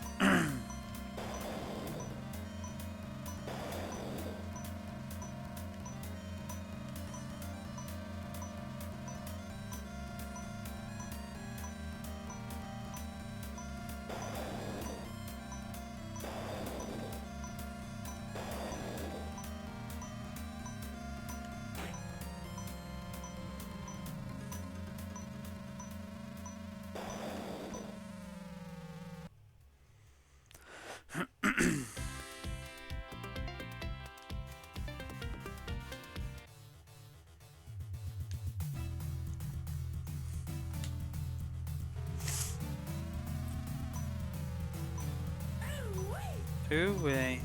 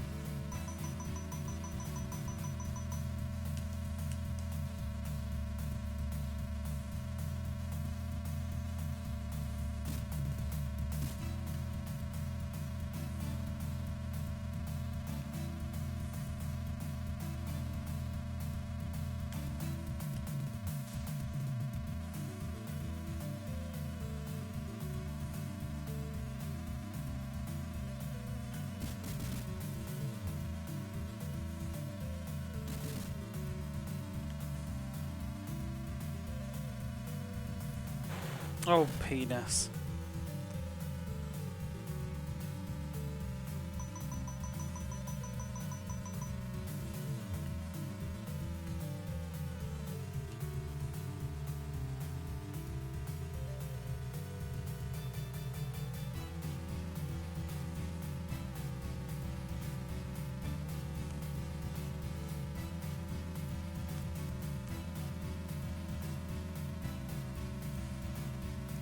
That was good driving until then as well.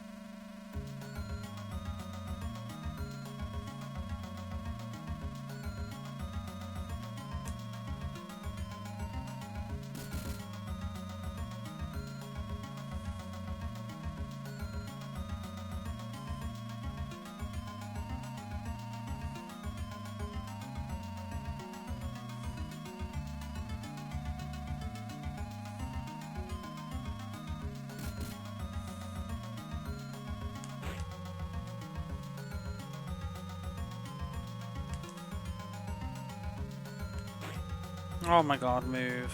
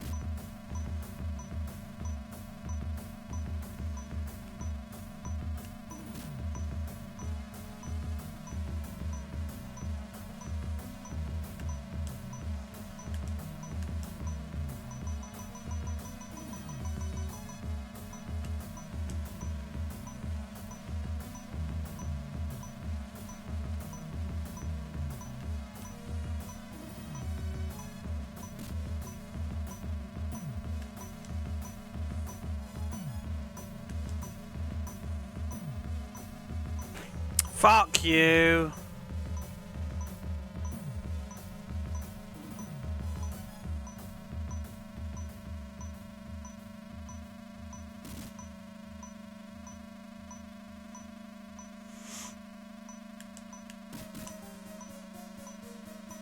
Oh, that was close.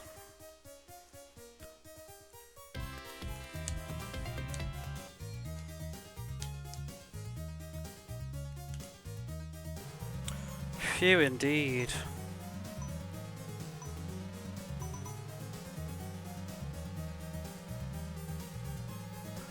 Seat off pants.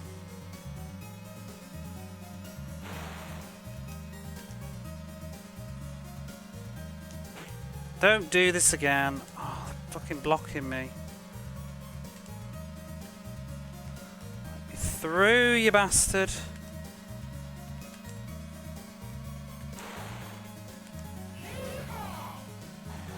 Damn oil. No! Oh, you just fucking knocked me off the road.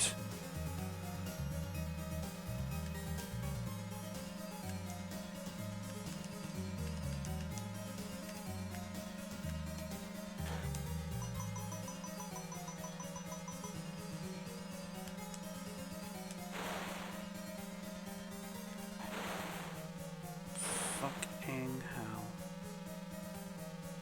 It's going wrong.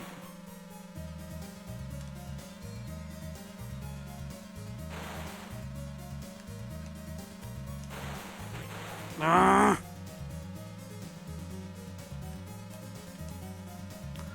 Level is very annoying.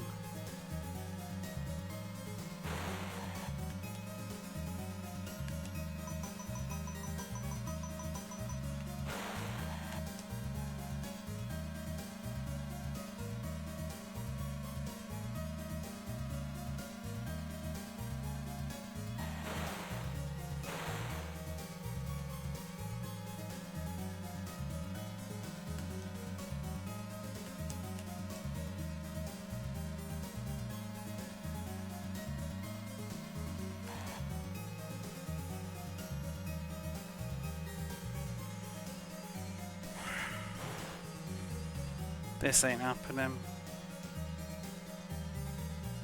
You really gotta get a good head start on this. Oh my god.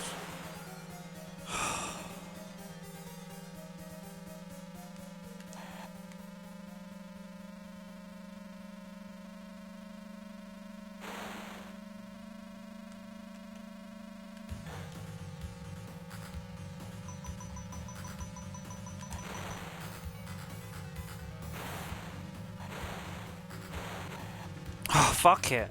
Ugh.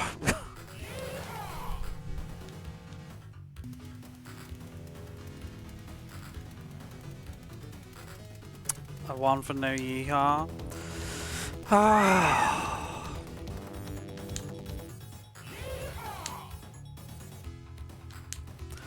Here we go again. That was rude. That was fucking rude. Should have won the first time, but I pitted in like a twat.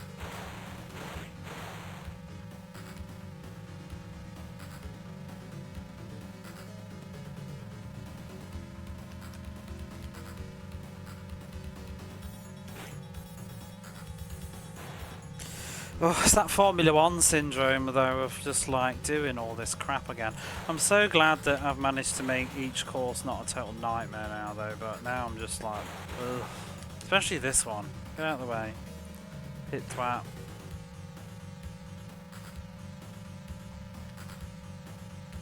I don't know what went wrong.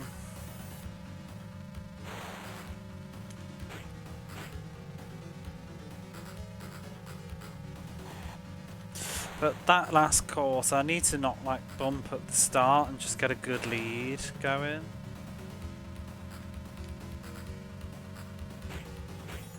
I'm starting to get tired.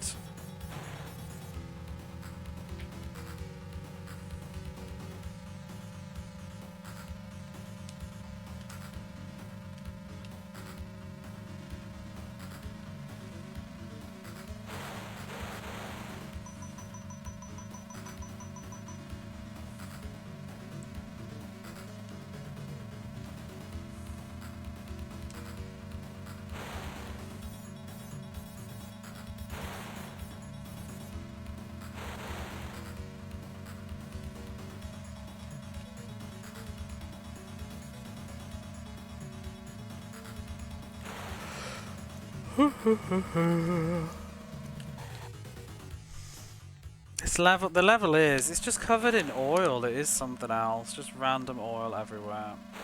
It's not thoughtful, it's just obnoxious. The game needs a yeehaw button though. It's got like C does nothing anymore.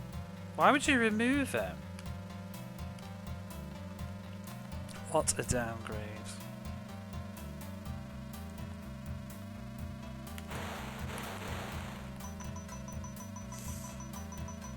You don't need to remove it, you could just replace it.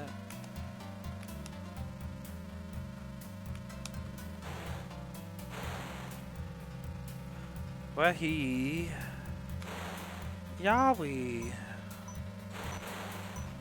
Yahweh? We don't need a Yahweh button though.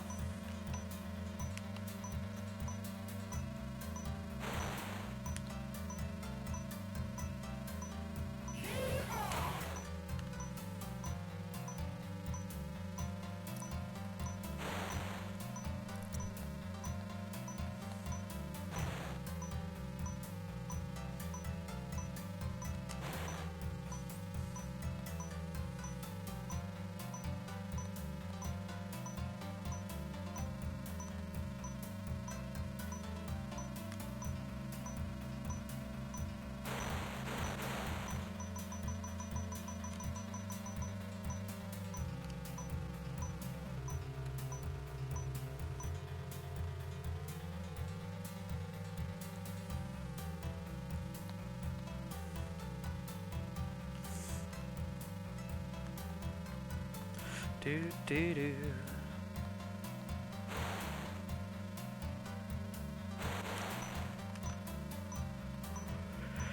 What we all do when I'm not here. I'm gone in less than 2 weeks now. You'll have to just watch random car videos and just swear.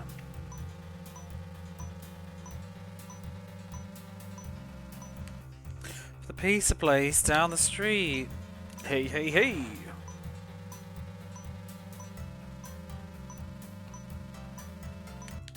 Watch old Top Gear and don't you dare compare me to Jeremy Clarkson. Maybe some F1. Oh Lord. Ugh, I got the yawns. You just jump out the window. I ain't stopping. I'll throw you out. You're gonna watch F1 VODs again and again. Shall I leave the failure ones up for you? That I haven't saved. You can relive all the losers again.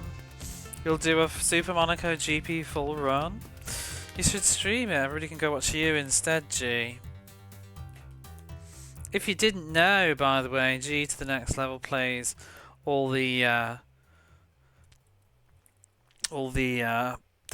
Genesis library.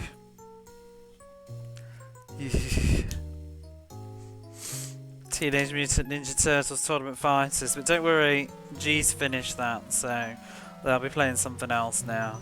You don't need to worry about seeing that crappy ass game. It's gone.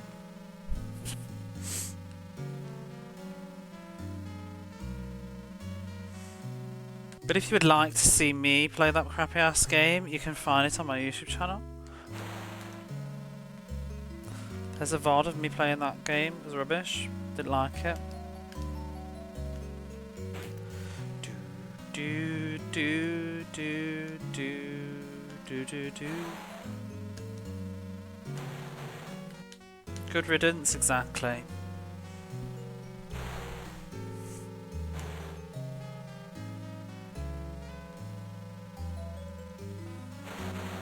And we've basically both finished it in the same manner. Doing the grab throw loop.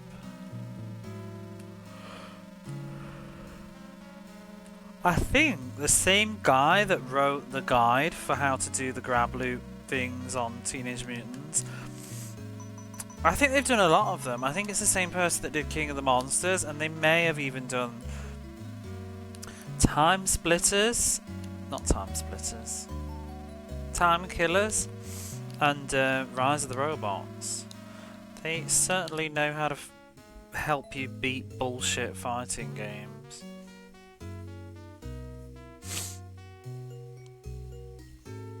You're only half joking about Super Monaco or about Teenage Mutant Ninja Turtles.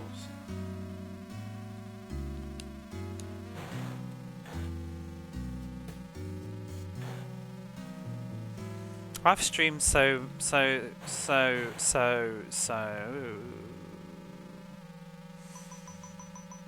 I've streamed so much of these games now, I'm kind of used to streaming this genre.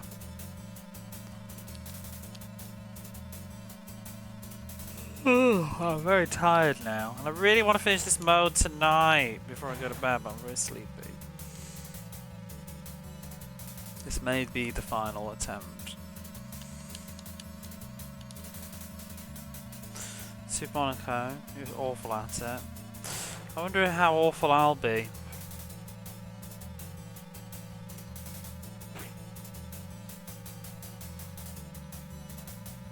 You know, I'm just starting to feel like these racing games, they're always like, oh my god, but then they soon become like, eh. There's just some magic that happens that I can't really explain, where you just learn how to play the game. But I don't know, I still worry that there'll be one that isn't so good. They're really annoying though, because you put them down, it's very hard to come back to them, because like I tried to put Turbo Outrun on couple of weeks ago, months ago. I couldn't play it at all, and yet I finished it. But some of them you can't.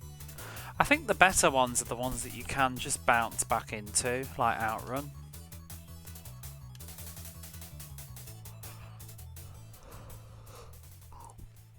Like having to totally relearn how to play some of them isn't a good time.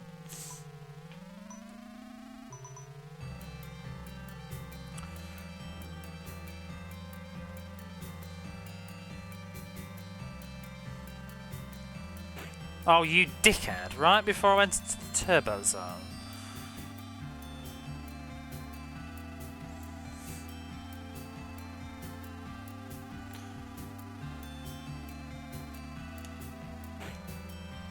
No.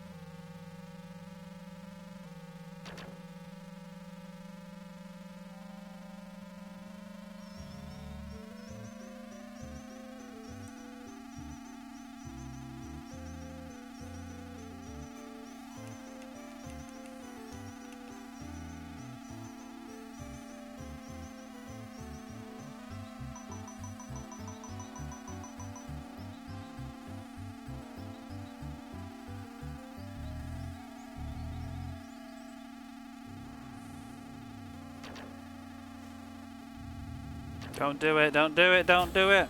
They didn't do it. Very nice. And that makes this so much easier because now I have a top speed.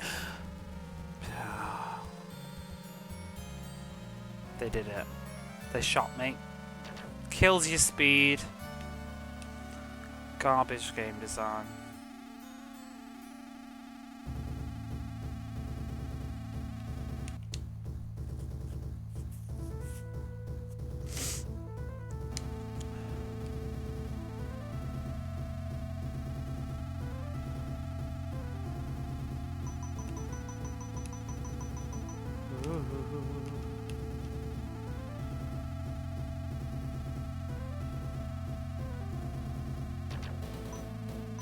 Do.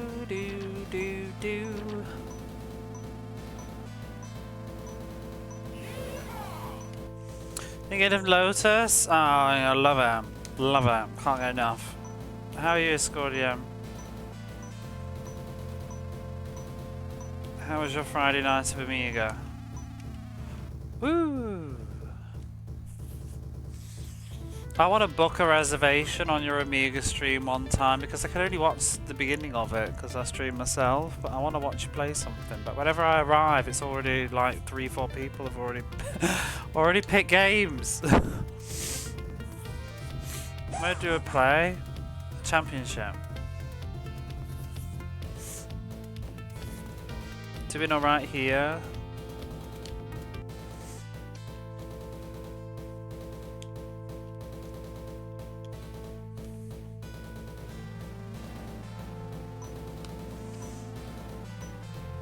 Championship normal. What Amiga game would you go for? Who, me? 15 races, yeah. No, 10. 15 is hard. People pick games for. I know, but even when it's literally there, I might just like wait. I'm actually considering just before you go live, just putting it in. My pick. Well, I'm actually a couple of games like this. I'm curious about. 10 normal. That's good. Is it? I'm doing all of them though. I've already done easy. Now I'm doing normal, and then we'll do hard.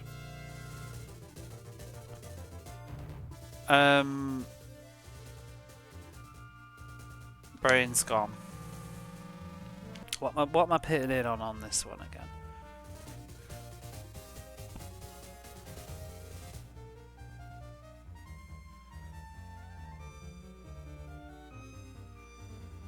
2.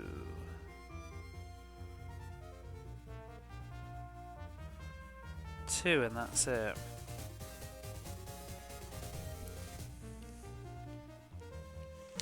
Hold that thought. We do have ads going off in a second. I will tell you in a moment.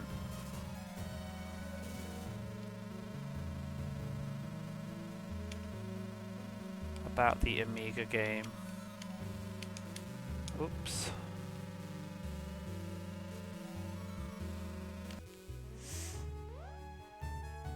White whale. Yo, if you can hear me, we've just gone into ads. Yeah. You'll be back.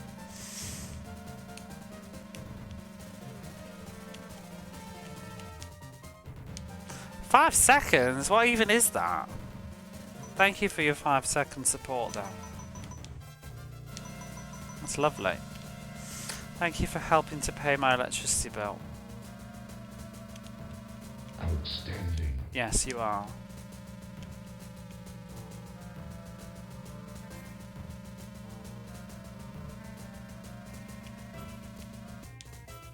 You hardly get it. I used to not. It goes through waves in Japan. But I get every damn pissing pre-roll right now. Every stream I open is always pre-roll, pre-roll, pre-roll. Drives me crazy. Because all I want to do is like have a little peek.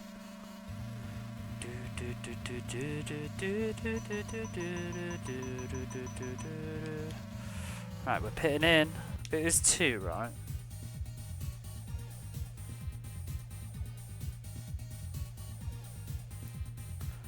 Or was it 3?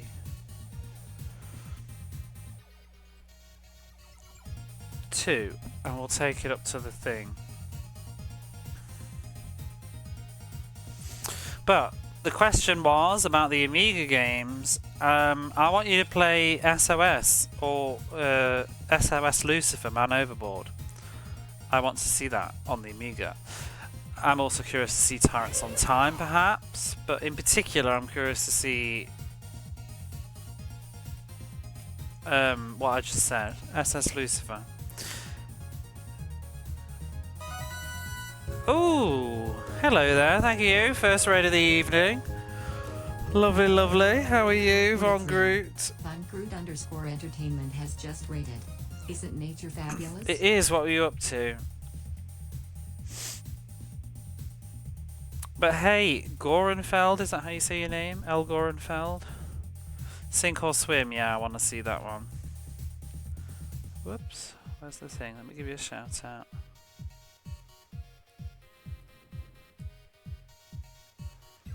Oh, my laptop's lagging out. Oh, G's on the case now. Thank you, G. What were you playing? You've never heard of that one? It's really good. I love it. It's on the Mega Drive. I've already finished it. Let's do the big shout as well.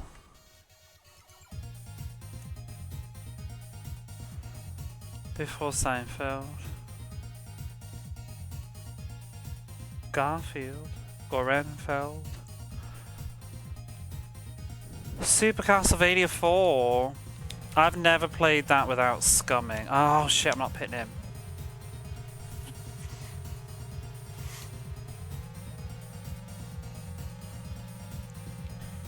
But yeah, I would like to oh, I suppose I'll say, if you don't know what's going on here, you're coming in with the raid. I'm playing all the Mega Drive games, and this is one of them. It's mixed bag for me, this one. I prefer the other Lotus game. Super Castlevania 4 is brilliant. I liked it, but I used save states when I played it a long time ago, so I feel like I didn't really play it properly to judge it very well. I kind of just struggled a bit with it. I would like to give it another go now. I particularly liked Rondo of Blood, but that's because I had to play that properly. It was on the Wii store and it wouldn't let me save. Was it better on the Amiga? I just preferred Lotus Turbo Challenge to this one. in general. I just find the level design on this a bit uninspired.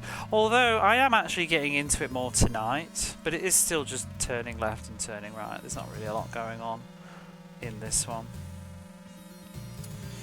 But yeah, the other question, White Whale, things that I would love to... If Mega Drive at White Whale...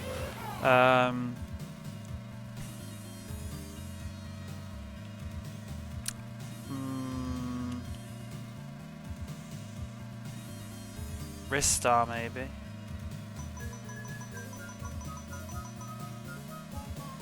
That's fucking expensive. Here.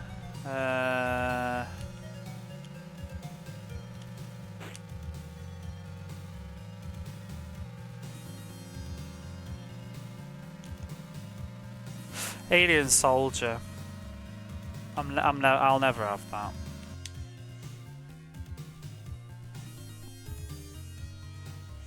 Lotus is, yeah, this is Lotus 3, and Lotus 2 is Lotus 1. Lotus 1 is Lotus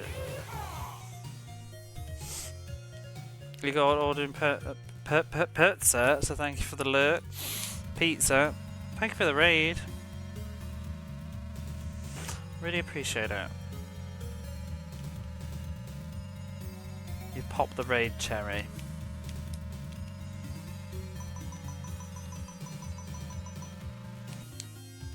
It's so all over the place, I don't even know. But it can be like, some people want like $700 for it or more, 900. I've seen it recently. So, you know what else I quite like? Shit. I'd quite like Socket, but I don't think we're not gonna win this race because I've not been paying attention. Oopsie. Socket's expensive. All those oh, fuck off.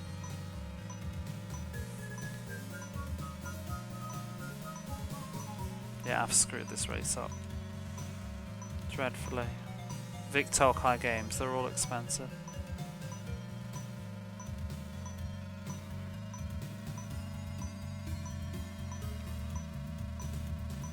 Oh, you know what else I would love as well is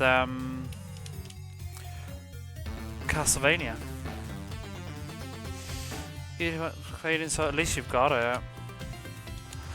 Oh, why did I lose that? You lost it, and now that's never happened to me because I've never sold stuff, and I may have lost my copy of Genog and Batman Forever in the UK. I don't know.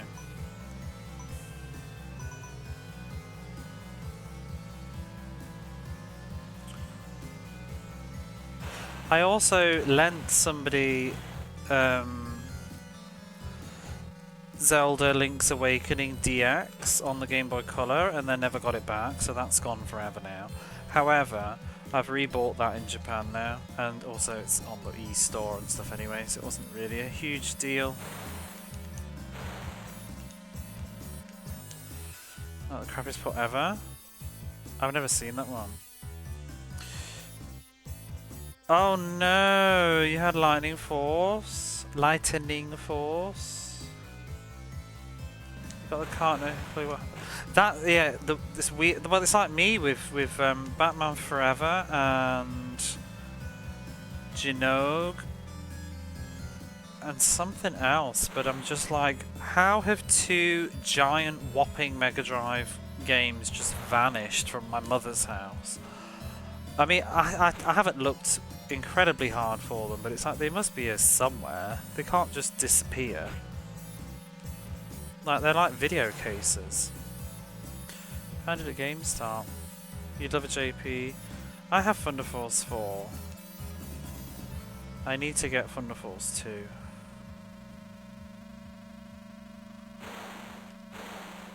I have Thunder Force 4 twice, and yet I actually don't even... I don't love it. It's just, it feels... I wanted the set. But I have it on the Saturn because I have the the gold pack. I was curious about the Saturn version because you get to unlock the original ship, but the way to unlock it, you have to like beat it on like really hard mode or something, and I can't do it. To truly complete. Oh, you completed Genoa? That's mean.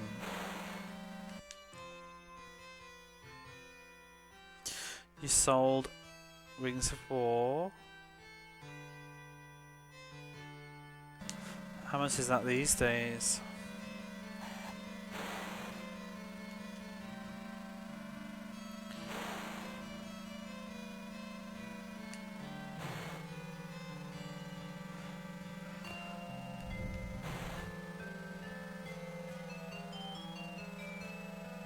Do you get rare Amiga stuff? There must be rare Amiga stuff, right? What's crazy rare for the Amiga? But I feel like the Amiga community doesn't really bother though, do they? Everybody all has like very rare floppy disks with mysterious pen writing on them. But what's like a crazy Amiga game? Gianna Sisters. Oh. Moonstone. Is Gianna Sisters rare in general, or is it just the Amiga one? Like, I wonder if the Commodore 64 one's rare. Wait, I didn't even know Gianna Sisters is on the Amiga. Is it the same?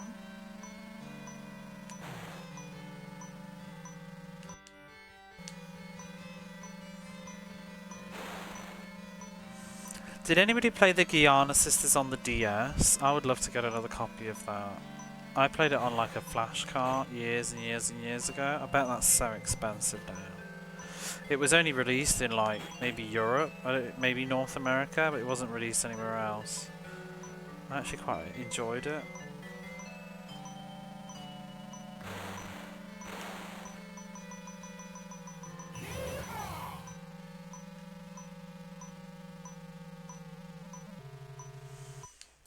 I know what's rare to me, but it's mainly DC gaming taste.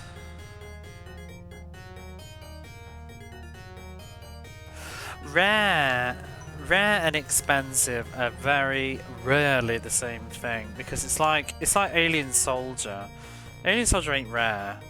It's all you can buy Alien Soldier any day of the week if you can afford it. It's always being sold. It's just expensive. Same with Radiant Silvergun. There are so many copies of Radiant Silvergun in the market. It's just that it's been established as an expensive game, but this, I mean, obviously it won't have as huge, it's not as hugely available as some other games, but there's cheaper games that I never see listings for, very rarely, and yet there's always somebody peddling Radiant Silvergun. Because people know that there's money to be made in it, so people are actively like hunting it and getting it and reselling it all the time. It's always just going through the circulation. But then you'll get something like on the Saturn, like what is it called, Valhalla or something. It's like a tactics game. That doesn't come up anywhere near as much as some of the other stuff. It's like Hyperduel. There's about 7 copies of Hyperduel for sale right now. It's just that it'll cost you about $600. But if you want to buy, I don't know, what is some of the stuff that plagues me? Oh, I want to buy an RPG called Tilk that's on like the Sega Saturn. It's only worth about $20, but it's never for fucking sale. And whenever it is, it sells. So, well, Hyperduel's just been inflated grossly at the moment. It's not worth that much, but some not bad to keep paying too much for it, so it's kind of, it's probably going to stabilise soon at that price. At the moment people are trying to push it to be $700, $800, whereas I remember like literally just 2 years ago it was like a $300 game.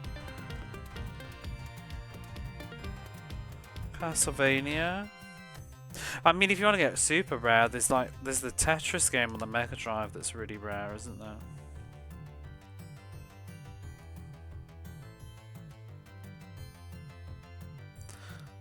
Yeah, Turrican 2 is desirable because people know what Turrican is, whereas a lot of people probably don't know the Amiga. Haven't seen Gianna Sisters. Yeah, Gianna Sisters will be just infamous. It's collectors. It's like Alien Soldier. That old. It's people want it. It's in their collection. It's a piece. It's like at the moment. I think what's that game called?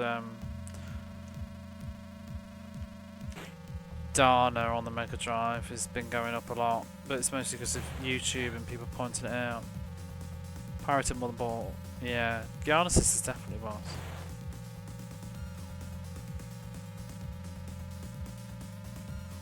I don't know what else would be my white whales. I would love to have Serial Experiments Lane on the PlayStation. I'm curious about that. But you know the game that I really want? I can't remember what it's called now. It's not Virus. Oh my god. It got an English translation recently on the PlayStation. It's so expensive. It's like $1,000. And I don't want it. I actually just genuinely want to play it. It looks really interesting, and I'm really mad it's not on the PSN because I would just play it that way. Like I bought LSD on the PSN because it was like 800 yen instead of 100,000 yen. Games means it were bought more than they were pirated. Yes, I think so too. Those rocks? Oh, in the game. I forgot what it's called now. It's something like Virus. But it's not Virus. Plague? No, not Plague. I'm sure it's like one word. It's got like loads of like naked corpses on the front cover. It's like an open world weird. It just seems very ahead of its time and really interesting.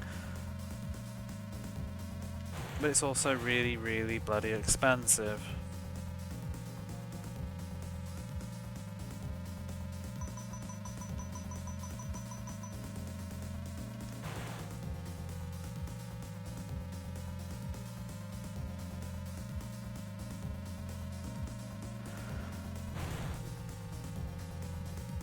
But it's also quite rare, I think, as well. That genuinely so. Same with, to a degree, like Little Ralph is not so common because it's a very late game by a very small company, and then it's had whopping word of mouth on the internet to boot. And the thing is, with a lot of these games, you know, when they're only coming from one country as well, once they leave the country, that they end up in different regions of the world, it's going to become harder and harder, isn't it?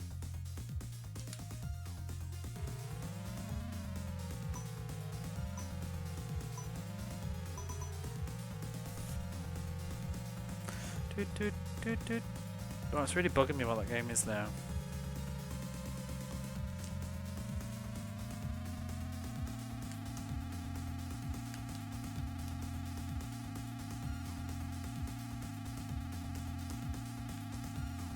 I'm trying to think what has been like a pain in the arse for me to get hold of, like in terms of, so to the point I would say it was almost moderately rare, not expensive. I was in this as some. Oh, the future levels suck. They're just stupid.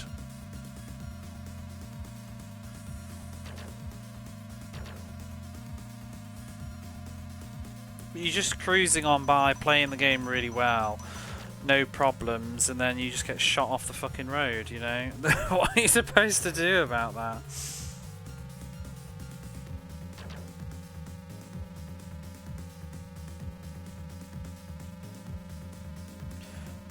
Kills your top speed and makes it and the recovery is so slow to get the acceleration back up again.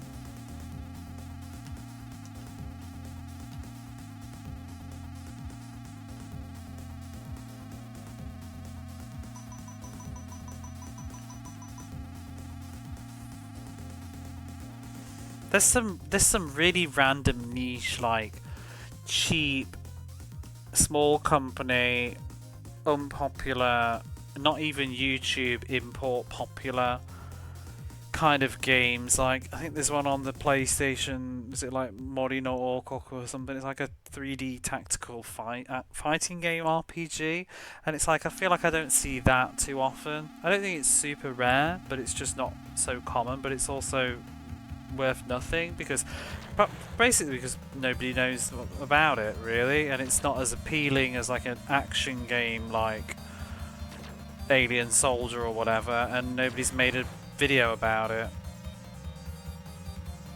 Same with Boundary Gate. That's really cheap. It's just not had the exposure yet. And like Ancient Roman used to be cheap until that YouTuber made it a big meme.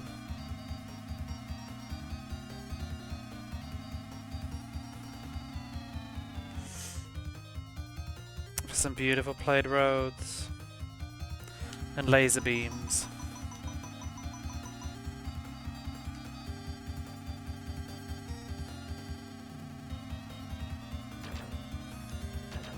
It's like Racing Lagoon went up in price like a year or two ago when the translation came out for a bit.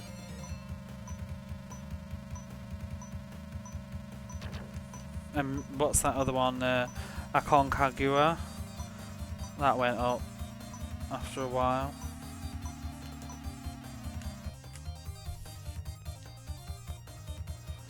Do do do do do.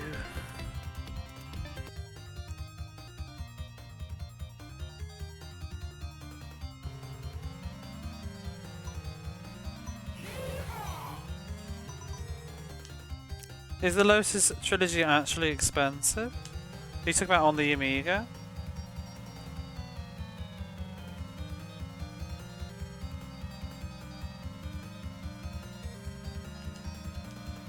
To be honest, like, there's certain fan translator stuff, the minute they announce something, if I don't own it and I'm interested in it, I will just fucking buy it at this point, because I've seen it happen too often now.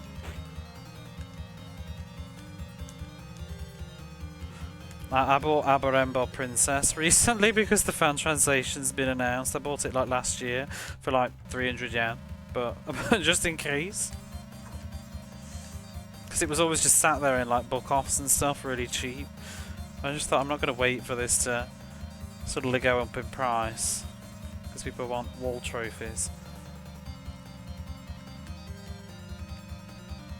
There's a floppy disk version.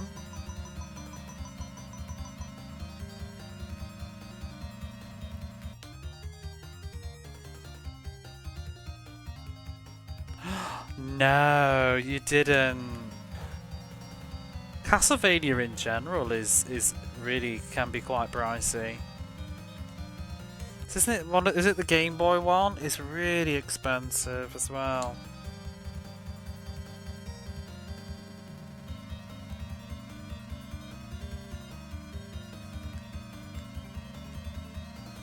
I tell you what has got expensive. The Saturn Symphony of the Night has like doubled in price in the last like 2 years. No, they're all expensive. Symphony of the Night has really gone woo recently. It's such a terrible version.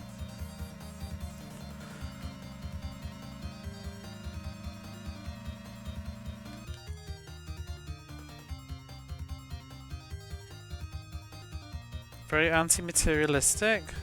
See, it depends what it is for me. Video games, no, I don't get rid of them. But it's not really about materialism in a way for me, but just I don't sell or get rid of games because I did it once in the past and immediately regretted it and then bought it back again because I get hankerings for stuff once it's gone. Like a year or two later I'll get cravings to play something again. What is the main objective of this stream? to talk to people and play video games? Or with the Lotus stream? To win. To win. There are 10 races and we have to win all 10 of them. And then we win normal championship mode.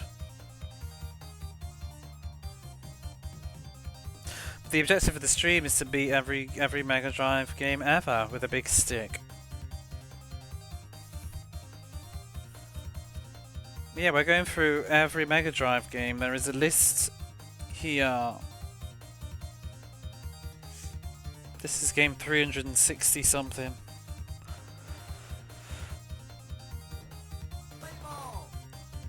That's the sports situation, yeah. Actual content. Cute Andrew from the Breakfast Club win. Yeah, the real list. Shit, where am I pitting him?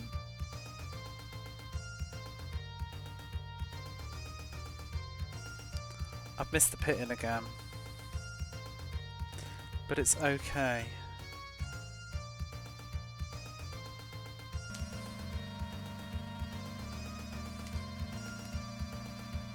Problem is if I don't place top 10 in any of these races, it's game over and we have to start all over again. Which is what often happens, especially when I'm chatting and you get streamer brain and do stupid things like forgetting to pit in. I don't have that endurance. Don't know. I don't know. Being held accountable and having people to talk to while I do it is very motivating. If I was playing offline, I don't think I would. I'd have cheated. I'm an awful fucking cheat when nobody's looking.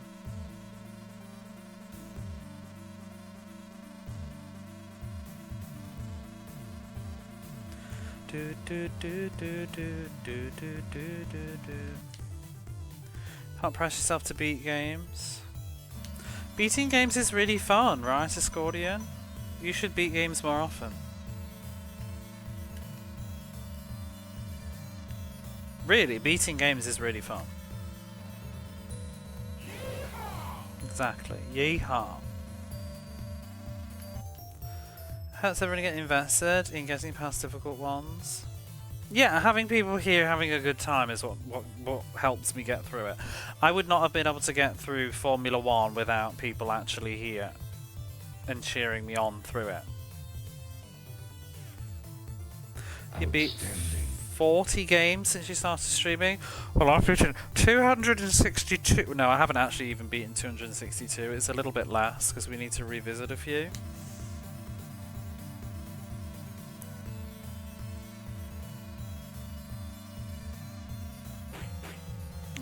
Bugger.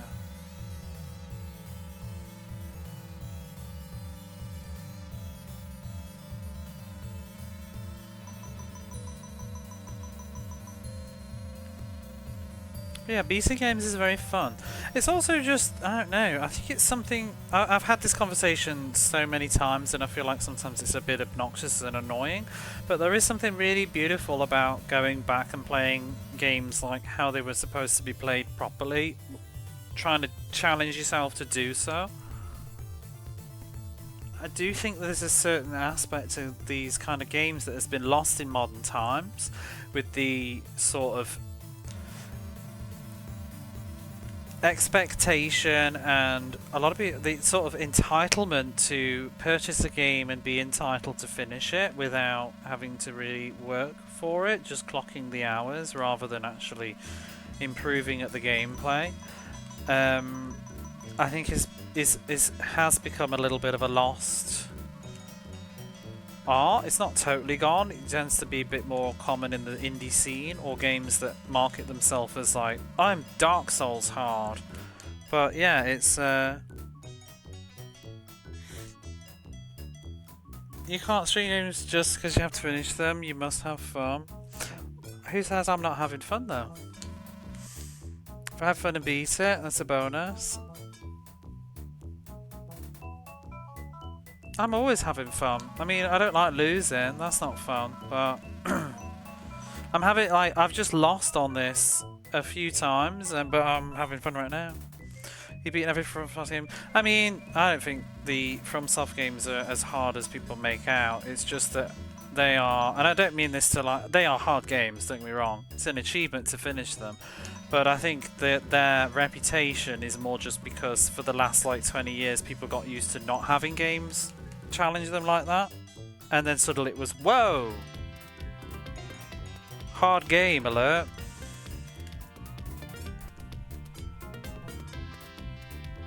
But then again, it's also not as old as you'd think, because there were certain PlayStation 2 games that used to push me. How when you finally beat the boss, well that's exactly the same as a lot of these games too. That's the thing though, it's like secretly a lot of people do actually like it, but they just didn't realise until it was repackaged for them in a way that was interesting again. That's what the Dark Souls series did really well. It really tapped into people's desires to challenge themselves and feel that sense of accomplishment. It's not for everybody either though. I know people that don't like that at all, and that's absolutely fine, but some people do. I know one of my friends, he doesn't like it too much, and I think it was Bloodborne ended up being a little bit too much for him to the point that he wasn't enjoying it anymore, but he did enjoy the others. I also felt very similar with Bloodborne though. Every time you lose you learn something. If it's a good game, there are just bad games where you don't do any of that and the game's just shit. Like it's like Awesome Possum. I don't feel like I was learning anything from replaying Awesome Possum over and over again. It was just a terrible game.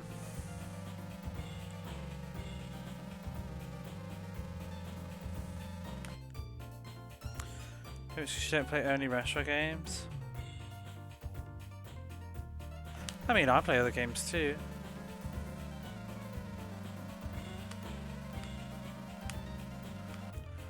From soft addicts until Sekiro. Yeah, I've heard Sekiro really put a lot of people off.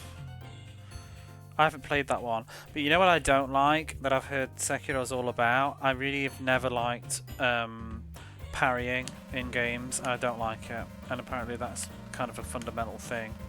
I find it very frustrating doing timing and stuff like that.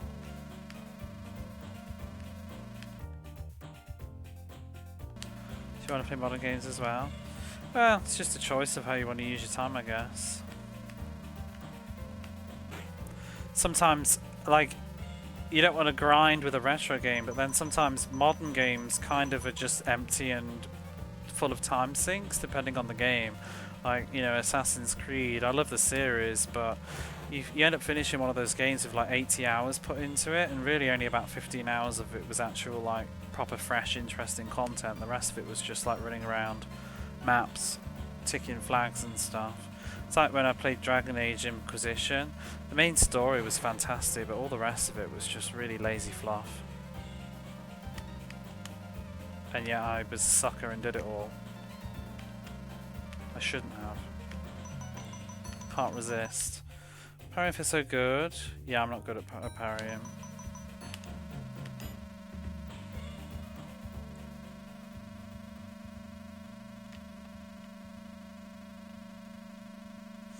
But I often find more modern games tend to just end up being too big and long for me.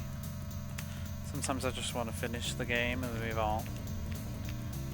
But it depends. I mean, I like all games. I really don't really draw a line between one or the other. They're just different. Lies of P.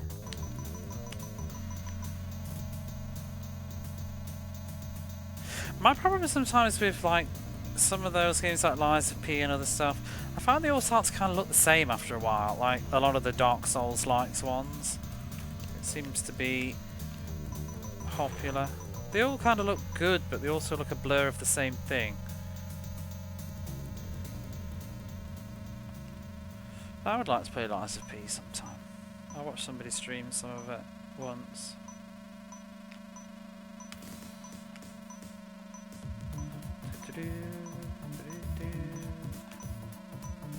I want to play Elden Ring sometime. That's the only one I haven't done of the modern ones.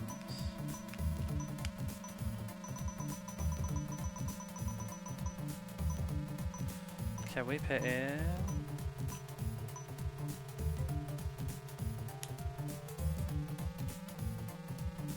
Just different arts. Yeah, but the gameplay is very similar.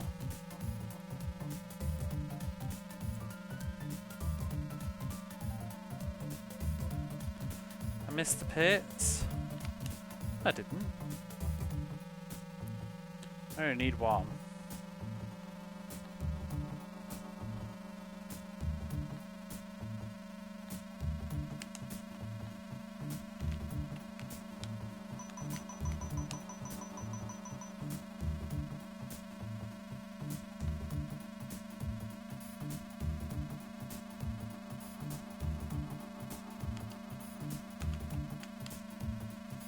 Wow, I don't need those pits.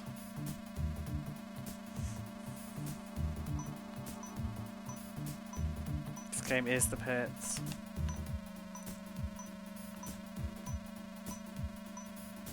Have you never just thought at this point, Escordian, of just like, just do an informal, well I suppose there's probably just games you don't want to play though, I guess.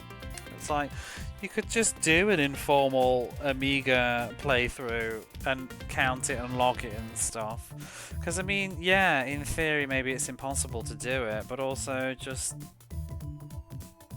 if you can't ever finish it because it's impossible, you may as well just go until it's impossible. Because you're kind of doing it anyway. You should have a spreadsheet of all the Amiga games that you've done.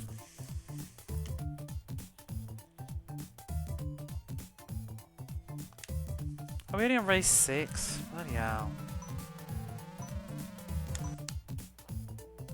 You have a spreadsheet. It's fun. It's fun because people ask questions, don't they? People want to know, like, what was the longest Amiga game that you've played? And then you can say. Where are we at? 3 hours. I'll tell you, one of the things like me doing this as well was just because, you know, we live in a world where you can play any Mega Drive game you ever want to. And yeah, I just found I kept replaying the same ones. Not trying new things. And also, I love the console, and there's so much sort of to discover on it. I found new loves for games and genres that I didn't think I liked and would never have played before. Like, I actually quite enjoy, like, I know we're in the throes of it being a pain in the arse, but I actually am quite into the, what do you call them, like, sprite scaler racers. I quite like it. I enjoyed Formula 1 a lot more than I thought I would have, as well. Didn't realise base superscaler. I didn't realise baseball would be as fun as it was. And also American football.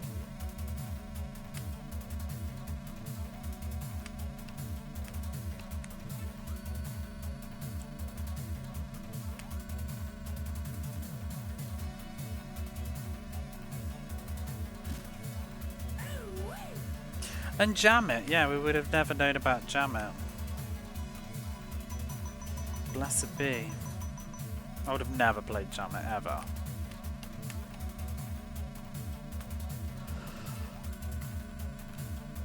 So, fun times.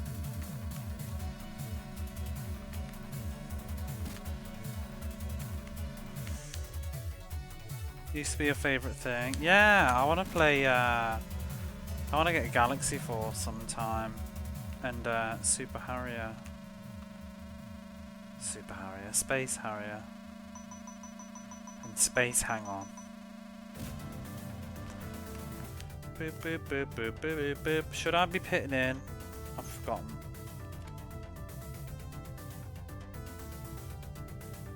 Yes. All the way to full. Have we missed it?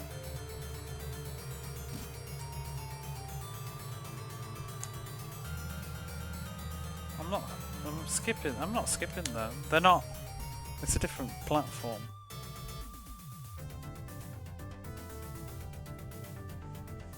They're totally separate.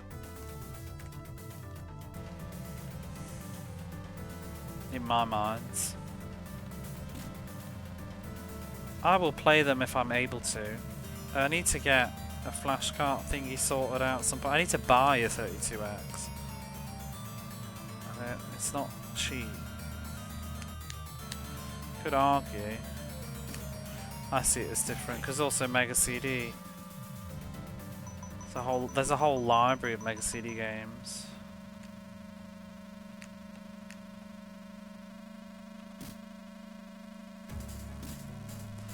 I would like to do Mega CD too. I don't have access to Mega CD stuff right now.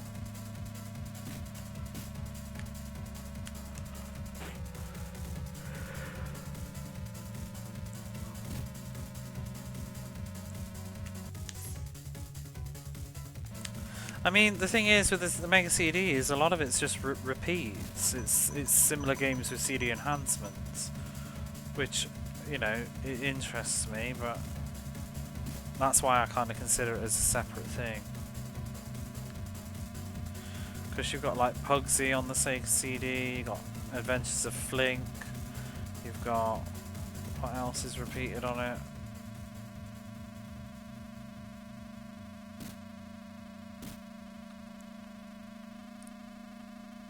And then like Afterburners on Mega Drive and also 32X. Wolfchild's on the Sega CD as well. Again.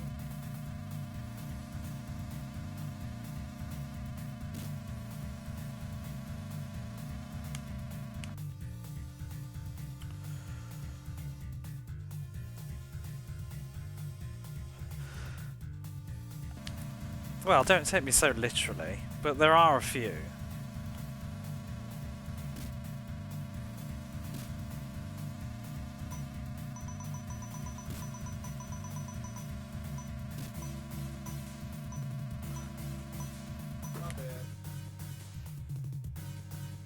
You like some of the adventure titles? Can't recall the name, but it was something around butterflies. Oh! What is that one? The Mysterious... It's on the Mega Drive Mini, isn't it? The Mansion of the Lost Souls or something? I can't remember now. I honestly don't really know the Mega CD library. I've played almost nothing of it. That's why it really does interest me, especially the Japanese library of it, because there's so many games I've never even really heard of. Like RPGs I don't even know exist. Because what's the one? The Arcus trilogy, I think, had a Sega CD version. And that's cool. Oh my god, are we gonna fucking make this?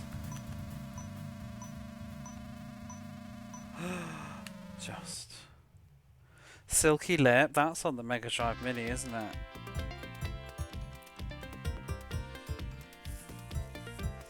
Core's got a few interesting games.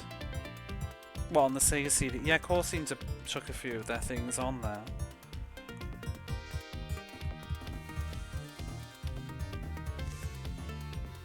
Oh yeah, there's loads of stuff that looks interesting on the Mega CD.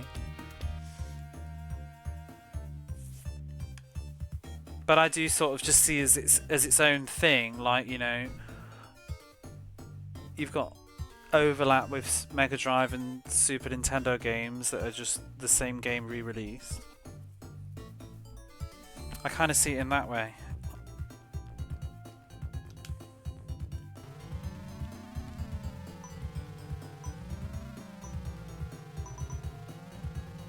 But I mean, it is an add-on, but it also isn't. I feel like it's an add-on, but with its own identity as well.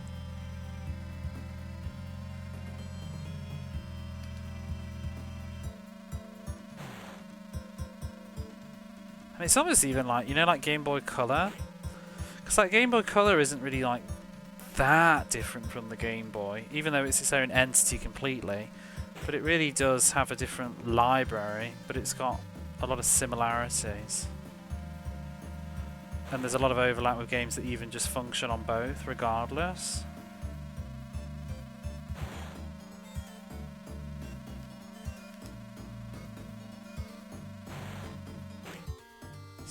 Oh, it's definitely a different console. I mean, it's a totally different independent unit, but just in terms of games, there's certainly overlap and similar. Because I mean, a lot of Mega CD games, they kind of look like Mega Drive games, but just with CD audio and movies.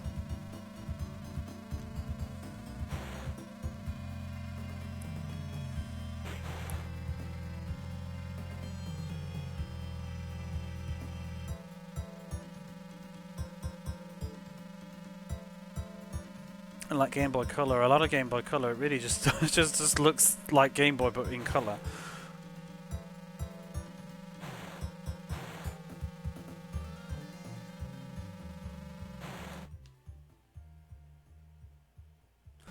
That could be true. I think games got a bit more complicated on the Game Boy Color for sure. A bit more depth in them.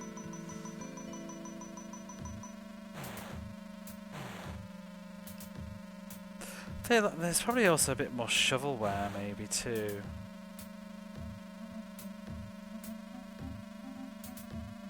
She really did start to just get like...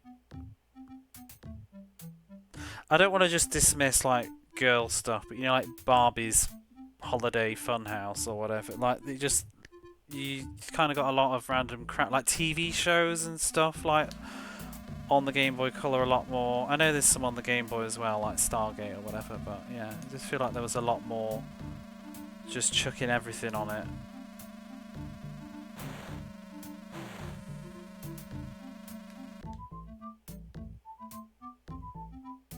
Well, I was thinking, you know, stuff like Tomb Raider on the Game Boy Color, when it had the like still images that were like FMV. I remember being really impressed with that at the time too.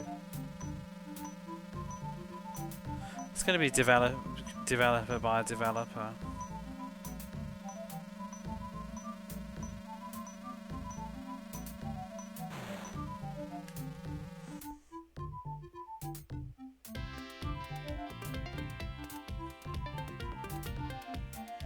Yeah, Link's Awakening DX. We also, which one is it? The weird ones? Is it? It's the Oracle of Ages and Seasons. If you play them on a Game Boy Advance, it has some like sneaky little extras.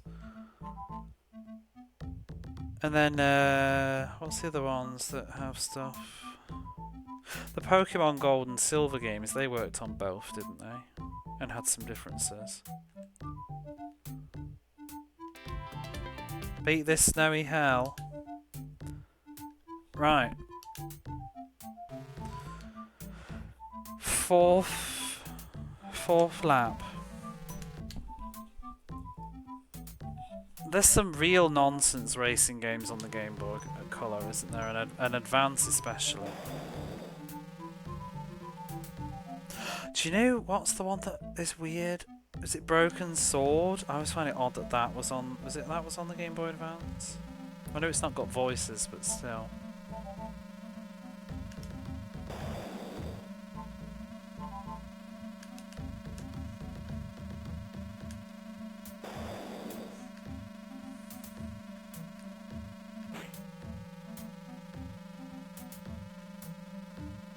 Now, you know, now that I'm thinking about it, there was a lot of really pretty Game Boy Color games that definitely looked a step up from Game Boy. Because even just the animations in like the Tomb Raider games, I don't think they would have been on the Game Boy. It's like the pixels were smaller.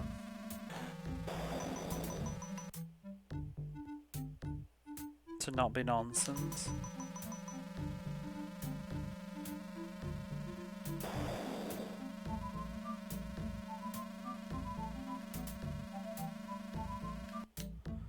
Game Gear did it first.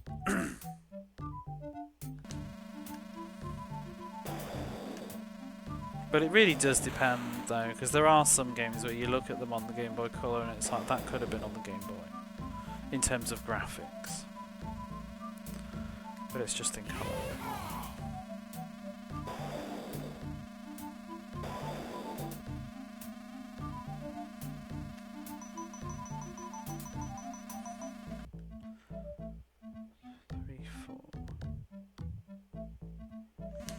Game Gear was just very impractical.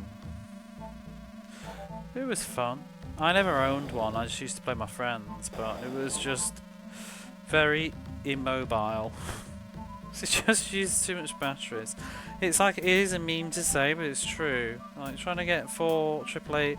Wait, was it 4? Was it 8? 8 AAA batteries or something stupid that the Game Gear wanted? It was either 4, because Game Boy was 4. Because that was the best thing about the Game Boy Color, was condensing it down to 2 batteries instead of 4.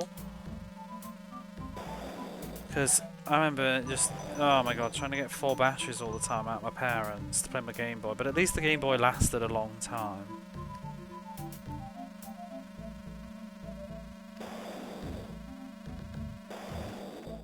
Six, yeah, it's a ridiculous amount of batteries. Because I mean, at what point have you not just paid for an entire new Game Gear worth of batteries?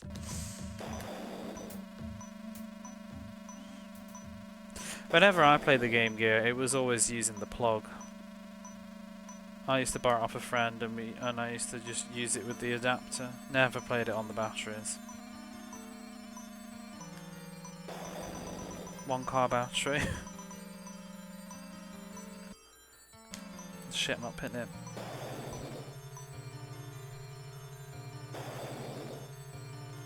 The Sega Nomad. I've never played one.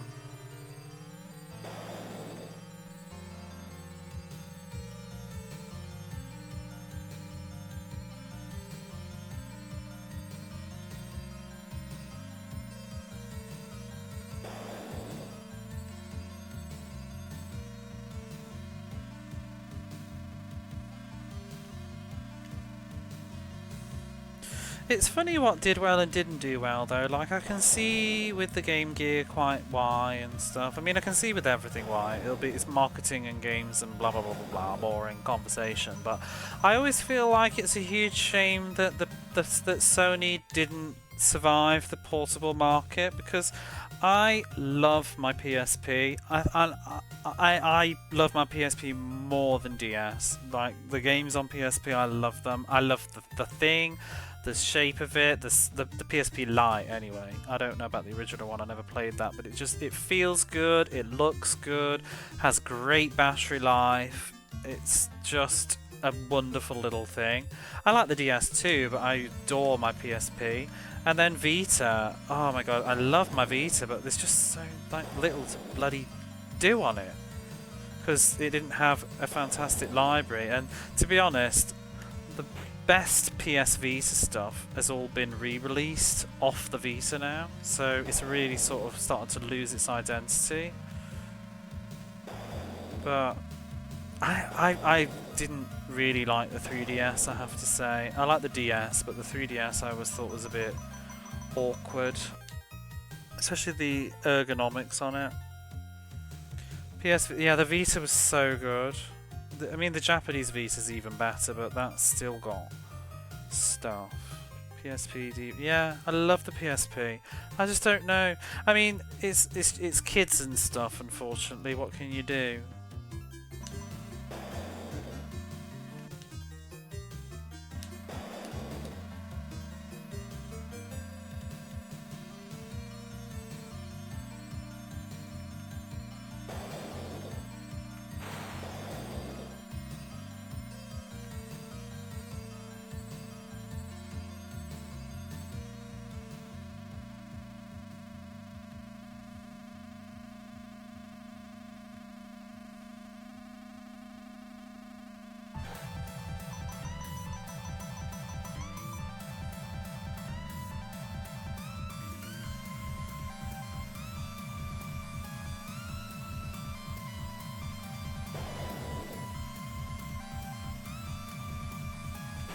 Oh, fuck off! I'm really cocking this race up.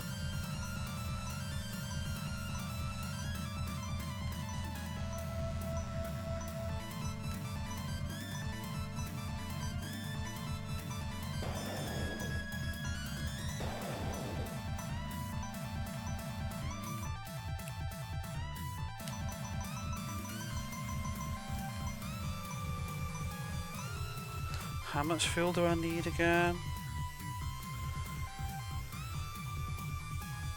I think they just submitted to Nintendo. I don't know. They probably just gave up. Nintendo was just kicking ass.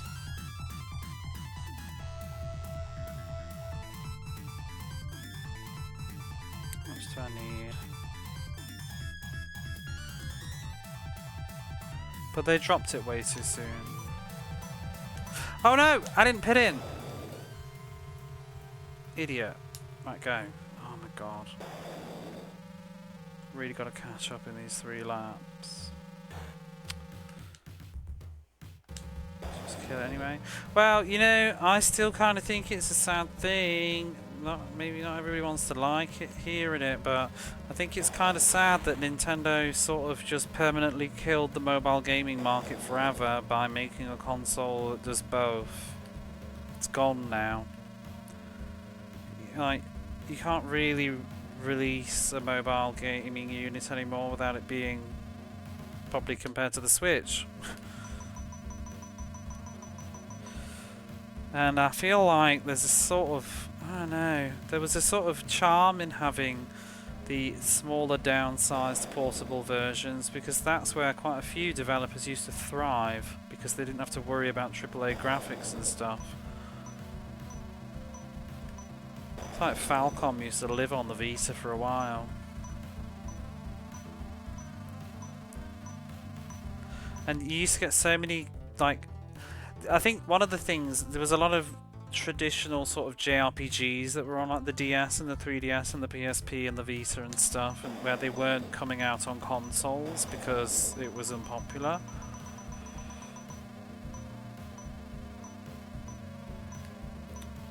The portable did become a haven of the JRPG for a while.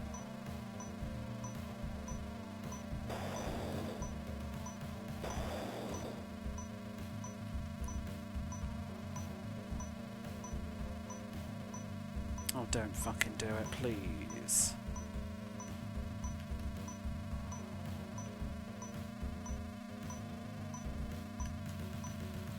Whew. Well, mobile games can go in the fucking bin. I really can't be doing my mobile gaming.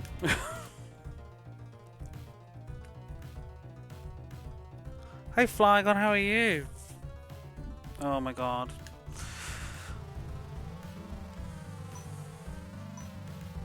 Xbox released that new thing. I don't even know what that new thing is. She's a Switch fanatic. I don't mind the Switch in itself. It's just that it's sort of single-handedly destroyed the portable gaming market by kind of changing the identity of it, I guess. Right, let me get this right. Ooh.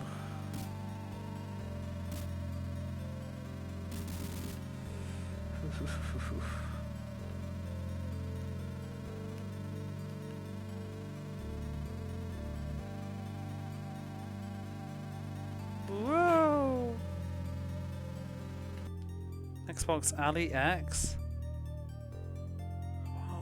What is that name?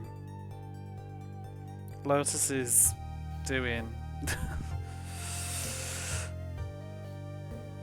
No, they don't. The indie scene's been thriving a lot. And also, retro-inspired is definitely a thing now. That's very okay. Oops. We love doing those HD remasters of 2.5D RPGs now.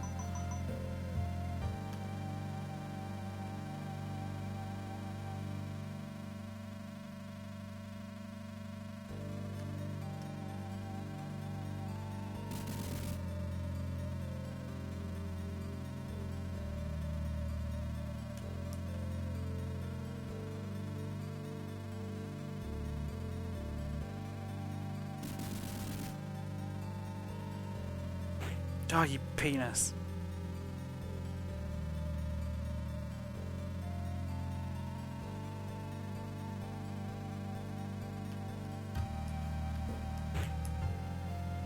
And you.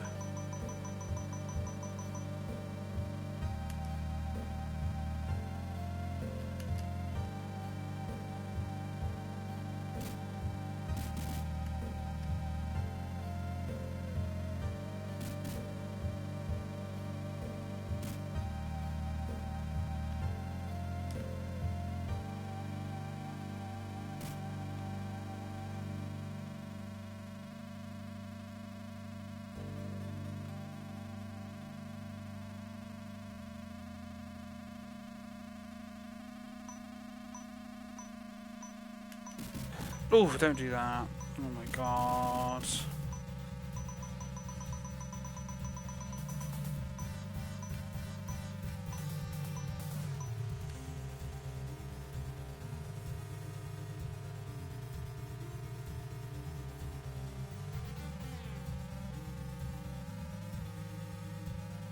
Honestly, whoever thought pitting in was a good idea in this? Need a slap.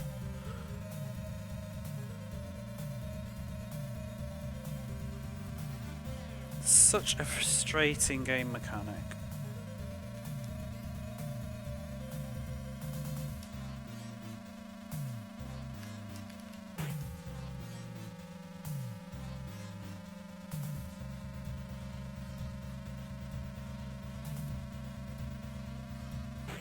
Oh my god, get out the fucking way!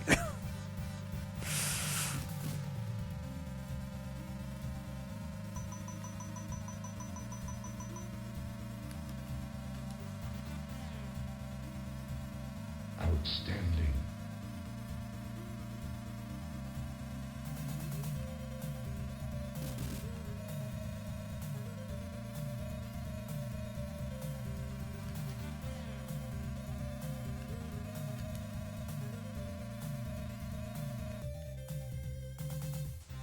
They do, they just go side to side and they don't pit in. Bastards.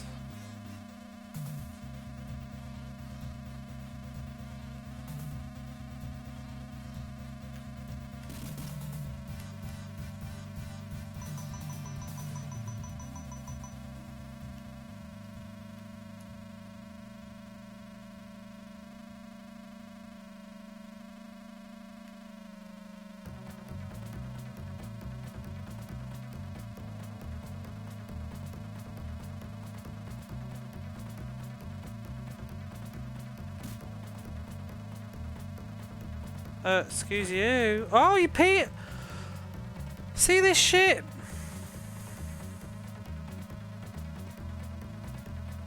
Did that to me on the other course.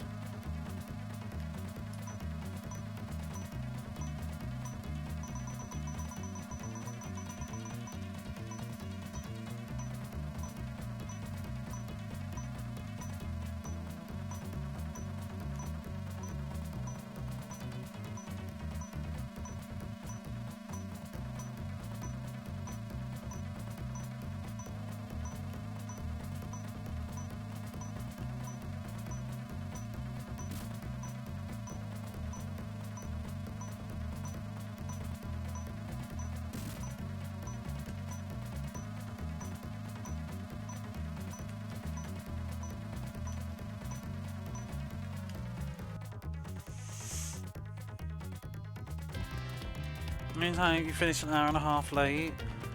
You seem to say he's joyful and annoyed. Right, final race. Focus time.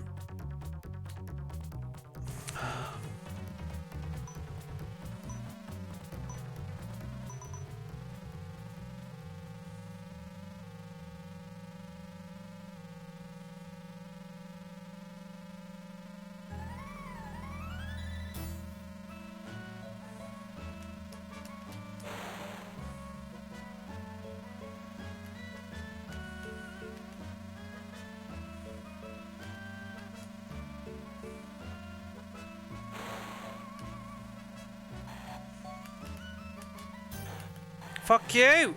Ooh!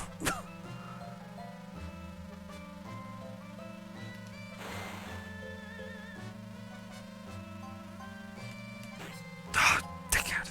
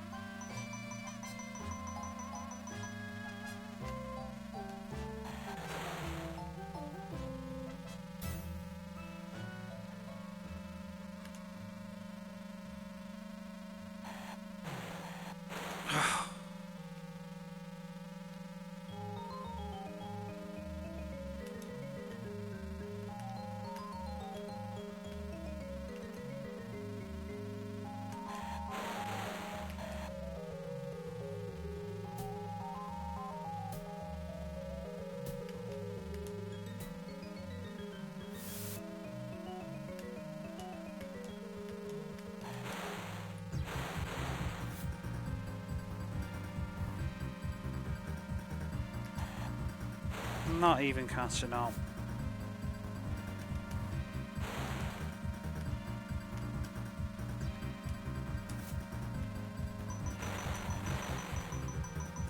Fuck's sake! Oh, this level is shit.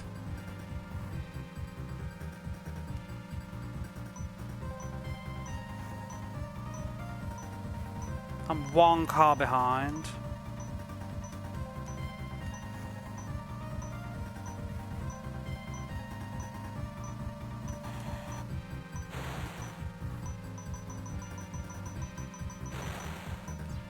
Nope, we're not gonna do it.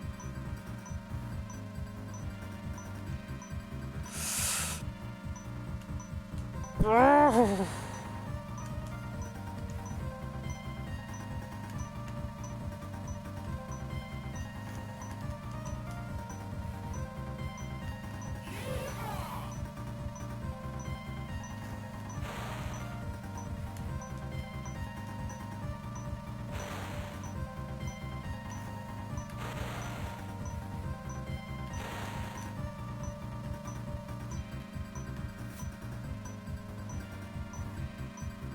Oh, thank God.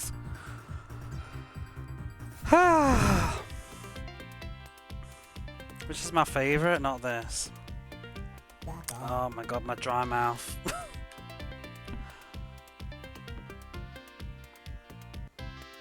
Woohoo!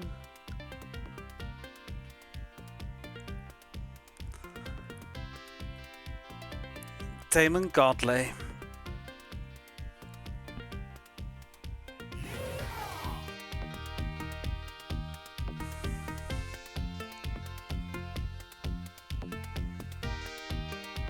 Three modes left. Oh, the oil was just toss. That one's a little bit RNG, I think, too, because I think there's certain traffic that's just easier than others. We had the green car, yeah. This lies.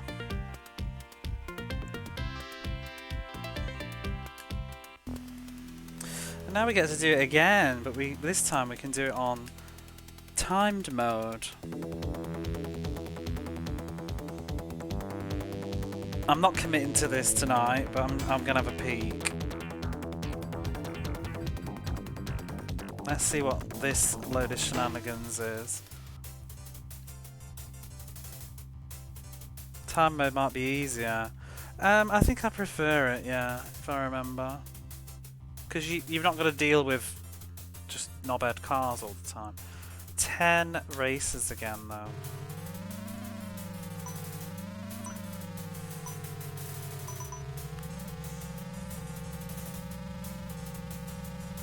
We've still got to figure out how to pit in, though, I think is the problem.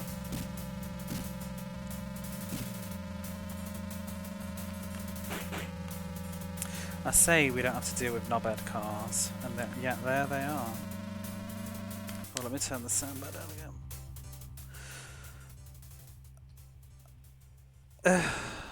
Speaking of more Amiga races.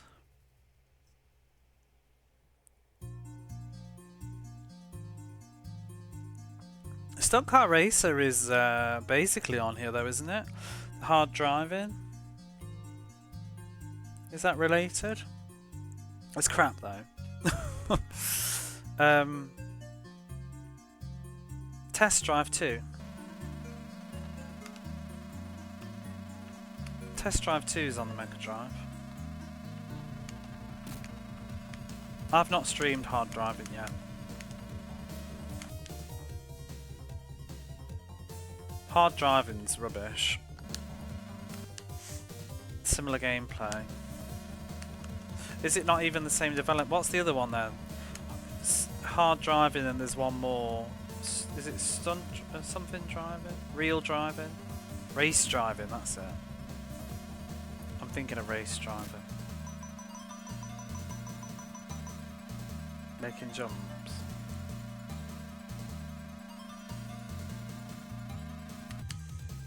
Driving.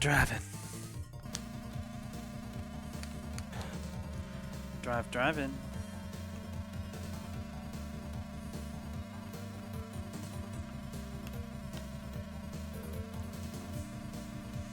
What else is there?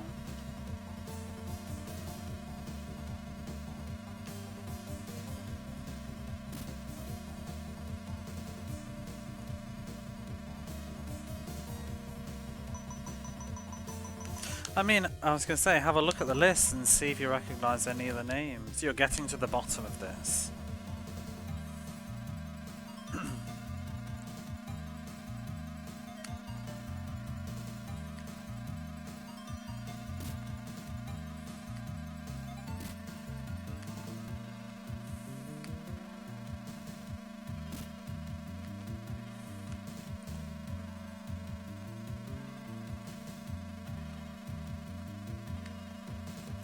Oh, do you know I've just realised the beauty of the time attack one? There's no fucking fuel, so we don't have to pit in.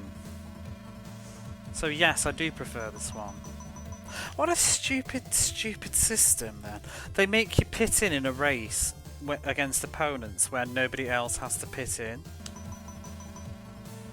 Like, the mind boggles. Who in the office thought that was a genius idea?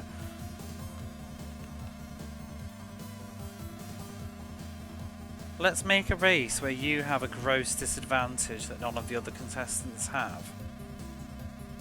It's like I was saying earlier, it is the pit. It said it's, you know, it's like the equivalent of playing a boxing game, but like every 2 minutes you just have to put the controller down for a minute and take a couple of punches.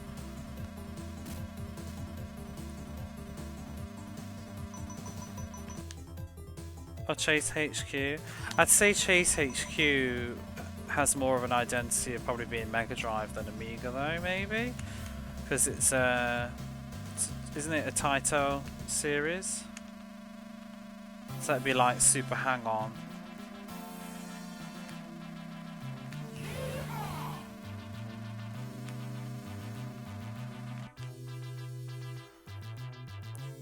Also have to put in Micro Machines, yeah.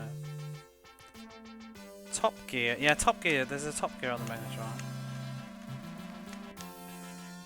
Port to everything.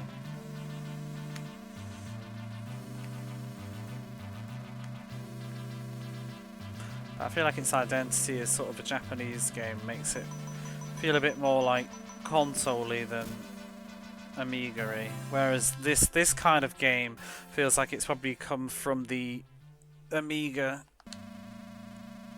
mindset.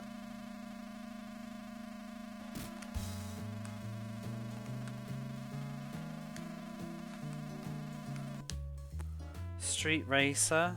Yeah, that's on here. Is that on Amiga? Amazing what's on Amiga that you just have no idea. I had no idea Cool Spot was on the Amiga until recently.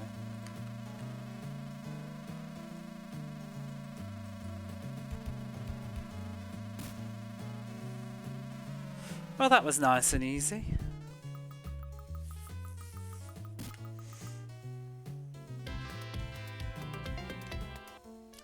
Super Skid Marks, yeah, that's on here. That's the one with the cows on the box, isn't it? Beyond Dark Castle.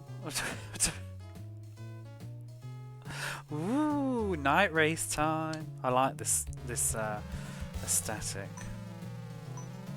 I'm gonna hate the course though, aren't I?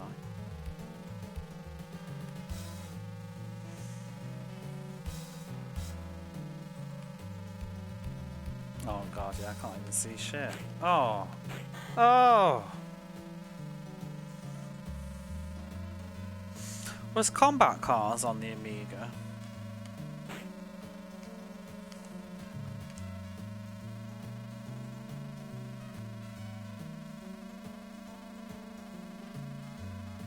To be honest though, with Chase HQ, like I'd barely call it a racing game. I think it's just where do you put it, but it's really just, it's more like an action game in a car.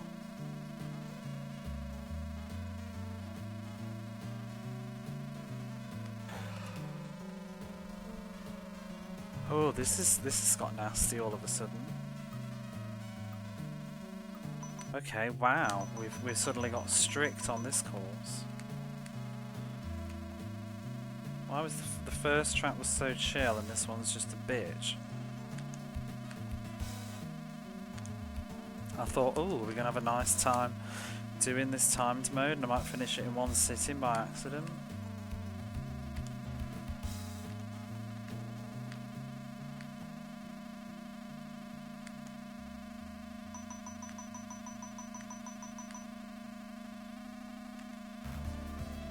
Oh!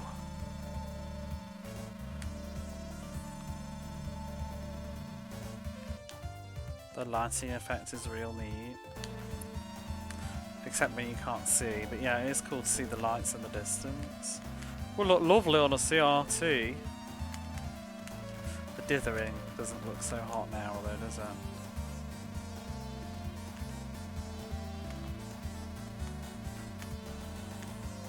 Oh, no signs to know where to turn is not great.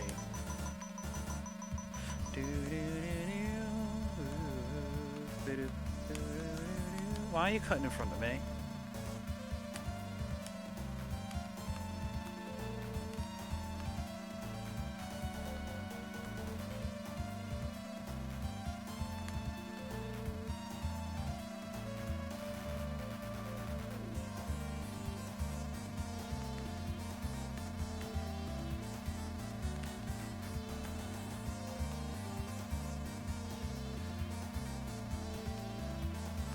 Dibby-doo, dibby-doo.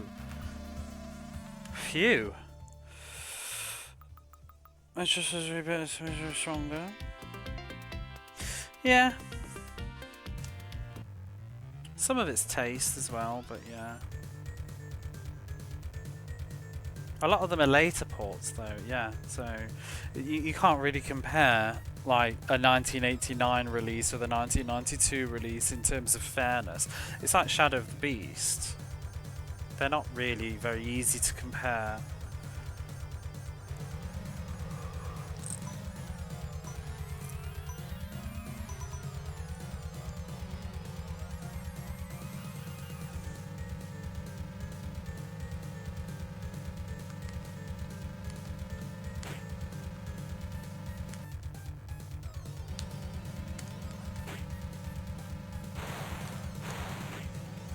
OMG.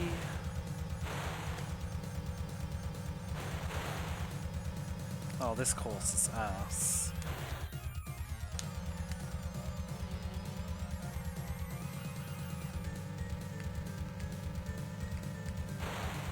I usually wait if I know that ads are rolling and somebody's not subbed and there's a chance that they can't hear me. If I'm talking directly to somebody. Take that opportunity to focus on my driving skills, which ain't happening right now.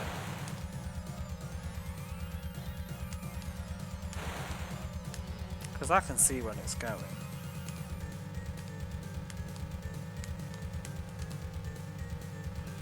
This is gonna be the bitch. This steers like shit. This blue car won't get out my fucking way. Oh, penis. No! I deny you.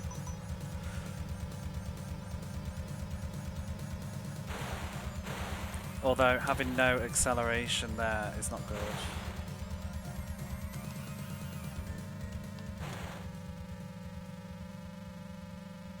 This is horrible. Oh my god, this is really horrible. The road's so thin and we're slipping all over the place.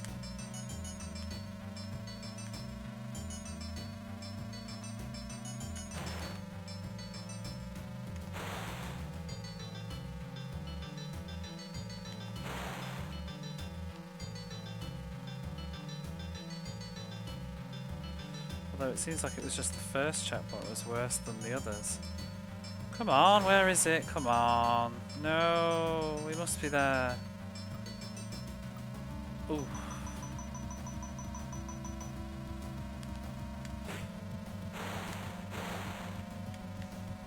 Horrible level.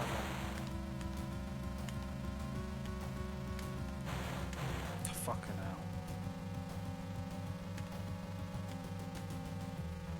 Bouncing all over the place.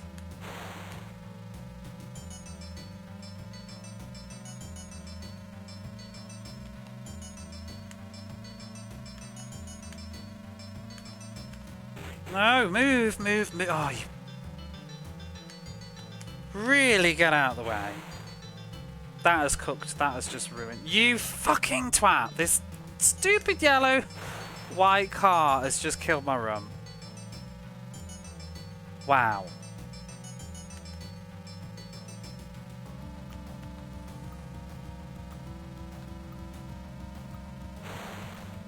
Oh, he blocked me fucking good. Oh.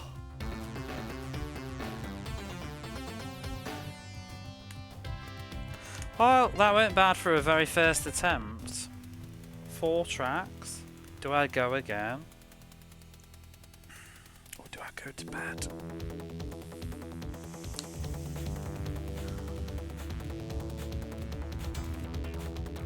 Again. It's nearly 3 in the morning though. I don't think this hopefully won't be too bad though. I'm not looking forward to the hard courses though.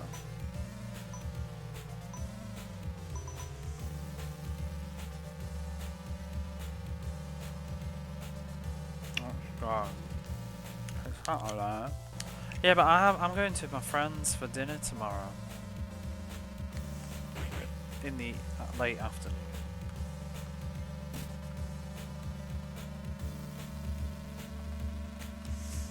And it's not also just about tomorrow. I'm tired. Like it's 3 in the morning. I've been up since like, you know, 8:30. So I went to work at work today. You know, not getting close to me being awake for 24 hours eventually.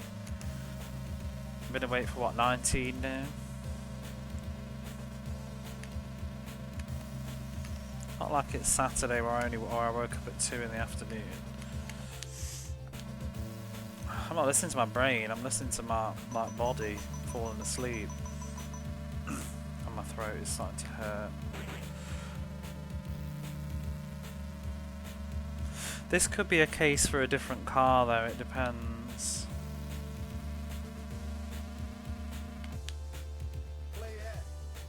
Do I play 50?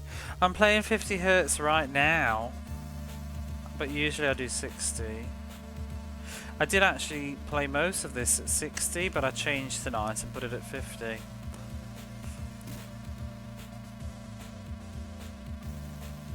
I generally, if it's been European developed, and especially if it's got a strong Amiga identity, I'm more inclined to do 50 Hz.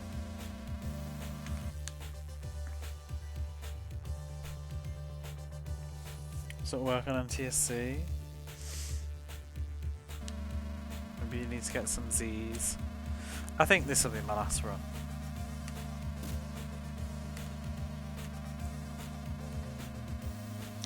There's some games I definitely do in 50 Hz. I should put it in the stream title. I usually do if I'm doing 50 Hz. But we did Lotus Turbo Challenge 1 in 50 Hz because Goaty came in and pointed out, because I'd forgotten with that one.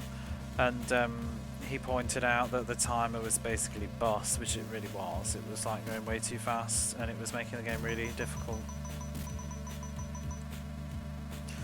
I don't know if this one has the same problem. I can't remember what I was playing it at originally, but I've put it in 50 Hz today. I don't think it's made the difference though. I think this green car has made the difference. It just controls a lot better.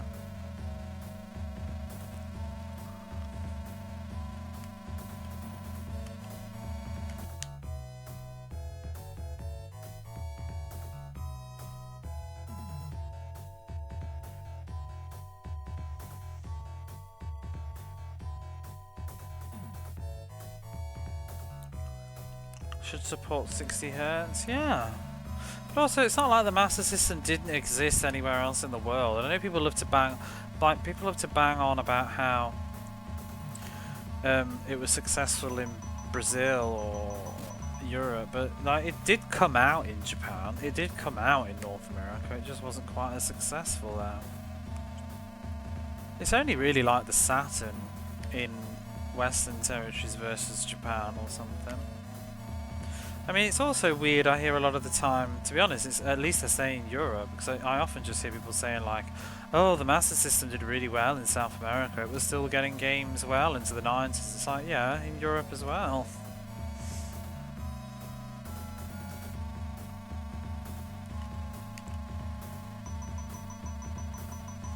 I'm definitely more familiar with the Master System than the NES. Seems to run everything. PAL 6 is a real standard for the Brazil.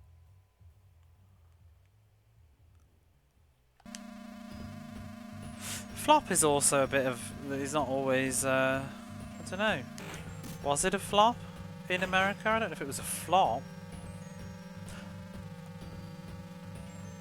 Definitely paled in comparison. Sometimes stuff is just shorter life, because I mean there's a lot of love for Phantasy Star in North America, the first Phantasy Star, and also I know the Sega Master System version of Ease is very popular in North America, so some people played it.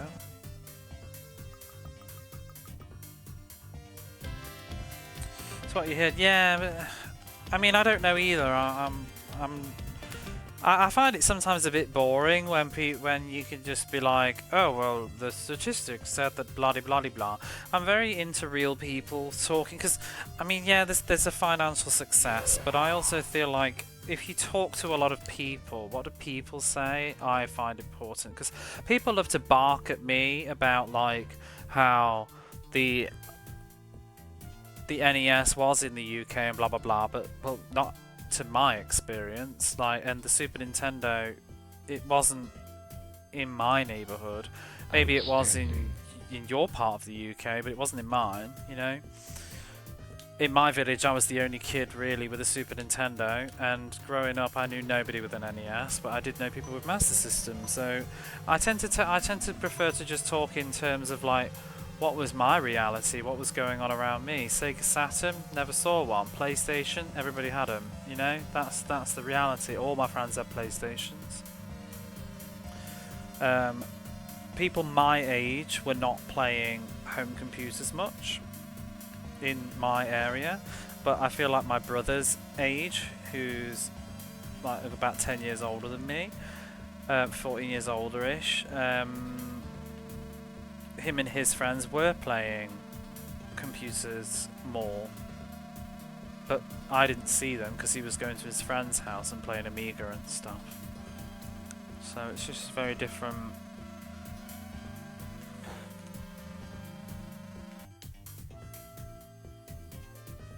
Everyone pretends it wasn't.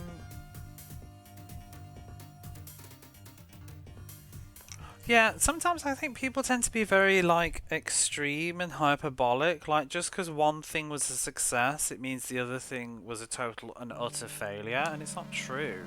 Not everything is like total polar ends of a spectrum. I feel like that way, especially on Twitch with like people's likes and dislikes. Like people can't like two things sometimes. They have to, it has to be this or this, and there's nothing in between. Do you like this? And if so, that means you hate this. No. Like, which is your favorite Final Fantasy, and which one do you hate? Well, what if I just like them all? To different degrees. Like, I can tell you which one's my least favorite, but it doesn't mean I don't like it. Commodore Kid. A couple of people with a Master System. Yeah, I mean, if you want to talk like flops and stuff, I mean, it's things like the 3DO. Never saw one, barely ever heard of it. Definitely heard of an NES though.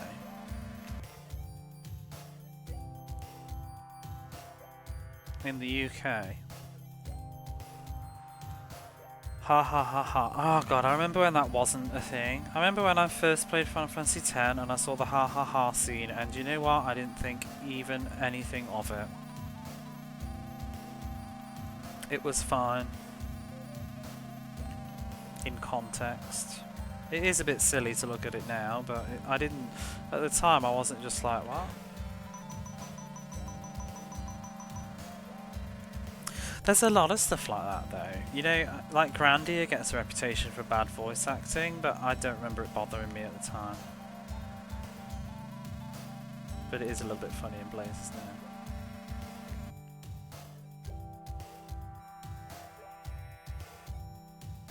First time you saw it, you cringed. I didn't. I was just so wrapped up in the game being so cinematic. But, you know, voice acting in general just wasn't good all around, so it really, I felt like it just stood out as a great example of good voice acting.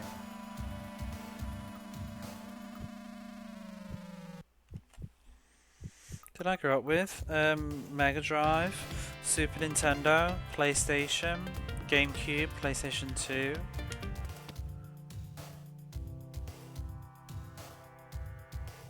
Game Boy Color, Game Boy Advance, and then like I said, I had a friend that had a Game Gear, so I played a bit of that. I also had a friend that had a Master System, so I played a bit of that. I also eventually got a Master System converter, but I only had like 2 games for it.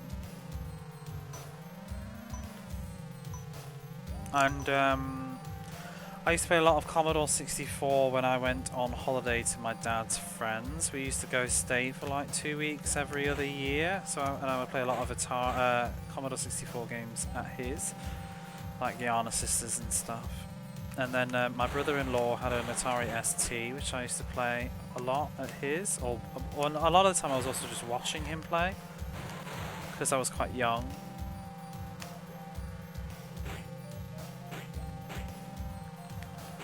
Oh, fucking hell.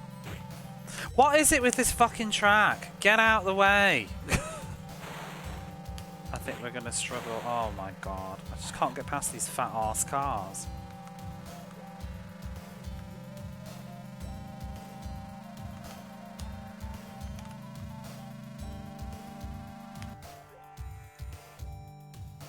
$8.60 a bit? Oh yeah, I did play a bit of PC, but not much. You didn't do that. No, I'm a little bit too young for 8-bit. I was a kiddie. I was a baby, toddler.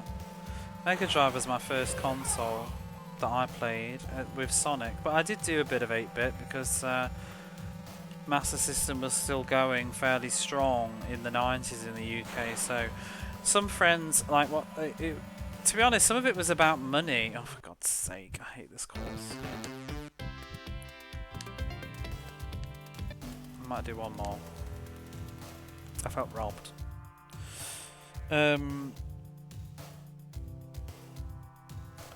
Not everybody could afford because you know, this is something I think that the internet really doesn't touch upon when they talk about the history of video games and stuff and generalize everything.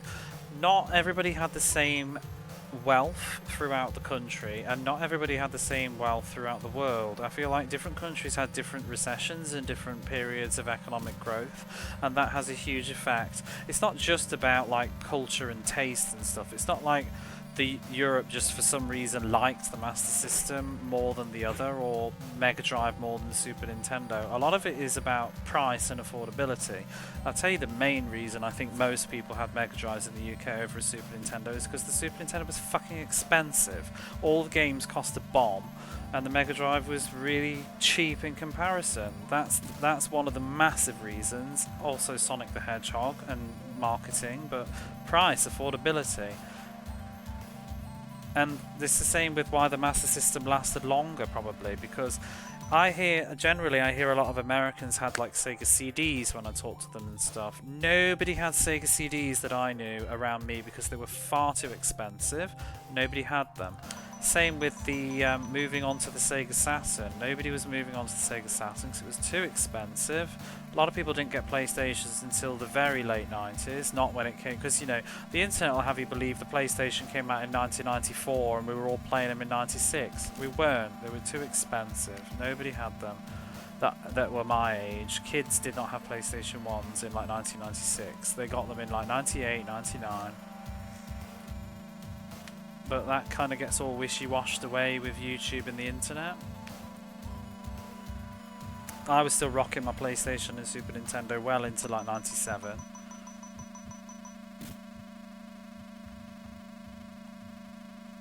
And the Master System was still around with some of my friends, basically because they couldn't afford Mega Drives. Their parents just didn't have enough money and they couldn't afford to buy a Mega Drive. And so some of them would even get a Master System cheap off the market, not because they didn't have it before. They were buying one in like 1992 because the Master System was really cheap. So we want some video games, and this is very affordable, and it had longevity in that way. Targeting an older demographic. Even people in the US. Yeah, different generations also have totally different experiences too. Like, from people I talk to on Twitch, like Techie Rob, his sort of gaming environment is very different to mine, even though we're from the same country and we were on the same planet in the same years, but just he's older than me, so he had different interests and also was working and had money, whereas I was a kid, you know. That's where a lot of differences lie. The only way that I'm a bit different is I had an older brother who was working full time, and he bought a lot of the games that I played. If I didn't have that older brother, I wouldn't have been playing anywhere near half the stuff I played. I wouldn't have had a Super Nintendo. He bought that.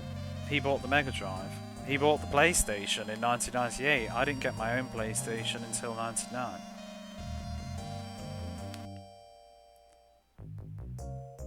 Older end of Zoomers. Young adults or teens.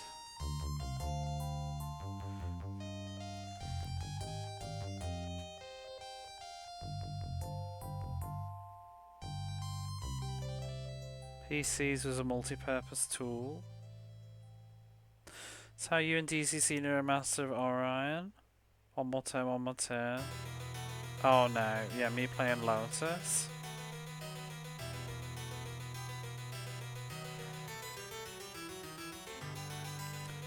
I mean, I was very lucky. I had a GameCube and a PlayStation 2, but that wasn't the norm. Most of my friends had PlayStation 2s because the loyalty from the PS1 was real. The PlayStation 1 was such a roaring success, it was a no-brainer to get the PlayStation 2. There was certain popularity with the N64. Nobody had Saturns. I did know like 2 people that had N64s, but most people had PlayStations. I was lucky and I had both because I had an older brother who loved Zelda and bought it just to play Zelda.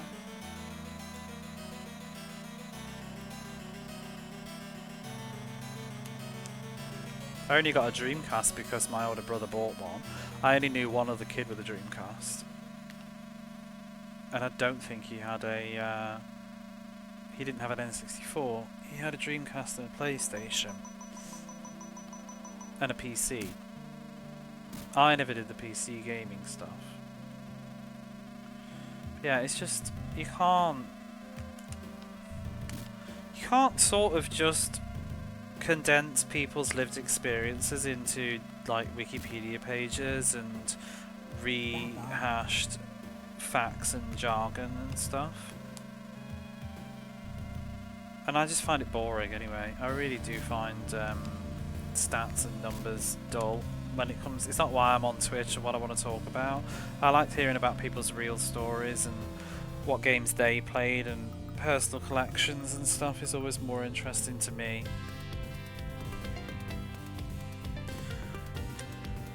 You have no idea how. Yeah, you just stuff was or wasn't. I mean, sometimes it would also just be the case of one kid had it, other kids played it, they all wanted it and asked their parents for it, and that's the reason, you know?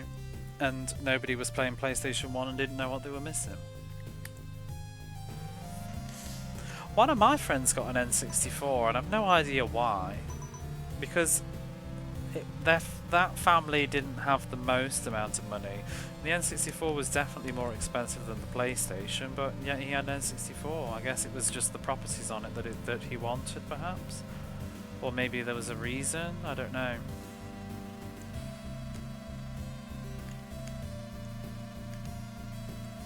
But it's the same with the N64 and the PlayStation. The fact that you could get copied PlayStation games was a huge thing for the PlayStation success with people. and N64 games were always more expensive. You should never ever underestimate the value of the retail price of stuff in determining what consumers buy. It's like even now, I don't own a Switch, but I always look at Switch stuff and just think, why is it always so much more expensive on the Switch? I would never buy stuff on the Switch just because it always costs like an extra £10 for no reason. Unless it's exclusive, I would always just buy it on PlayStation 4. And if I was having to pick between the two consoles, I would go with the PlayStation 4. If I could only have one. Yeah, bargain bins.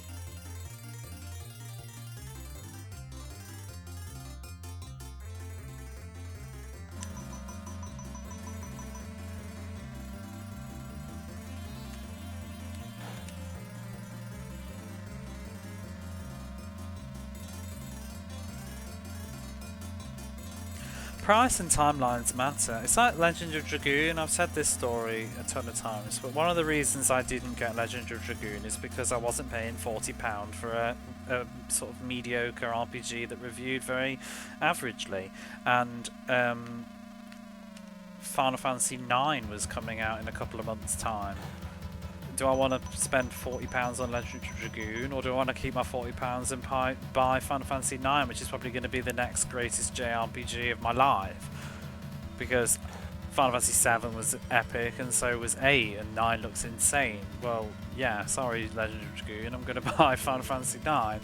But then Legend of Dragoon didn't do very well and had a massive price cut, and I bought a copy of it for £10 brand new. £10, sure thing, I'm having Legend of Dragoon, but when it was £40, no.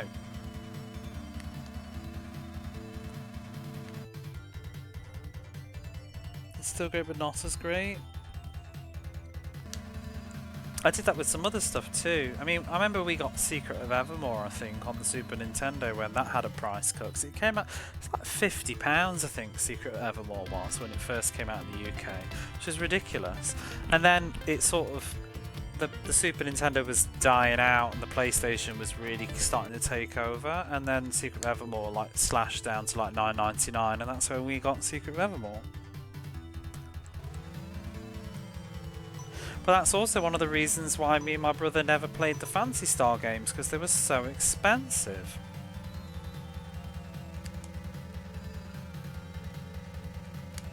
My brother probably would have loved them, but I mean, he said he remembers seeing them in the shops and just thinking, that's so much money.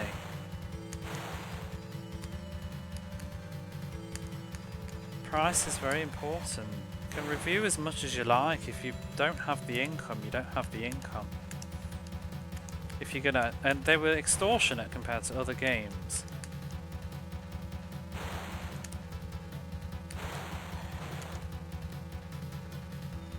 Oh my god, this race is ass. Get out the way! You just get stuck.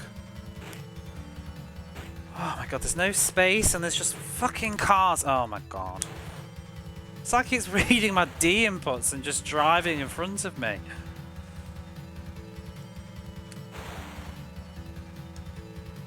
Can't get past these bitches.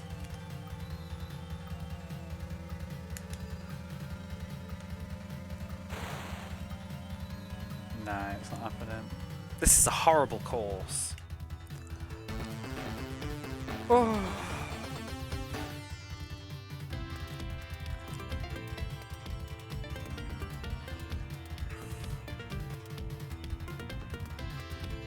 Oh, I love Mysterious Cities of Gold.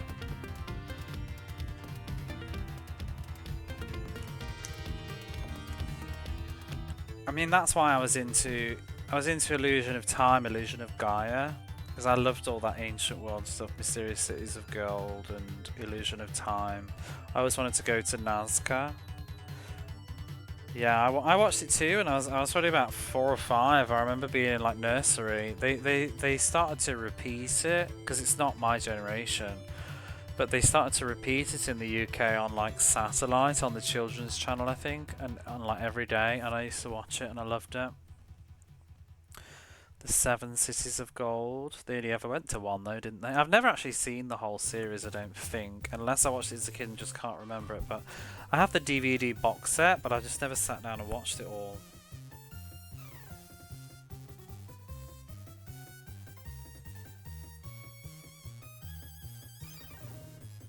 She actually gets to know him. Well, we were talking about it earlier. The soundtrack's so good.